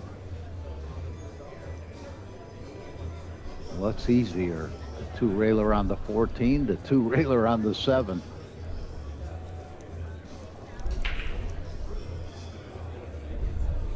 Yeah, after the 14, you know, there's no more. I mean, that's it if he double banks the 14. If he wants more balls, it might be the 7, but I don't know that he has enough angle to be able to pocket the 7 and play position on the 1. And if it help it, you know, in this situation, you know, if you use a touch of left, that will tighten up the 7. Use a touch of right, you can open it up a hair. And with maybe a lesser speed, yeah, he played position. He went all out for it. All right, update here. Just Jeffrey DeLuna has eliminated and knocked Evan Lunda out of the tournament, so our defending champion is out. Jeffrey DeLuna will be now waiting to play the loser of Roland Garcia and Jeremy Seaman. They're tied up at 3.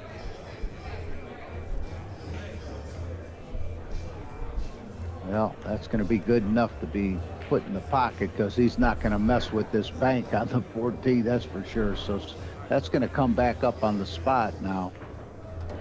Sky to even. So the 2 players in the money, the first players into the 5th, 6th position in this event are Francisco Bustamante and Roberto Gomez.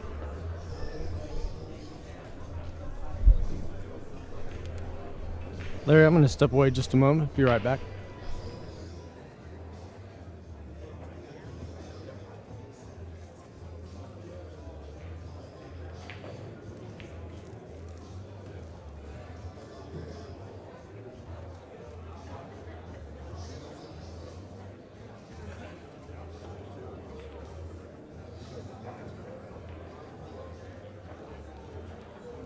Guy being down 5-0, but it looks like all he has here is to bank that 14 back over to his side and stick right on the back of that 5. And, you know, he's trying to do a little something more than that. It looks like maybe a combination bank. No, it's coming this way. He needs that ball to settle down.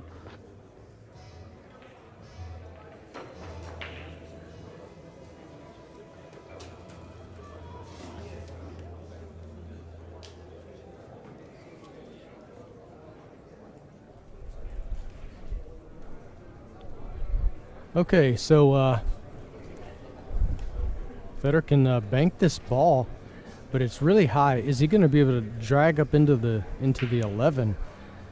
There's really no fear of the 3 balls tied up on the spot going, but if Skyler is able to get a shot on that stripe there that's loose from those, okay, that's probably smarter right there than try to bank at that and hit the 11. Because with a 5-0 lead. Exactly. Too. That's why. That's the reason. Because if Skyler was able to get a shot on that 14, he can open up those possibly with a proper angle and get somewhere. So he did the right thing there. So if you're at home saying, oh, he could have banked that ball. Well, yeah, he could have banked it, but he could also lose with that shot. And it's not worth the risk. He's already got the game well in hand if he plays his cards right and bides his time.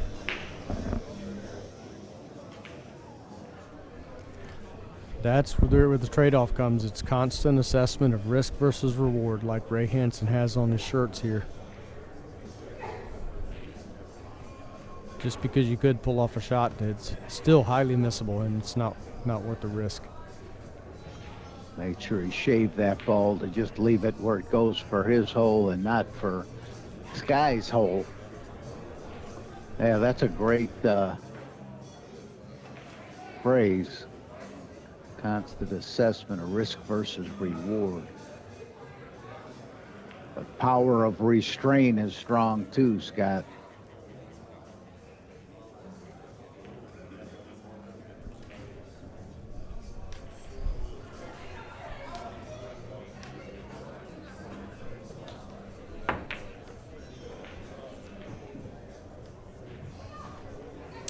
Oh boy. Woo. This guy says, all right, stay. Good boy.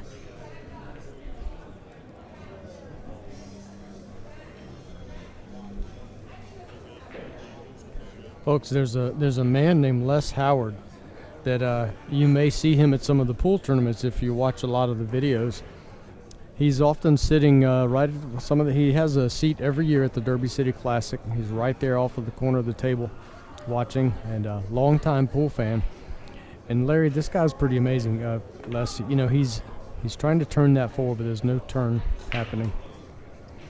He's got photographs going back, I don't know, I would guess 40 years or more, 35, 40 years of all the greatest players in the world. And I mean back in the day. I mean, from way back when, and even modern day, he's got pictures of all the players and, autographs from all the players. He's got scrapbooks of so many cool things. I mean, flyers from tournaments or you name it. He's got all this kinds of stuff. Maybe he's saved all the passes of getting into these different tournaments, but he makes these shirts that he wears at a lot of the tournaments, and they've got pictures of all the players on them. All the players in the particular event. He'll find out who's going to be at a particular event, and he'll make up a shirt that has all their pictures on the shirt, and then sometimes they're all signed and in the scrapbooks, and it's pretty amazing stuff. Really is. I mean, he's like a historical icon in pool as far as knowing who's who and what's what. Really is cool to see. If you ever get a chance to meet Les, you'll know him. He's got the shirts on with all the pool players, the pictures. You need to ask him to see some of his stuff. This is pretty cool stuff. We put on the Hall of Fame banquet here at Buffalo's. We have autographed copies of his new book back here. So come on and check it out. We've got several back here. Steve's already signed them all. Well, this match far from over. I said it before the tournament start. The first person I figured I'd like to win this event was Sky Woodward, just the way he's been playing. And he's far from out of it.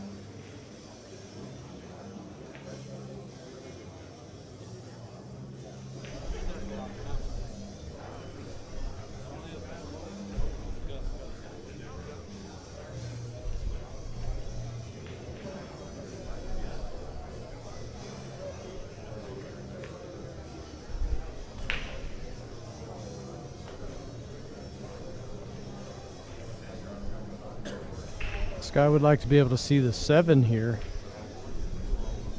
He doesn't want to have to knock this 4 away. And Fedor wanted to put him right behind that 4 where he has no choice but to come off of it or move it a little bit.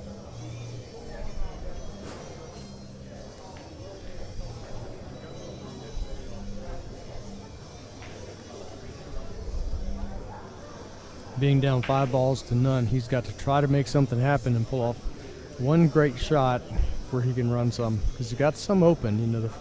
The 11, the 8, the 1, the 5-9 is lined up pretty good. The 2 kind of messed that up a little bit, got in the way. But yeah, so you can see that if Sky can make some kind of a shot, he might get going a little run. There's even potential later after the 11 we're gone in the 14-7. The 2 might go to Sky's pocket. So here you're going to see Fedor Gorst just being exceptionally careful. Get rid of this 2. If he can bank the 2 into more balls and get more away, he'll do that. Yeah, so that was big. The 4 ball, excuse me, not the 2. That 15 is causing Skylar a little bit of problem. You know, he can't just go at this 8 bank and roll the cue ball up towards the 4. I mean, the 8 bank doesn't go, but as far as getting it back down here.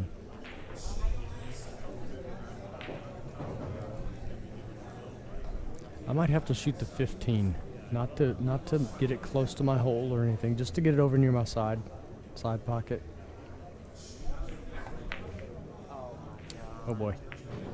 He's very fortunate he got that kiss right there on the 1, because that one was tracking the wrong way.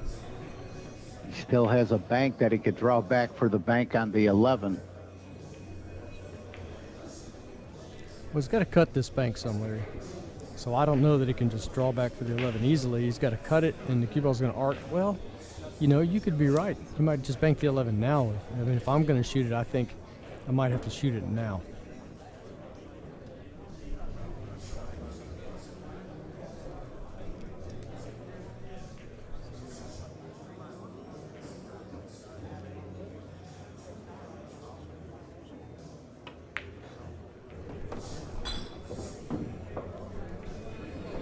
Shot.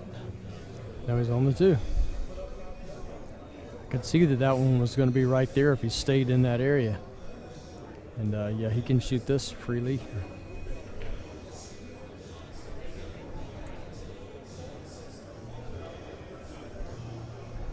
Draws ball a touch.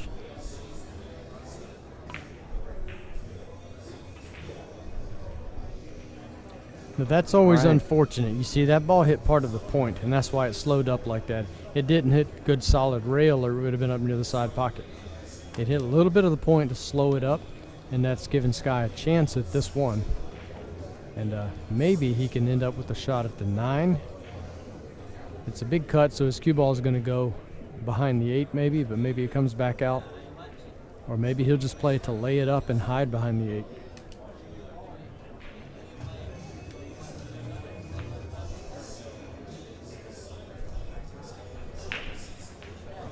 Yeah, so he did that. He got it protected.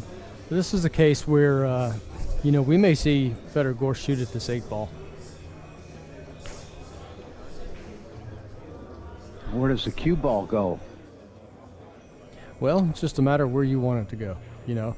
It's not always like that. Now, I mean, where it's going to go naturally is down here to sell out. It's going to go down here to sell out this this 2 ball. But if he wants it to be safe, then he's got to really put a stroke to this. He'll hit it below center, left, and hit it hard, and it will double across the cushions and maybe to the bottom rail, and then just past the 2, and then he can move the 2. So if he shoots this, I think that's how he's going to hit it. I think he's going to hit it hard, and watch, he won't give up the 2 ball. He's going to hit it hard. It's going to go 2 to 3 rails to the right of the 2. Like that. And a little more. Wow, look at the cue ball. Oh, he's still... Not quite. Yeah. But you see where he was going? Oh, yeah. So it's based on... It's going to go where you want it to go in that case. If you don't want to... If you just want to play all the ball and say, if I give it up, I give it up, then you don't have to try to play safe. He tried to play safe in the same shot and just came up a few inches short. Now this ball, he can play this ball, and if he has to use a touch of English, well, he can just not use English and go up for the 9. But if he has to use some inside, like if it were frozen, then he can maybe spin into the 5 area, in between the 9 and the 5, open up the 5 and fall on the 9. But he's going to shoot it flat. Oh. Well, he'll get it. Yeah, he'll get that one. Yep, he will. I want to congratulate Sky and Ashley on their new baby that they just had. Yeah. Congratulations.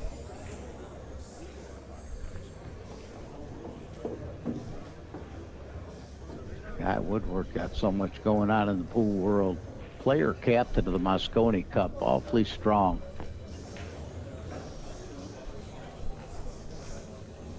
They once had that before, but this is the first time in a long time they don't have a captain, a non-playing captain.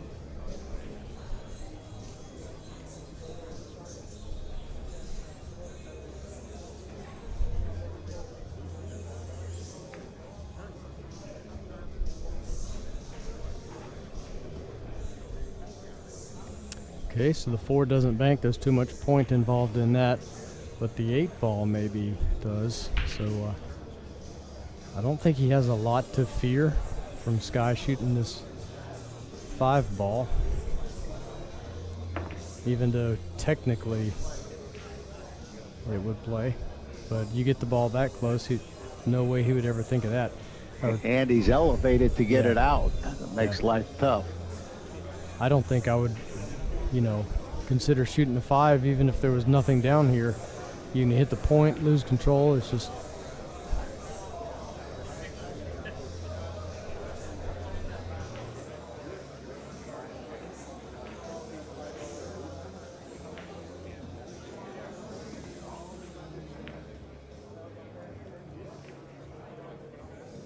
beautiful hit right there.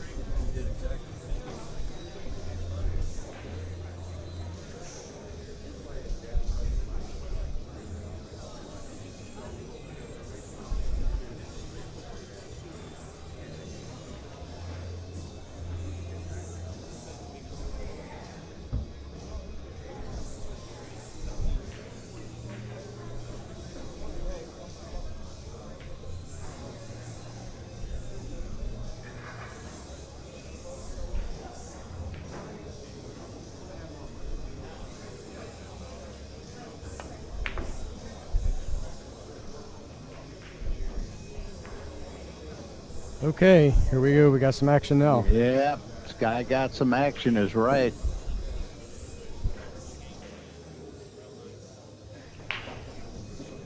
Okay. If Sky could get something going. Well, he definitely has the 4 and the 8. Of course, he still has to make this. It's not a hanger necessarily, but it's pretty routine. Now he can soft spin it and stay for the 8. He could even go long all the way around the 9 for the 5 and the 8. And he missed it.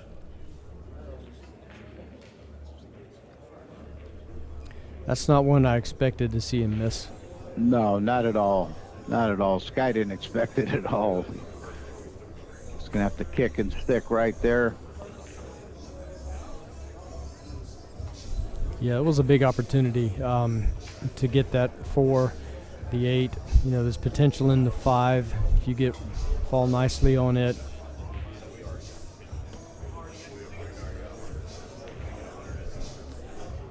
So that maybe could have been 3 balls at least. So that would have been possibly 6-4, and you're really getting in it at that point. As it is right now, it's looking bad. And Fedor would be the big favorite to go up 4-1, 4-2 from here.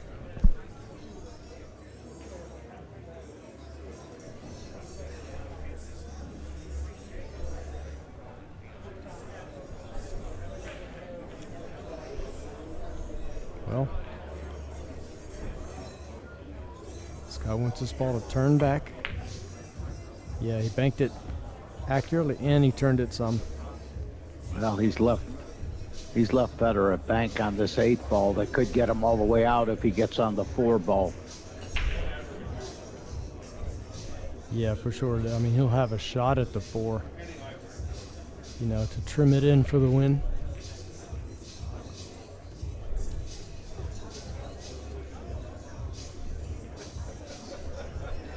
So hit this with a low right ball. Spin the cue ball towards the upper right corner area. He'll go 2 rails and then into the 3rd side rail there. And he had a shot at the 4 for the win. Well, this could bring Fedor a shot just moving this ball. That's why Sky's looking to see what other options he has. Is it the worst option to 2-rail kick the 8 over to your side? I mean, it's a shot. I don't know if it's the shot, but it's a shot for sure. Sometimes these players do shoot that shot in the right situations, but the thing is, it doesn't lead to anything more than 1 ball, I don't think, unless you'd have to make a bank on something. So I think it's better off just to move the ball and try to hit the 4. He did. Well, depends what the 4 does, and I think the 4 did sell out. You know, he did sell out a bank on the 4. The other way, it would be pretty hard to sell out a shot.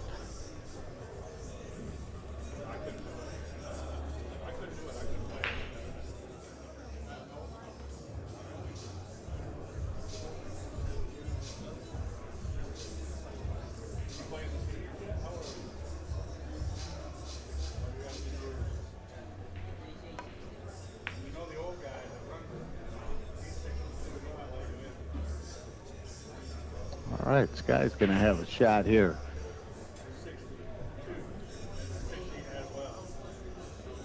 You know, as long as Federer is just trading, you know, shooting where Skyler can only shoot it 1 at a time, then he's in pretty good condition, you know, pretty good position here.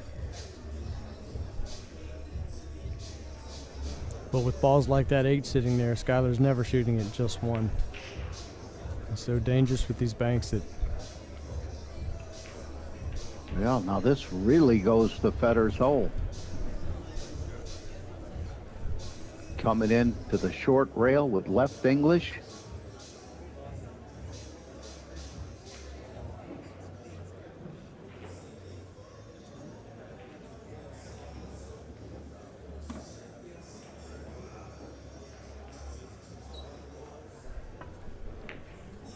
Okay, he didn't even want to entertain that shot, right? With his lead. Larry, I'm going to step away for a minute and leave it in your more than capable hands. I will be back shortly. Stay tuned.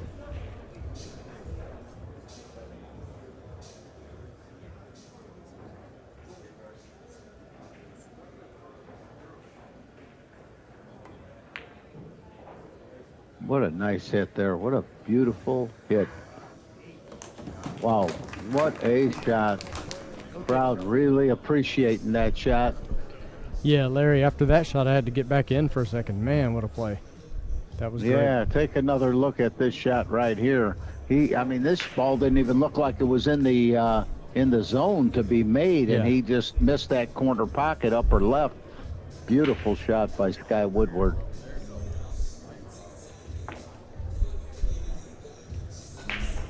It's like another beautiful shot. Well, man, I can't go away if they keep making these great shots. No, I need to take a break for a second, but they keep doing this. I'm going to stick around. I don't want to miss this. All right, I'll be back.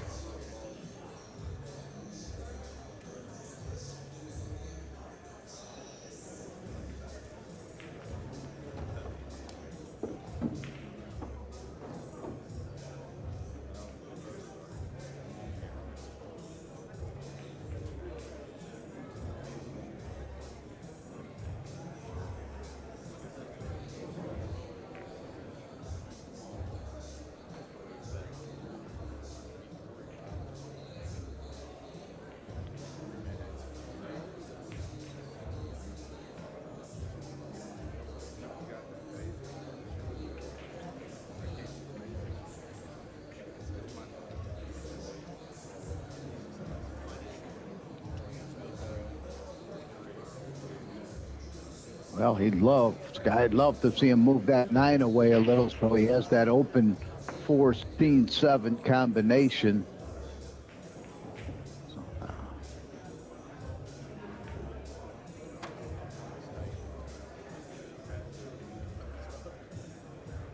If he happens to get something down, at least he has a follow-up shot if he keeps the cue ball up table.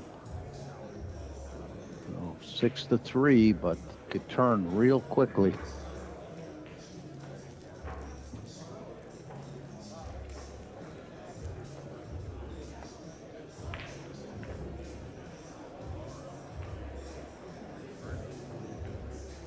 Now, even if it stays off the rail, I don't think it stayed enough off the rail to leave a bank. It's hard for Federer to shoot it just because of that 14-7. So he's going to have to just put it on his side, I believe. Lay the cue ball down here right on this, lay the cue ball on the bottom rail.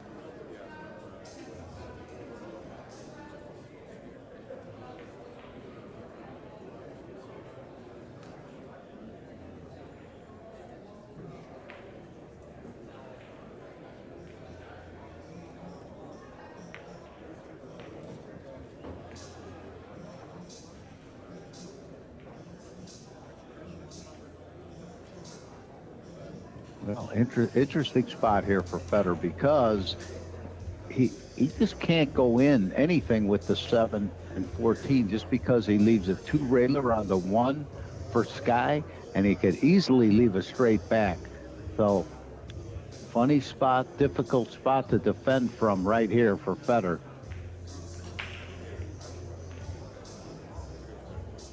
He's looking at the 7 because the cue ball holds up on the 14.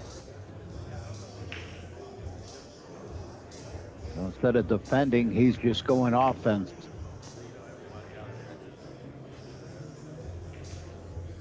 But now he...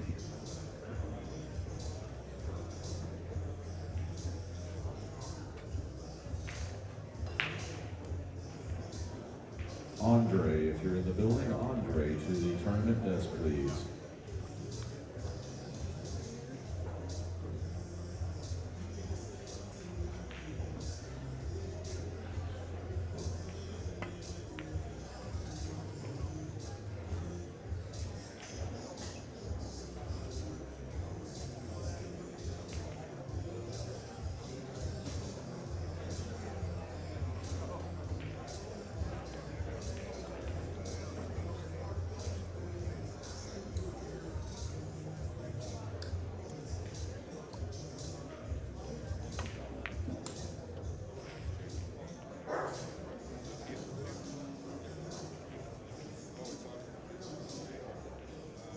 Now, tough action for Sky.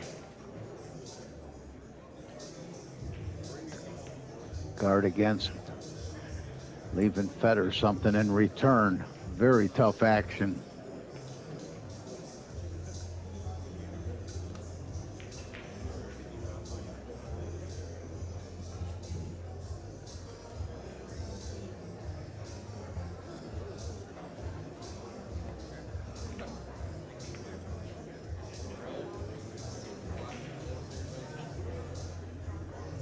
Fedor has a shot on this 15 ball.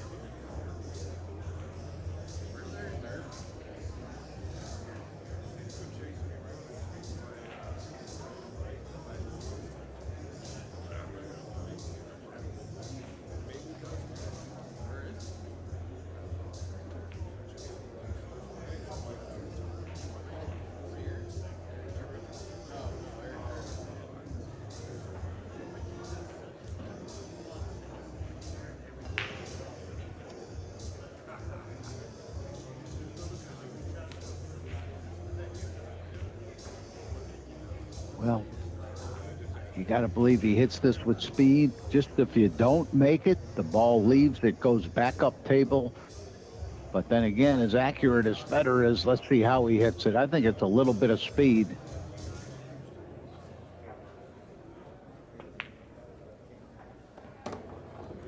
What a ball striker, man. Both of these guys.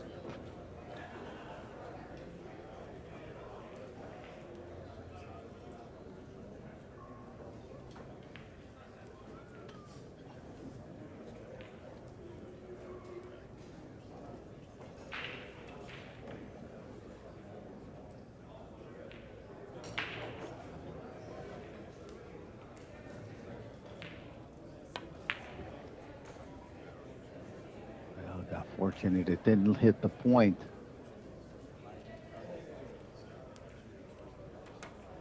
Seven to 3. Fedor Gorst threatening to go to the hill.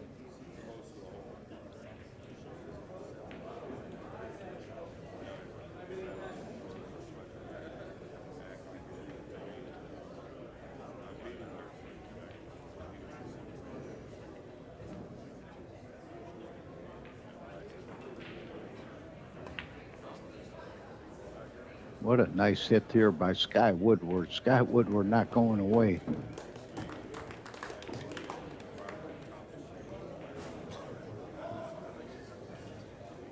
Nice straight back here on the 7. I mean, Sky, if he could just pocket a few consecutive banks, realistically, not too likely, but he can get out here. It's crazy, but I mean, it is a crazy long shot. It's not a lottery ticket.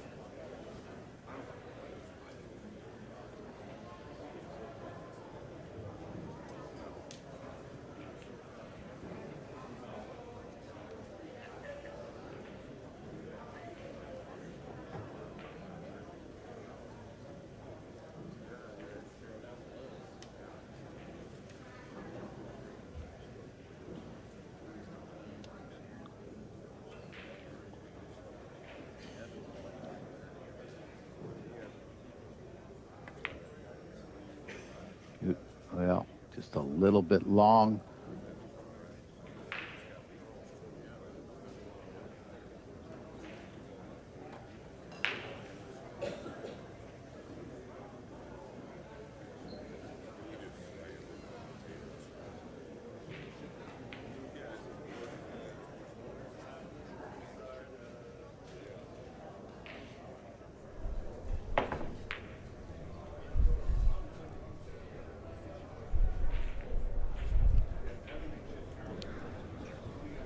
Hey, Larry, I'm back with you, buddy. Hey, man, Sky, if he came with that next bank, could be right back in this game. Yeah. Yeah, this is a game where, he really needs to win this to be tied. And but I think it's so important for him to, is he really going to win this game shot for shot with Fedor needing 4 and with Skyler with Fedor, considering that he needs 4 and Fedor only needs 1? Or are you better off getting the balls sort of in play, pocketed, all down here, pull off 1 shot and end up, running 4 in 1 inning because they're open down here? He's going to bank it 3 rails to his hole. He'll beat the kiss in the middle of the table, right about there. No kiss, not even close. But his direction wasn't the best. He didn't cut that ball back far enough.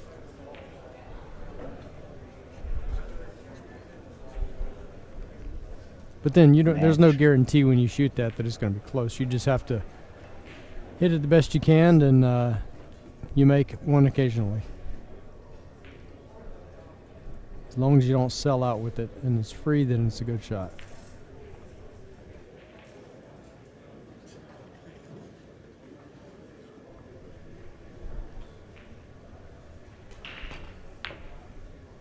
He tried a 3-reeler. Whoa. Yeah, when he tried it, he didn't try. I thought he made it.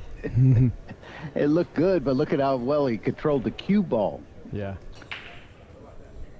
You sounded like Danny for a minute. Oh, he made it. No, he didn't. No. It did look pretty good. He did hit it right on the money almost. If it settles down, he might be banking this 5 ball.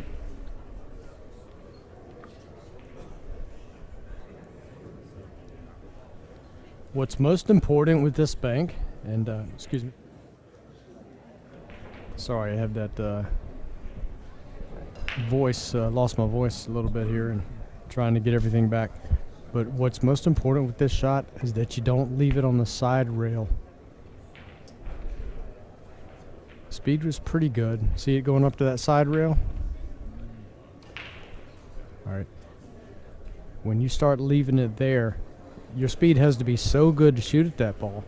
And that's something you learn with the 1-ball 1 pocket too, because you shoot a lot of those.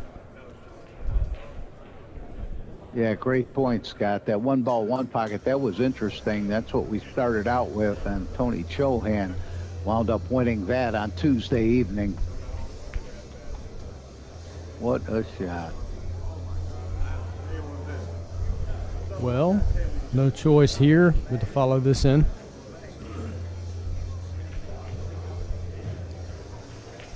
Mentioned before, a little purse in the tournament, $84,000, $314,800 in the players' auction.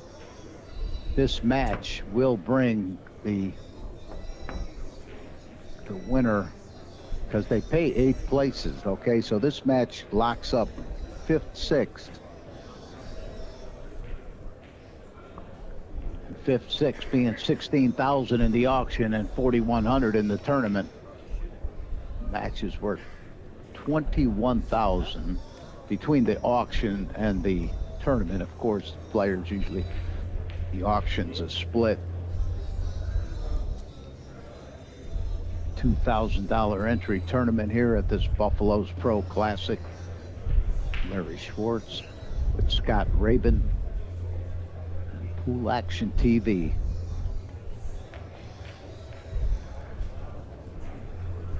Wow, let me give him another crack at this.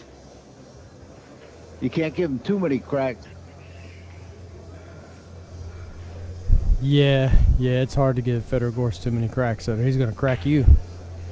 Yeah, good. That's exactly right. But this isn't one that he can roll. You know, this one he's got to shoot. You know, stun the ball away from the scratch. So, you know, he doesn't have to shoot at it.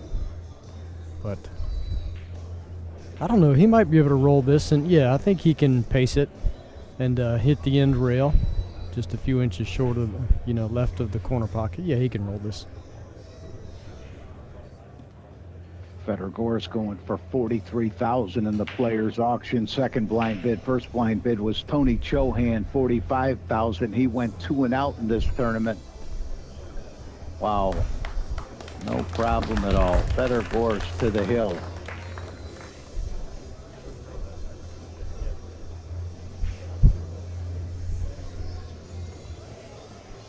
Larry, maybe I misheard you. It sounded like you just said something about players going for over $40,000 in the player auction. Yeah, certainly you misspoke, right?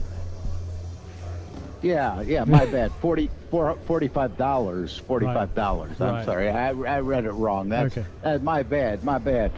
Sky Woodward went for $15. I mean 15,000. Sky Woodward. Isn't it crazy that to think that these players are going for the price of a new car? I mean, in a nice new car, $45,000. Used to be a new house. Yeah. You still buy a house $45,000. Not too many, but might not have a bathroom, might not have any closets. No, I don't know. I've But been. anyway, players. Go ahead. It's like people saving up their money. I've been saving up my piggy bank. I'm gonna take my little bit of money down to the pool tournament and buy somebody in the player auction. Maybe I can get a good player for less than $200. Nope. $45,000. That's crazy. Yeah, I know. Last year, I think 3 players went over 40,000. Evan Lunda was the defending champ. He's the defending champ of this tournament. He just got knocked out by Jeffrey DeLuna. Anyway, players taking a short break. We're going to do the same thing. Stay tuned. We'll be right back.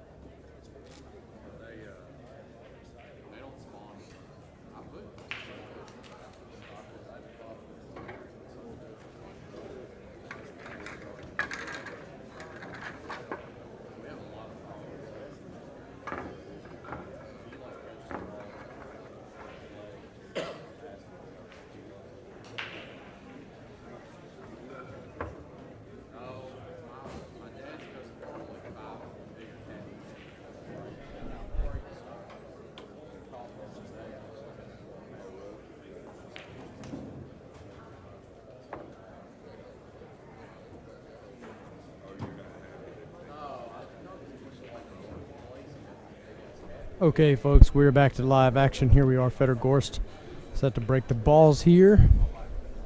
Game number 7 of this set. He is on the hill. Pretty good break there. He really got the 10 good and close.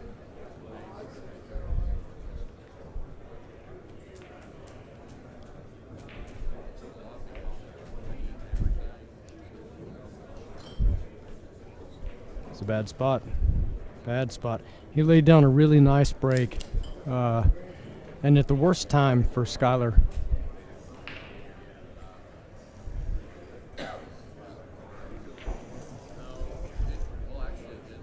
Larry Schwartz is back with us. Hey, buddy. Look at the break, Larry. Hey. Look at this break. Man, oh man. Not the break you want to look at when you're down 4-2.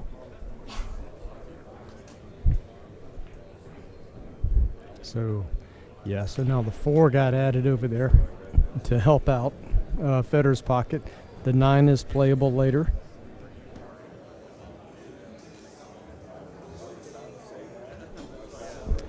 So Fedor Gorst, if he can maneuver enough here to get an open look, he's got a great opportunity to run this entire rack and be out.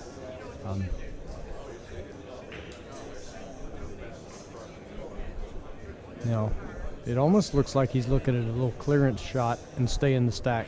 Get this 3 to cross bank the 11. The 5 is going to go to the side rail and up table. If he shoots the 5-3 into the edge of the 11, the concern, I guess, would be when the 3 comes off the 11, it's going to interact with that 8. Which way is the 8 going to go? So it's kind of a scramble shot, this 5-3, 11. And then you would stay right there on top of the 6, 14, 2. And then really, really mess Skylar up. It's just, is it too many moving parts? That's the concern.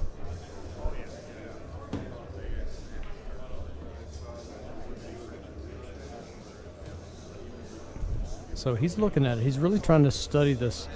He knows the 5 is going to go to the side rail and spin up table. He knows the 11 should cross bank his way.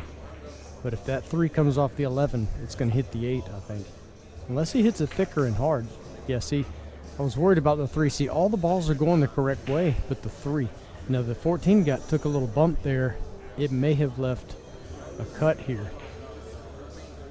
Let's see if we could see how much space is in between these balls. There is just a slight gap, but just very slight. Another thing, Larry, is he's going straight towards the side pocket off of this 14. Or very close. Let's see. Yeah, look at that. Well, yeah, especially when you cut it that thinly.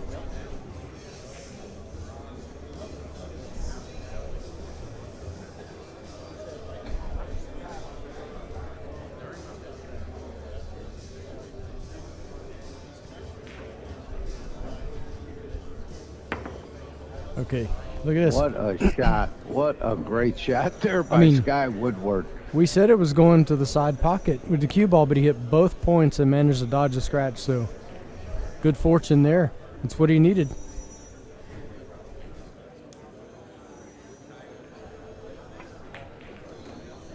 I don't know. Got a shot on the 11. Yeah. Let's see what the 8 looks like. Oh, look at this. Okay, now listen, hey, right now, 12, 6, 8 throws high to the pocket. What about right now? Okay, it's still there. Beautiful. Yep. It's still there. So he needs some position. He can shoot this and drop to the bottom rail for the bank on the 10. He can also shoot it and hold for a shot on the 6. It's a matter of predicting the 6's line. You want to hit it full enough so it doesn't go far. Draw into the 15. Well, okay, he played it a little differently. You start playing for these balls up table like the 5, and it makes it a lot harder to play position and get around on the balls. If he was shooting the 6 here, he might be really, have an easier opportunity of falling on something like the 9, 15, 12. But shooting the 5, you have to be a lot more accurate and definitely put a stroke to it, and it makes a shot considerably harder. Yeah, he played for the bank. Good speed.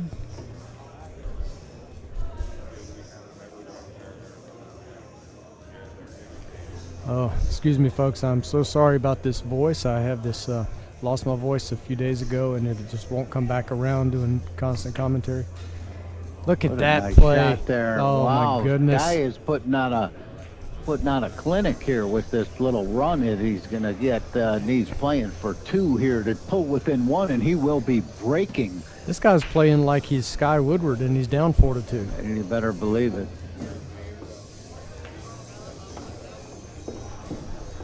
Just like that. Sky Woodward to 3. we're going to take another look at some of these highlight shots that he just came with. Yeah. So let's go back and start it out here with this shot right here. Well, he came with this shot. This was a key shot. Got it all started. Got the double little off the point, like Scott said, it looked like a scratch. Then he came with this, and this was a real key here. Look at how he draws back and gets a shot on the 7. That's incredible. Did you notice the little look at the camera after you made that? It's like, yeah, I did that. Yeah, I did that. Yeah, very confident. Okay. No, there it is again. I'm going to talk about that. I keep bringing this up because we've seen this. It all started at the first match of the tournament, the very first break on this table. Roberto Gomez did that. That happens when players don't put enough speed in the break, for one, and when they break really close to the rail. The cue ball with the high rolling ball, hits the split on the first 2 balls, okay? Hits the head ball and then the second ball. The cue ball stays close to the edge of the rack there because there's not enough stun in it. You've got to hit that with enough speed to jump away from the corner ball and go around and hook forward. So when you hit it slower, you're going to get that corner ball and then scratch.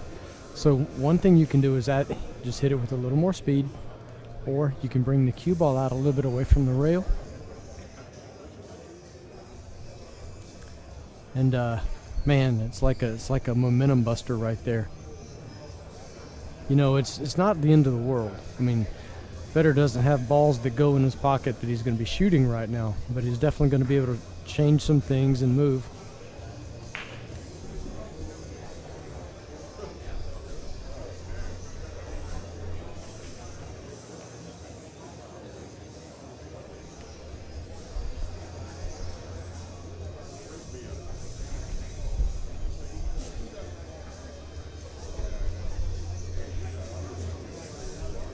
Boy, that run out just there by Sky, that 8 and out, man, that spoke volumes. He made a statement there.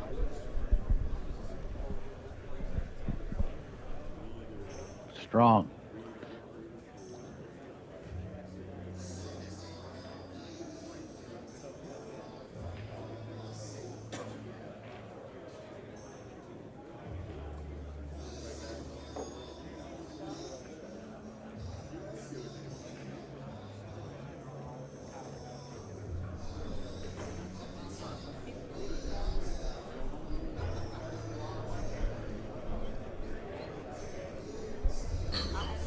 Typically what you look for here is a shot to, not necessarily scramble balls, but to play, I guess, what's the word? Play a shot that changes the lay of the balls and moves them over, But with the 14 this close, you seeing the 13 off the 10 your way? Yeah. Put them right behind and sit them on the 14. Yeah. So play the 13 off of the 10 towards your side, and it might even wiggle under the 9 and get a bump and go, or go close, and take your cue ball to behind the 14. Put a lot of heat on your opponent if you accomplish getting that ball close to your hole. Yeah. Another one is maybe from even up table. This doesn't get one as close to your pocket though, but from near center table, you play off the 3 and then go to the side rail and then behind the 14. That would be just get the cue ball behind the 14 really is a key. And then some people, but it doesn't play well here, but bank the 5 towards the balls and run the cue ball down just short of the 14, getting under it maybe. Now he can shoot this aggressively and just lay on the side rail without going behind the ball. He decided to roll it, and he's not where he wanted to be. So this gives up some more offense for Sky. He's got the 6 and the 9 there. Combination bank here is 9 into that ball by the 14. What about the 6 and you take your cue ball into the 15 to kind of move it away and up table? Get a little more coverage with that? What about the 6? I think he's being a little more aggressive. He's going at the 9 into the 14. No, he's going at the 6 into the 14. Yeah, that's- Excuse me. Yeah, that's the one I liked. I just thought it was provided a little more coverage. You're hiding the 6 a little bit with the cue ball there behind the stack. You still have the 9 you can trim over. I couldn't tell it was available, Scott. Right. Yeah, there sometimes is a little little camera. It doesn't look the same live as it does on the monitor sometimes. And sometimes we think a ball plays or doesn't play, and really it's the opposite.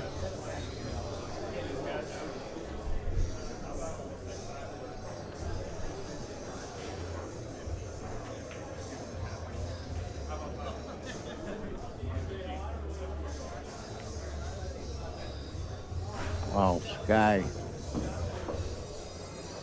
Woodward. What did he get over to this shot here?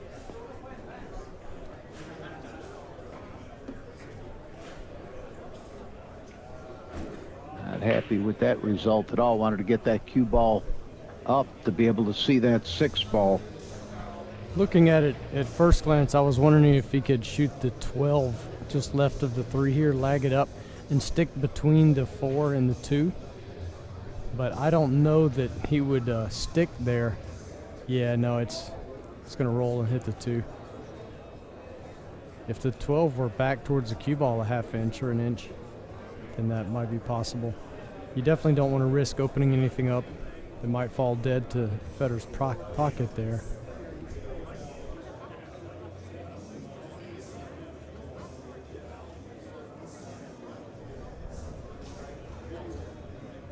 Justin Hall defeated Jonathan Hennessy 5-4.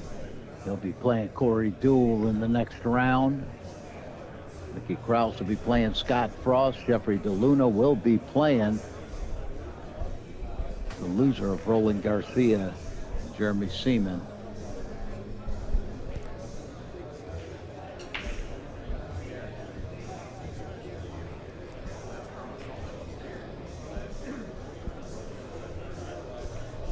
Loser of this match will be playing the winner of Sergio Rivas, Alex Calderon. They're only at, Sergio has 3-1 lead. All races to 5.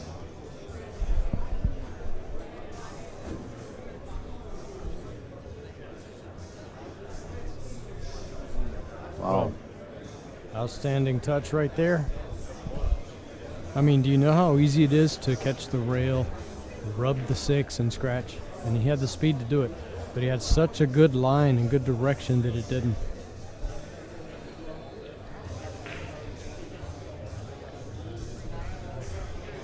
Now here's a potential shot I like. Rail first, catch about a third of a ball hit on the 5. Okay, rail first, catch a third of a hit on the 5. Go 1 diamond out of the upper right corner on the head rail, and then over in behind the 15. Maybe a diamond and a half down from the upper right corner on the long rail. 15's a big ball, provides a lot of coverage. Now he might shoot that shot ball first. Same thing. So catch 15. No, he's coming farther down than I was thinking. He's going behind the whole stack. I like using the 15 as a big ball, maybe the middle diamond of the side rail up from where Sky's sitting.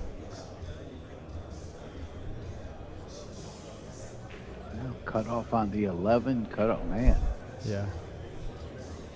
Yeah, where Sky went with this is a very good spot.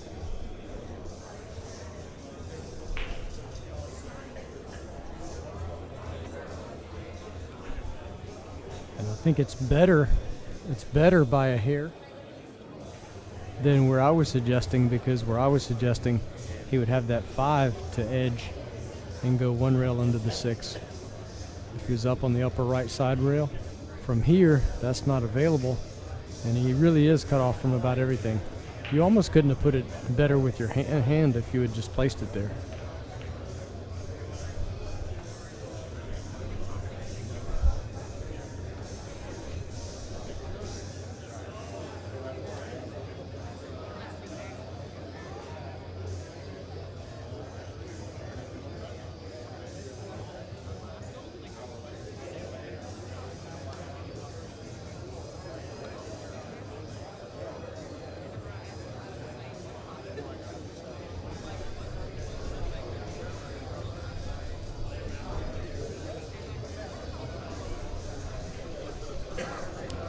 No, here's the shot.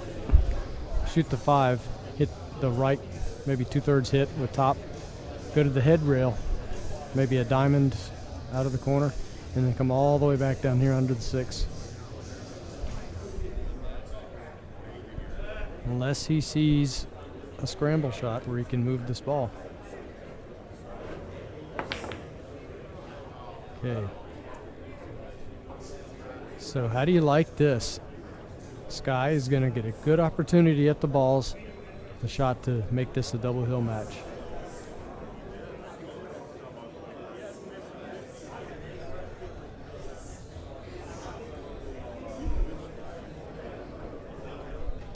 He's looking at going up into the 8 here. Got to be really careful because it's very tight from that bottom rail to the 8. If you miss the 8, you know, what are you going to have? Should he just play to the 5 right now and then try to rearrange the balls?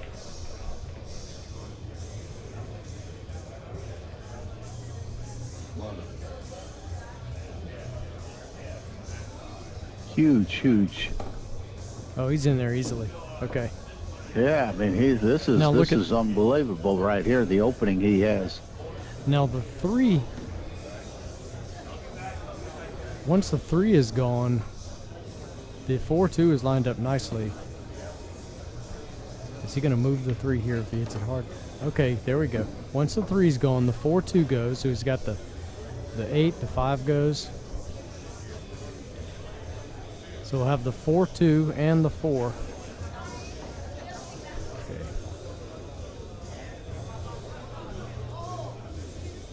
Well, everybody pulling for a hill match here.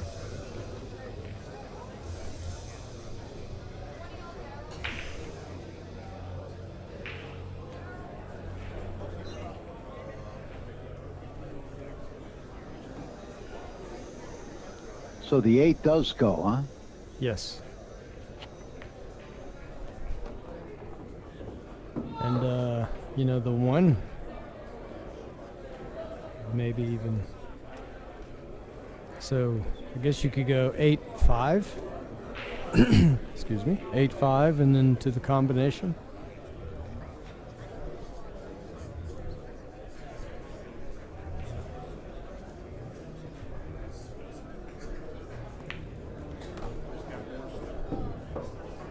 Nice angle to make this a nice smooth 2-rail draw stroke here.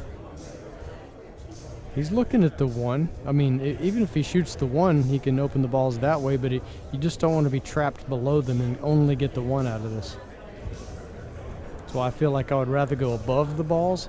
If you draw a line from the side pocket to the corner pocket here, I'd rather be above that line so I can play the combination and pick the 7 off maybe. Okay, he's played for the 1. Which is fine. He'd like to be straight. He can just draw straight back out and hit the 4-2 or play the 4-2 next.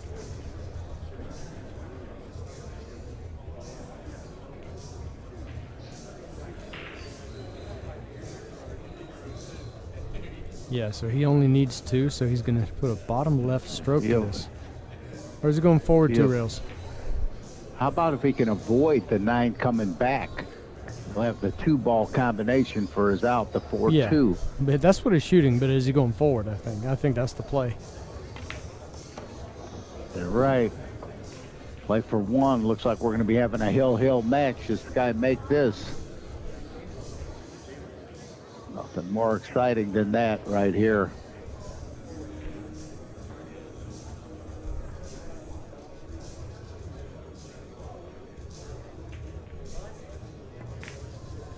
Hill. What? Wow. Hill thriller. Well, we're actually, I have to go stop the players. We're not going to be able to finish this match. We've got a league match they have to play on this table, so we're going to... Yeah, that's they got the league match coming in. Well, yeah, you guys are going to have to wait till tomorrow. There's a league match. Well, how big is this break right here for Fedor? Fedor had a 4-2 lead. This guy just won 2 in a row, and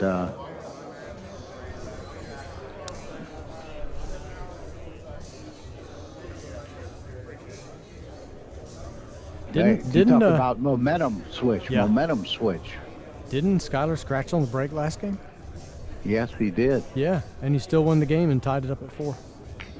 Scratched on the break and won from there. Look at this. Oh, it's nasty. Oh, this Very is nasty. nasty. Can we get a look from the pocket side? Look at that. Ugh. Oh, man. Skyler didn't want to get out of his chair. He saw it from over there. This is bad.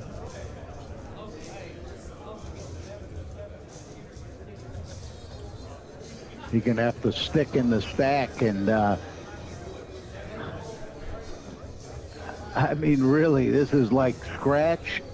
It is hard to stick because the cue ball, he's got it so close to the rail. Yeah. Now, can he triple him up upstairs with something? But how do you get up there? Unless he just, Foul. yeah, unless he takes that foul to the upper left where he's looking. I mean, Right to be there. honest, that might be his best option. Maybe his only real good option.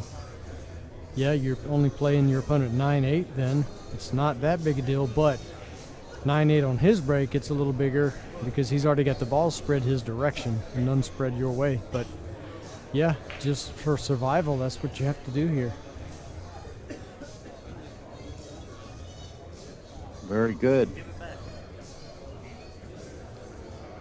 Now, this is where Larry Schwartz jacks up, fires in the 7-13 No doubt. combination, and runs It's a out. hanger. Runs It's a out. hanger if you really look at it. Well, what else are you going to do? That's what you're supposed to do. No, Yeah. definitely not. He'll shoot the 14, stop the ball, draw it back a little. Oh, he's going to lag into the stack. Oh, lag. Okay. You know what? That's smart because if Skyler didn't like it one time from right there, he's not going to like it again. So, yeah, that's intelligent. That's intelligent. He doesn't need to do. So we're both -1 now, which is fine really at this level. Yeah, and you know, from where Fedor was, he didn't really even have the shot to see that 14 and bank it 3. Or did he? This is still, he's just got a lot of heat. You talk about the pressure thing. This is a lot of heat.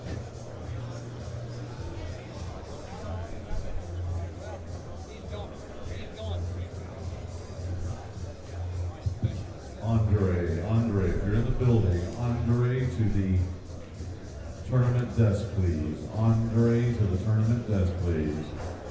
Now I'm wondering if, you know, at some point Gorst might want to shoot this 7 into the side rail and then at the 13 lag the cue ball up softly into the 15.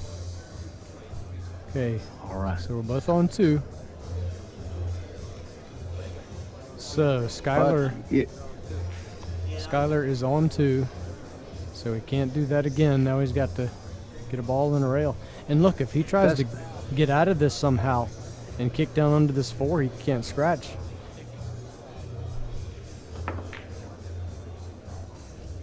That was all right.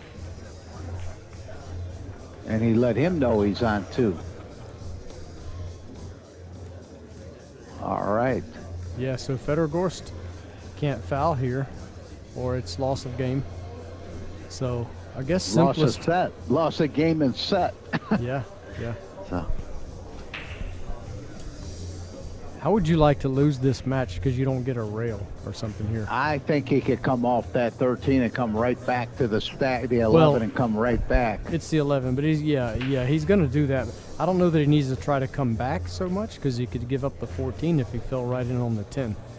But definitely, I'm just saying, how crazy would it be for someone to get a little tentative with their stroke here and don't get a rail? Yeah, see, this is why if you come back, remember what I said? You called it, Scott. Scott, you said exactly what would happen there. So both players' scratches are gone, and they're both playing for 10 balls. Now, can you shoot this without fouling it and double hitting the tip?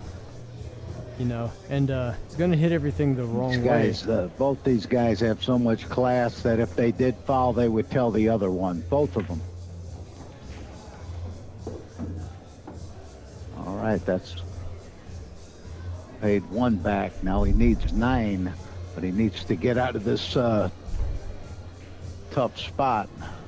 You know, Tough you action can look, here. You can look from up table, and that the 13 forward doesn't go in Fedor's pocket. Oh my goodness, that ball almost went. Ooh. And if it went, that would have been problems for Fedor. He would have turned this around. Now Fedor has to. Who would have thought that after this break, that Skyler would be in the lead? How do you like that? You're in the lead negatively. I'm ahead. I have Yeah, position. Right now, Right. I have less than nothing. And the position of the ball still favors Fedor, but Look at the that 14. could change real quickly. Look at that 14 to Sky's pocket. Does the 5 go? That's what I'm trying to look at. No, the 14 off the 5. Okay.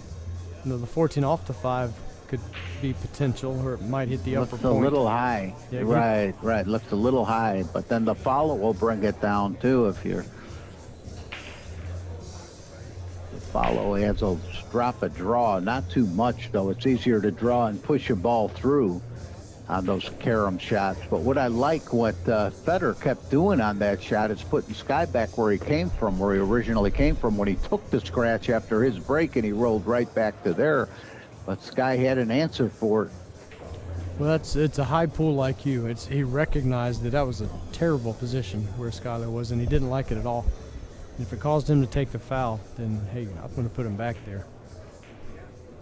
And you called it. Don't come back to the stack. You could sell out that ball, and that's exactly what happened. Yeah, you can come back close, just short of the 10, but you don't want to try to get all the way nestle up in there. These are all hard lessons I've learned the hard way, Larry. Sometimes they I'm cost. sure all of us have. Yeah, sometimes they cost. A pure hit that was. Give him the 15 possibly, but you know what? If you can get up behind the 13 and don't give up the 7 bang, then you could give him this 15 and get him back. Yeah, I think that's the shot. Give him the 15. I don't think there's anything to talk about. Just a gentle touch. Make sure you make it. But you want to snug in and not allow him to see the 7 if you shoot. Exactly, and that's not easy because it seems like the cue ball it's hard to avoid. You know, you'd have to now put left spin. You're against the rail. Tough action right here for Sky. He has the 9 to bunt to come into the 9 and go towards the 15. To be honest, that's the shot. That's the best shot. You know, shoot the 9 in between the 12 and the 6. Go one rail to the ball against the rail behind the 4-13.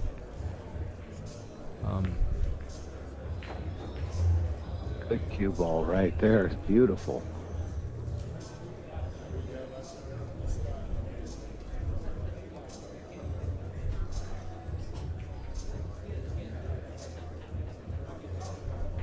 Okay, he's considering the kick bank, bottom rail and spin, and then bank the 8 over.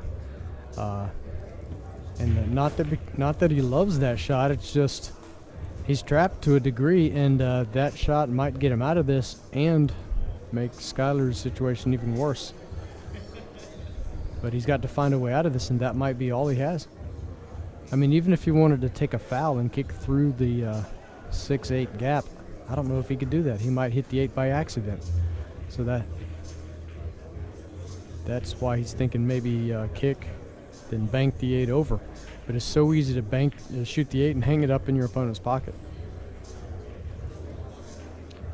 Great execution on that last shot by Sky to get that cue ball tucked right there. Now he could also just take the foul, shoot towards the 2 pennies here on the rail, and then go to the upper right. But this isn't the end of the world if he hangs this ball up in Sky's pocket necessarily. I don't know how many Sky could get, maybe a couple, 3. He could manage to get the stack open with a shot on the 6 even. But Fedor just has to hope that he hits this well. Oh, he did. It's good enough. I know he's glad that shot is over. What about soft kick to the 15 behind the 4 and the 13? Now look at this 12 ball dead to Fedor's hole. So how about the 9 and bring the 9 back towards the 12 and Yeah. bring the cue ball back to the 15 again, just like he did before? Well, look at it from here. It's a little tough. Yeah, got to cut it a little bit. It's hard Yeah. to avoid the kiss. You're going to come too close to the Fedor's pocket. He's shooting at it. Is he going to 3-rail bank this ball? Try to go around the 3 and the 7. Okay. No. Oh, he saw something in the stack we missed. Oh, that's good. He That's didn't good. want that. He didn't want that to go. Now Fedor is in jail. I don't know. Well, one thing that he has for him is that Skyler is still negative, and that's only one ball. Really, what else can he do unless he scrambles the balls and gets a roll? And I'll tell you what, you're watching one pocket at its best with these two. Yeah, it hasn't been powerhouse one pocket, run out one pocket like we thought we might see. It's been a lot of moving. Well, hard to believe. Fedor Gorst going, that I could believe, 43,000, but Sky going for 15,000 in the players auction. This match, should he win it, he'll get back more than that, and total of over 20,000. He'll get back 16,000 just for winning this match in the players auction, and 4,100 in the tournament. But I know he doesn't have, neither one of these guys thinking about 5th, 6th place.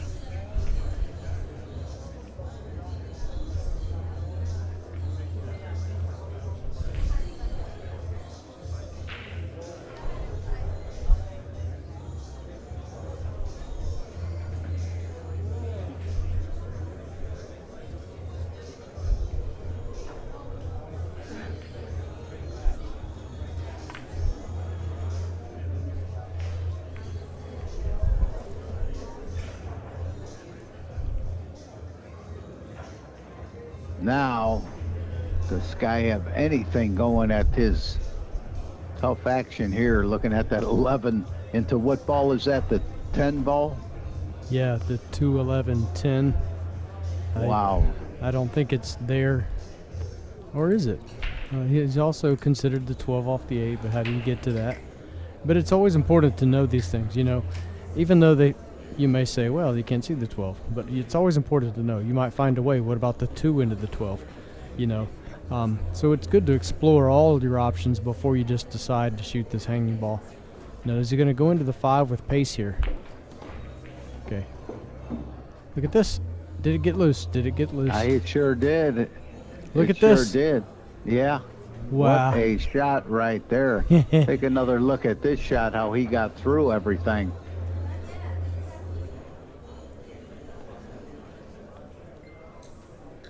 Sky back to even.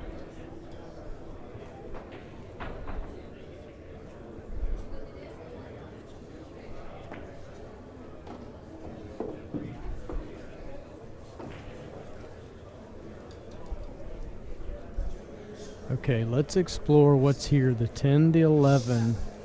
The 11 can lead to possibly the 3 if you go right between the 2 and the 7.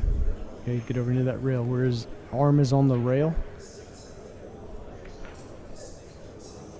Okay, or the other option is to pick off the 2 here. He might have fallen a bit flat here. He could even get on the 7 if he went towards that stripe by the side pocket. But I don't know the angle. I think he's got enough to really punch this over. To the tournament desk, please. Robert Look at this. Frost to the tournament Got on the desk. 3. Oh, he needs. Yeah, he's there. Okay. Now here, Jacked up. Tough action. Jacked up. here, does he want to just come in behind the 13 and the 4? Go to the bottom rail, cut the 3, go to the bottom rail, and then behind the 13-4? Maybe. That's nice. 2-1 is not totally terrible. Yeah, now that's a matter of commitment. You know, are you going to commit to this shot? Go ahead and shoot this 3 and come back up towards the 7 to play the 2-1. Is it worth that risk? Now, does the 4 even go for Fedor? So maybe that's fine to do that. What about back behind the 7?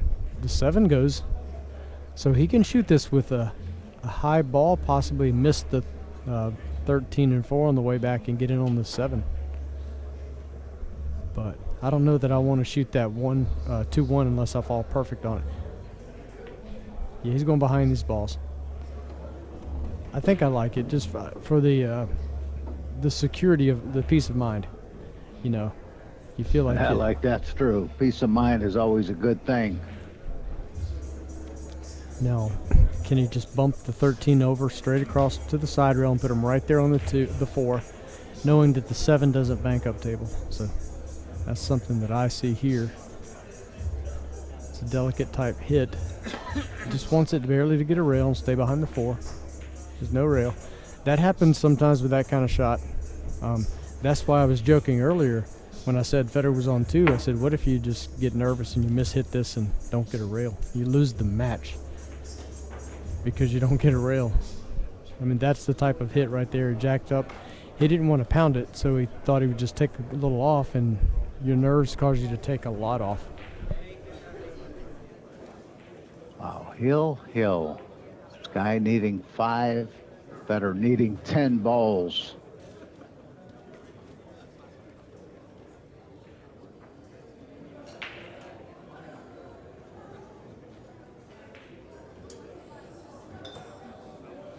Loser of this match will be playing Sergio Rivas. Sergio Rivas defeated Alex Calderon 5-1. So this is the last winner's side match left.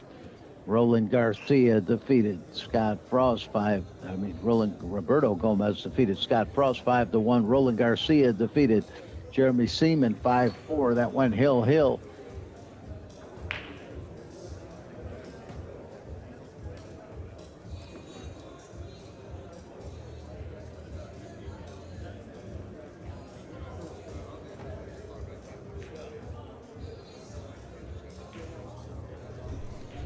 Okay. Tough action here for Fedor. I mean, yeah. But look, everything is attainable. They're down here. If you were to go to the upper right corner, do you really think Skylar's going to shoot at this 13 back cut? I don't know. He's been coming with some just great shots, you know. I mean, he knows that it might win him the game. Yeah, but with his advantage, he's got a 5-ball advantage right now. Is he going to shoot at that with a 5-ball lead? Exactly. Exactly. So would you come off the 7 to get there, Scott? Do you like that, maybe. Or what does he look like? Well, let me tell you. Maybe. It depends on if Skylar's going to be able to shoot that's a good view. If from the top right corner, can Skylar shoot the 13 and come through that 6-9 window, then I won't put him up there. Because I don't want him to be challenged to shoot it, and then he has a little extra confidence in shooting it knowing that he could get safe. Or he might even bump the 6 open and be able to get out. I don't know. It could lose the match for me if I put him up there. Or lose, for Gorst. So, for that reason, I don't know. Is this ball banking or? Oh, look, this is going to go back over. Wow. He wanted to hit something, coming back across and then crowd his pocket and go to the upper right, leaving in that on the 13. But if he had hit the balls, then it would have been a way different shot. So here, he's going to have to dig in, it looks like. Is he going to go under and around the 8? Or just roll it? And he might get nothing if he rolls it. Yeah, so he had to go under and around, and what's going to happen? 11's no good, is it? No. But hey, I mean, look at it like this. You got another ball down. Fedor's pocket, and that advantage he has is getting cleared out. What about 3 reel the 9 around? That's what I like. That's what I'm looking at. Stick right on that 6 ball. Well, it might not be there. Looking at it now, it's too No, but wide. it's okay. You come in with pace. Just play the cue ball. Move the balls away from Fedor's side. You have a lot of good things happening on this shot. He might you know, skim the right side of the 7 and come off the 7 back to his side with the 9. What I don't like about it is that you have to cut the 9 a little to go around those balls. And you hit the 6, I don't want to dislodge those balls and leave Fedor air. You know, I might bank it more directly into the 7 and go up against the 6 softly.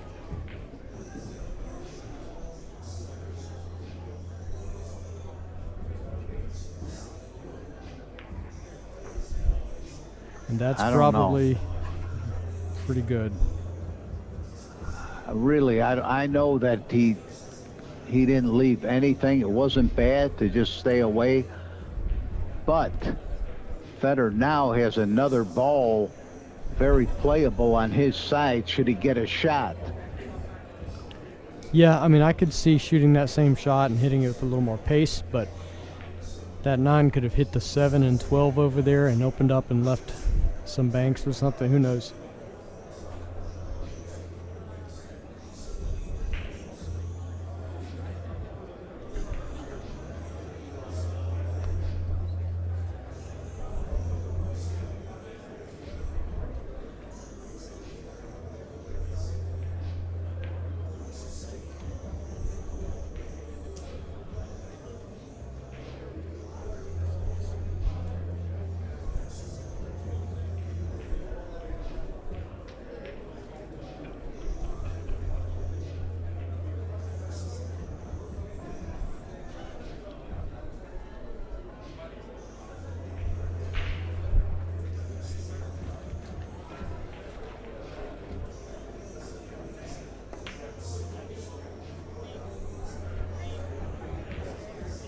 Okay, he has a 6-ball lead. Needs 4. Gorst needs 8. Excuse me, Gorst needs 10. Yep. So, if you look at it like that, 4 to 10, I'd be fine with him going up table from here. And unfortunately for Gorst, that's probably going to happen.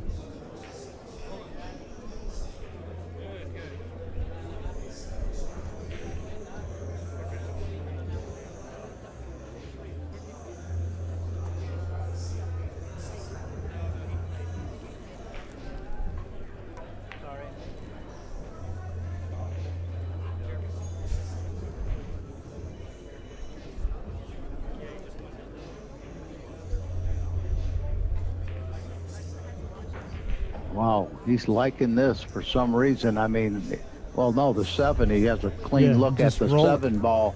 Yeah, this is the game. He could win the game right off of this shot. This is huge right here.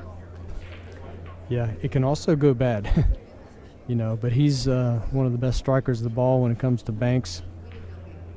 So I expect him to get it through that window. Okay. So it's not bad because, you know, he can't see the 11, Gorst. So nothing with the 5 or the 1, really, I don't think. I don't know, does the 1 bank above the 11 or it's going to hit the 12? So...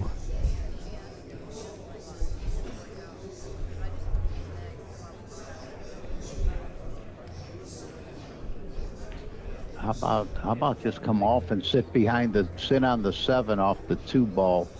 I mean, I'm just thinking out loud here, Scott. If you come off the 2 ball and come on to the 7 ball. Yeah, you could play the 2 in the side, use a rolling ball with some side spin and hit the rail and spin in up under the 7. Gets the 2 back to under the 5 on the spot.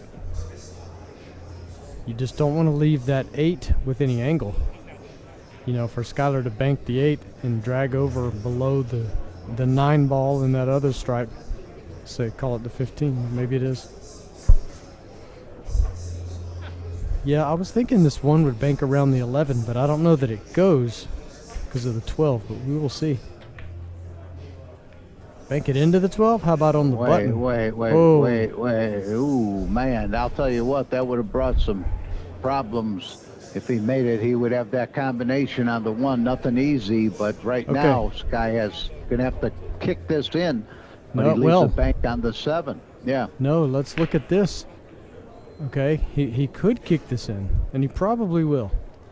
but would there ever be a bigger moment in his history of banking balls than banking this 8 and spearing it in and getting out for the win?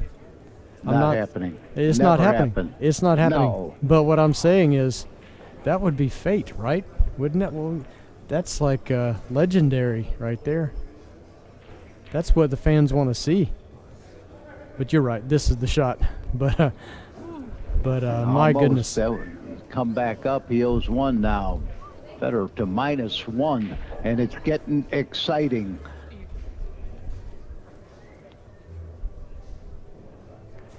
Yeah, all of a sudden people have heard what's going on here, and this game has been kind of entertaining here, and everybody's gathered around, all around the tournament arena.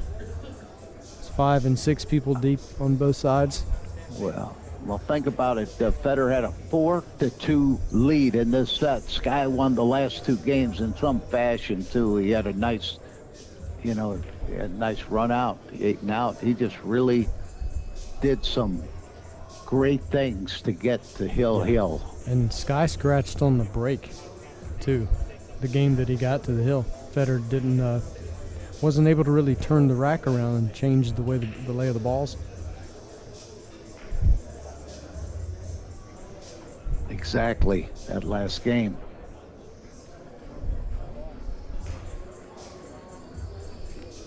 Huge momentum swing right here. Yeah, and it just looks to me like this is going to go up table, and Fedor does not want that at all. You see, he's looking at all kinds of craziness here. Looking at 2 reeling to 6 with top right on the cue ball and going to the right of the 8. I mean, you just can't. But what else? He doesn't want them to go up table. Unfortunately, it's probably happening.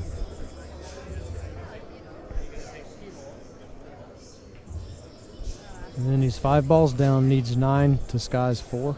With them up table, it's not a good thing.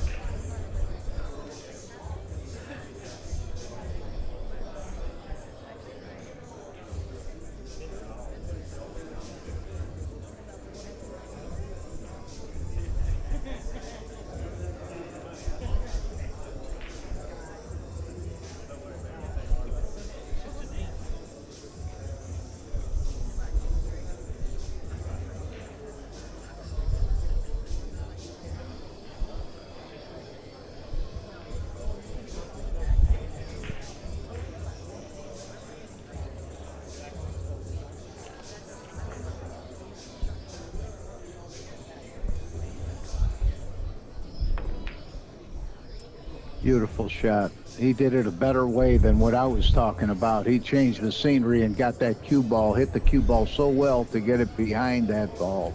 So look at this shot. He just came. Look at him. Man, I never considered going off of that ball. And you know why that happened? Well, because he's an incredible player, but he took the time to find it, and gauge his options and what was really doable and what was easier to execute than maybe another.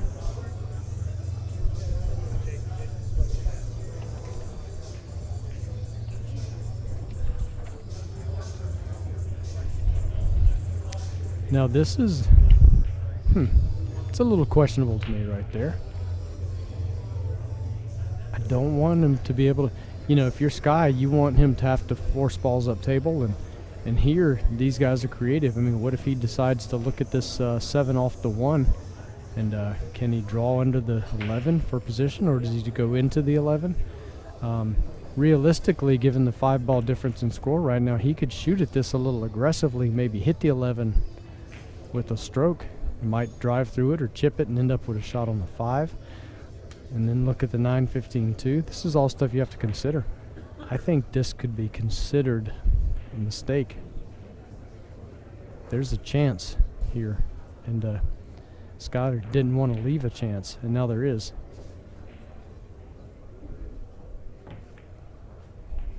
See that? Now, had he played that 7 ball, look at what he could get. Well, now he could get 7-8 balls there potentially. The 12 up table is gettable. The 8 is, you could get on it. Of course, all the obvious ones here. from the 9 all the way across to the 11.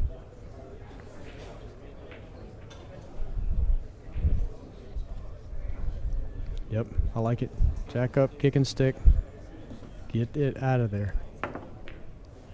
Now, every time Good you shot. come to the Nicely table, done. every time you come to the table, Sky, do that. Get these balls away. You gotta hate the 2-1, 9 and 15 over there by Fedor's side pocket if you're Skylar.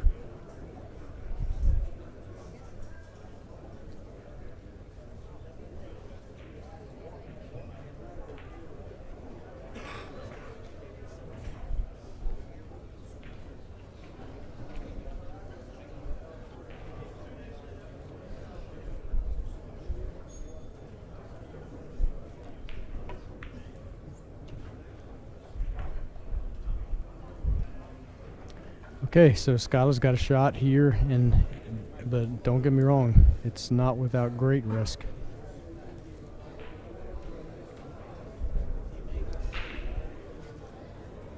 Whew. Yeah, and do you want to try to play position? That's the thing. Or do you just want to cinch this ball? No, he's playing position. He's going to get out right here and make 4 balls. I'll guarantee that. How's the speed? Oh no, is it going to torture him? Oh my goodness. Wow. So what you said, maybe he should have just cinched it right and not gotten cute with the cue ball, but you know, 9 out of 10, Sky's going to fall on that ball.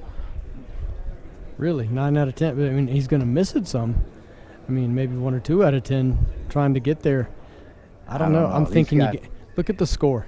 Make that ball. You're up 5 to -1. Move to 11. And then get them all up table and nasty and gnarly up in a corner. That's what I was thinking. But, you know, that's a great heroic shot if you get there. But it makes the shot harder. Great hit. Great hit in direction. Look at the tie-up by the left side. That's good for Sky. Now, Fedor's got to deal with that at some point. I know he will. It's a matter of time. Fedor got even.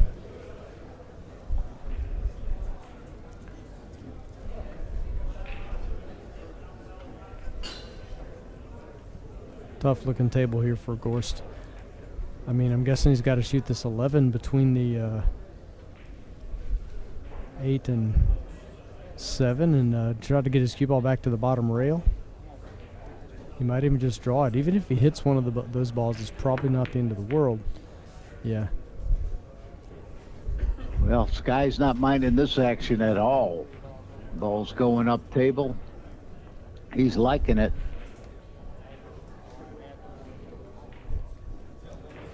Come off this 1. I like coming off the 1, bringing the cue ball back down to where the cue ball is. I wouldn't get like this on this shot. I got to move those balls. I mean, one of them's going to stay, but that's myself. That's my opinion. Yeah, but in doing that, something could get away from you a little bit, and this is very containing. There's nothing on the 11 or 6. I mean, that 8 and 7 are doing big things for Sky right now. Very containing. And what Sky did there was good, I think. He'll eventually get to these and get a move. But he's kind of okay with the 9, 15, and 2 being tied up.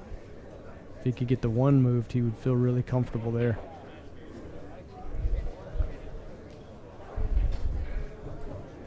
So this 8 ball will spot up. If he shoots the combination and comes to the bottom rail.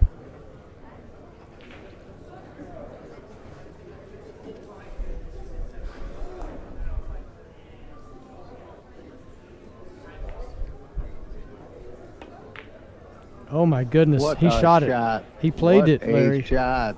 He played it. Wow. We're going to have to look see at that. This shot. Unbelievable. Off the point with the 8 and put the right English on to hold the cue ball. One of the better shots I've ever seen.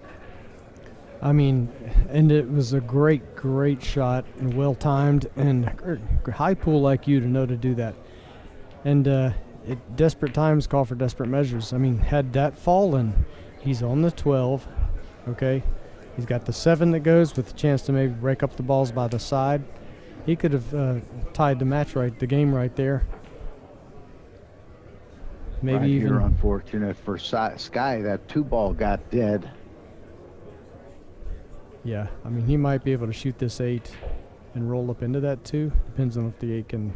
Oh, excuse me, we're looking at the wrong side. I am. It's Fedor shot. Okay, so he'd like to, if he could leave Sky doubled up on the 12-8, but it's not likely. He'd like to protect that 8. I don't see a way of doing it.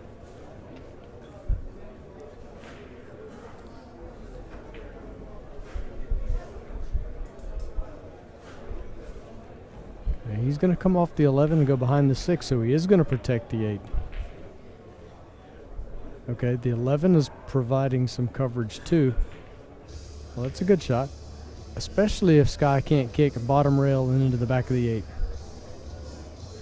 That's very good if he can't do that.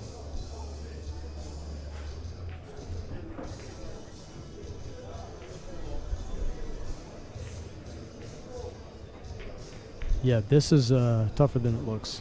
This is pretty nasty. Because there's so much behind this, there's so much after this for Fedor Gorst possibly, if Skylar doesn't really lay down a nice shot here.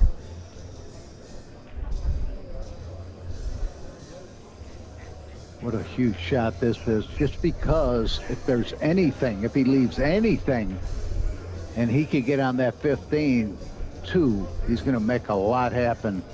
Yeah. To get back in this game, even though he's down 5-0. But I'm going to think, I figure Sky to come with something, whether, can he see that, can't see, he's cut off on the 7. Is he cut off on the 7 to just hit it thinly? Yeah. Right.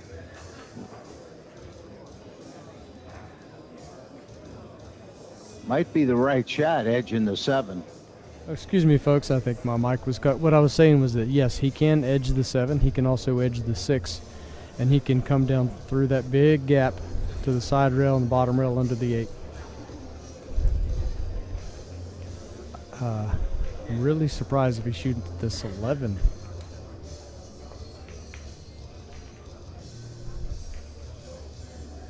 Okay, I guess he recognized the double up there. But look at where That's the 11 strong. got. No, well, no. Look at this. Is the 7 playable or is it too low by the side? Okay, Fedor's going to take a break. Take a break. We're going to do the same. We'll be right back. Stay tuned for the finish of this great match.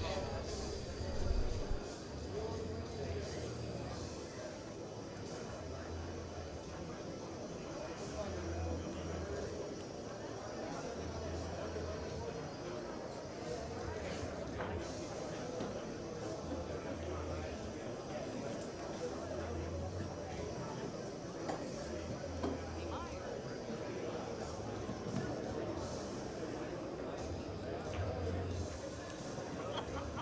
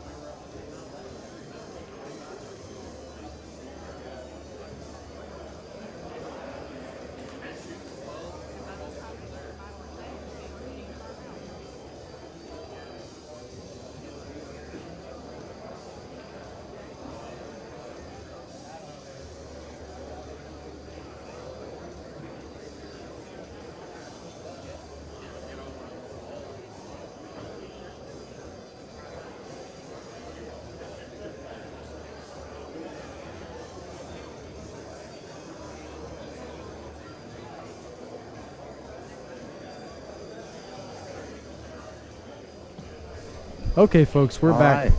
I'm gonna call it. I think Skyler has made a huge mistake here. He was closer to the 6, but off to the right of here. He could have edged that 6. And let's look from the left corner pocket here. Okay, look from the left corner pocket, and let's go back in time. Remember when he was up by the 6? You see all this wide open space down here? He could have edged the 6 ball, gone right down between the 7 and 12 to the bottom left side rail, and under the 8. The 11 was not there. Okay, I think that was the shot. Now, as it sits, this 12 ball plays. Look at everything that goes. He can fall on the 11 and fall on the 8. The 7's playable. The 15-2 might be playable and disrupt those balls in the 9.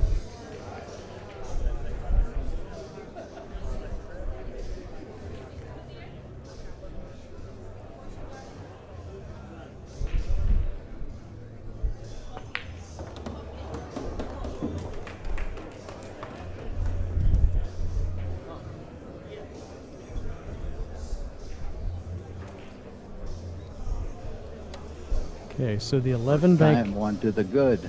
Yeah. That. What's going to help him is that dead 2 ball. When he gets from here, the 8 to the 11 up for the 7. Yeah, that's going to open up some balls. The 15-2 combination, possibly. I don't know. The 15 might stay hemmed up with the 9 there, but we'll find out when we get there. It just got to fall on the bottom rail here.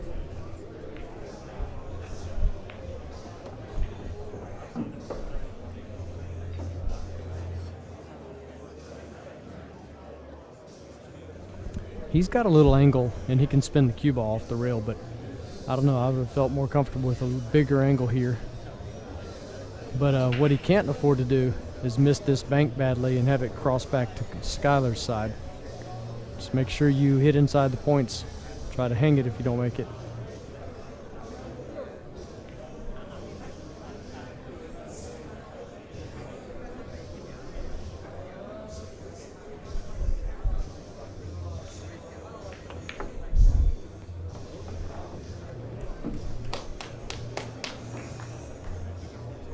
So we can't tell exactly what he can see on this.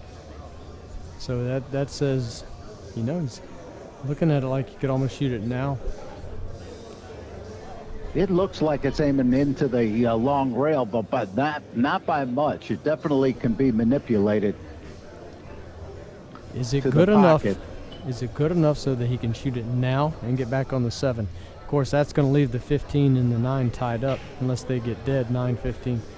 But if he hits it where he's aiming, he can't get on the 7 without going 2 rails around. But he's not going to get those balls open unless he really hits his 15 with some pace. You know.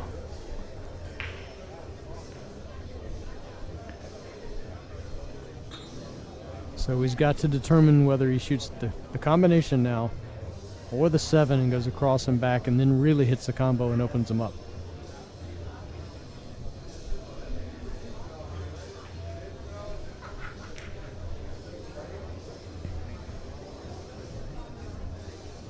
A nightmare scenario here would be if he opens these balls up, the 15 and the 7 tie up to his pocket. Doesn't get a shot. Yeah, could you imagine shooting the 15-2 now, and then the 15 comes off the rail and ties up in front of the 7? Because then the 9 is hard to play from where it sits. You'd have to fall straight on the rail to get the 9.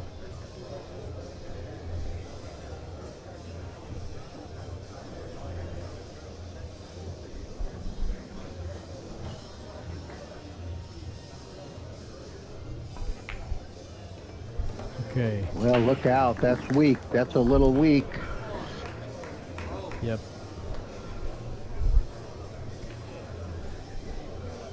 It's pretty surprising there. It really was. I guess it's just the him being a little uncomfortable with the assurance that combo was going. You know, and Yeah, no doubt about it. That's a man. But he's back in this game here, 5-4. Just,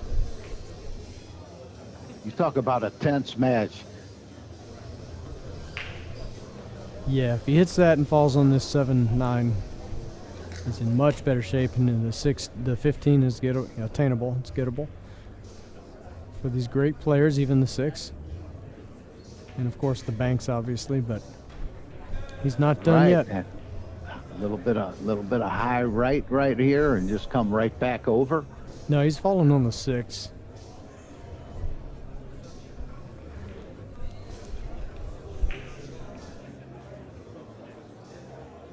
Yeah, it'd be too much cut with that high right, and the ball's going to slide too long. Okay, I see it. Plus, he likes what the he gets more cover on that 6, getting behind the 6. Should he put the 15 close to his hole?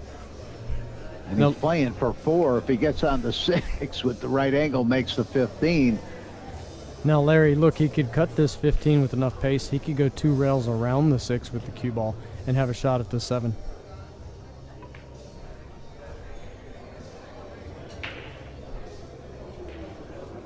Wow. Yeah. I'll tell you what, that's ugly. And I'll tell you what, the fans are giving him an applause here. But let's say he made it. I mean, Sky's just got to be happy it did not fall, because if he makes the 6, he'd be playing for 2. Yeah, and it was 5 to -2, I think, right? Yes, it was. Well, 5, maybe 5. It was nothing. a I don't lot. know. It was a big gap.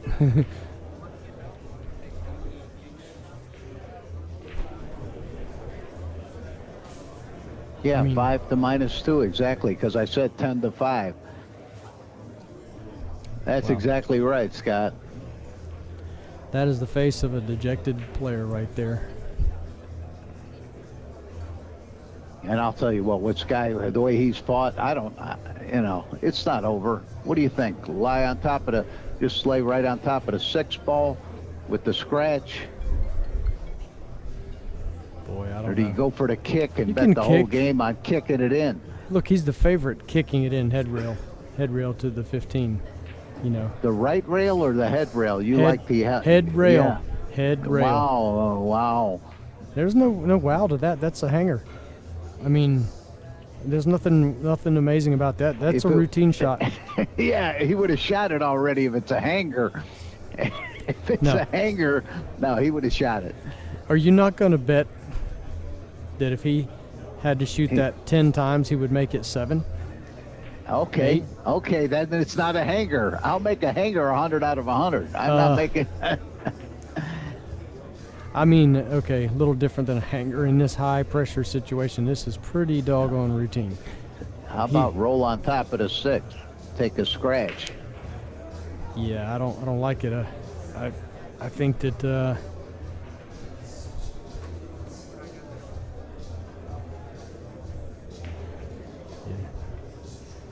for me, I mean, Yeah. I'm up against the wall. I've got to kick the 15 in head rail straight down here to the hanging ball. Now he's got to take another scratch. Well, he's forcing Fedor to take a scratch, so now 2 balls are on the spot, so it's not a threat there for.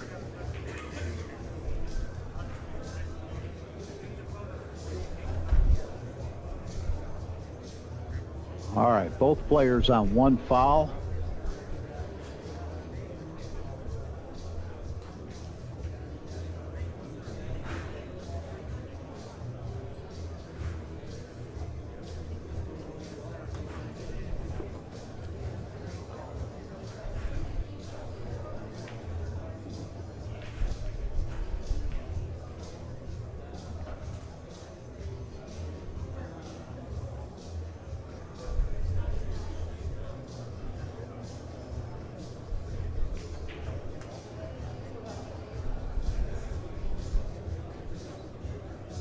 Trying to get him on the.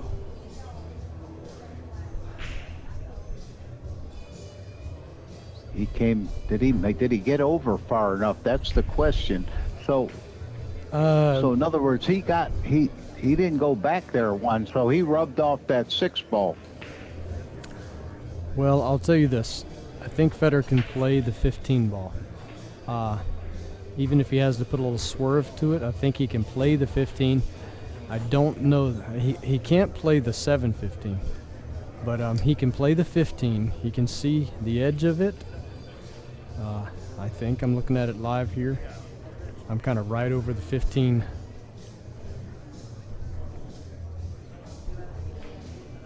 I wouldn't expect that he would pass on this ball.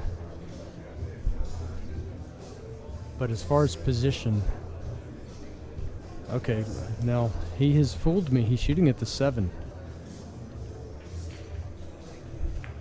I didn't realize he could play that ball. Yeah, it was, you know, I knew it was close, but I couldn't tell until he shot it.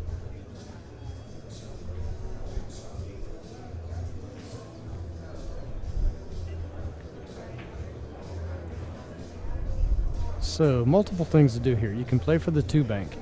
You can try to catch the bottom of the 2 coming out and chip it open. You can try to get on that 9 straight down the long rail. And even if you're off a little bit, it's not bad. It's still playable.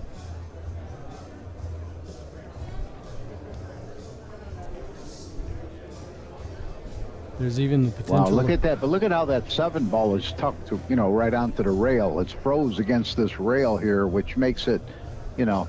But it's inside the point, you know, so. Okay. Okay, I see it. I see it. Wants to get on this 1 ball. I mean, the 9 ball. Okay, so he can have a bank at this too, unless he falls. You know, he may not be able to hit this hard enough to get off of the double kiss line on the 2. I don't think there's a kiss.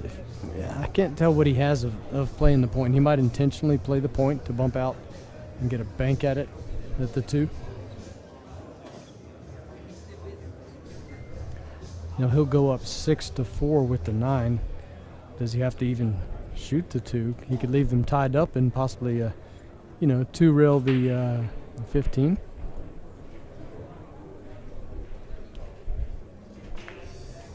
Oh, he was able to come down. Okay. And they'll play for 2.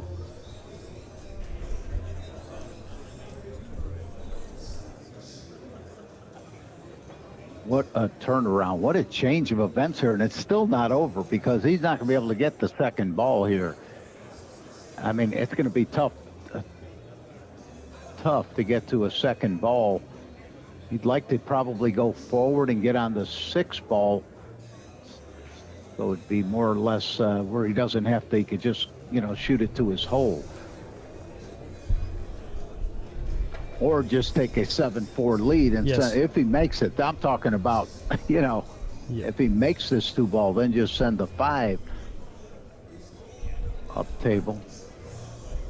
But not over. I'm not considering banking that 6 after the 2, I don't think. It would have to be really good, and with the 5 ball still down here, yeah, I don't see it right now that I would even consider banking the 6 next.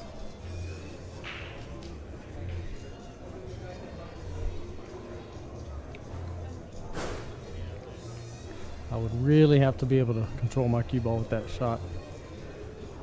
And you're likely to have an angle on the 6 to your right, where that corner pocket is up there. And I don't like that. Now this is a little frightening. This is a little frightening. Yeah, that means he's hitting it with some speed. He's coming with speed. Oh my goodness. Forget about it. Oh my goodness. Oh man.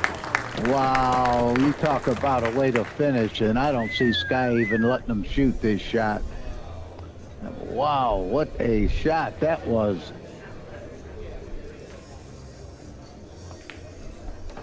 There you have it. What a match, and I'll tell you what, just the fight that Sky put on was, he's going to be still. You could see these 2 in the finals at the end of this, Scott. Yeah, it's possible. I mean, what a match that was. I mean, you know, just great, you know, and the shot that he came with right here, okay, he got there. You can get that, but let's see. We're going to get this one saved in the books. Look at this replay here.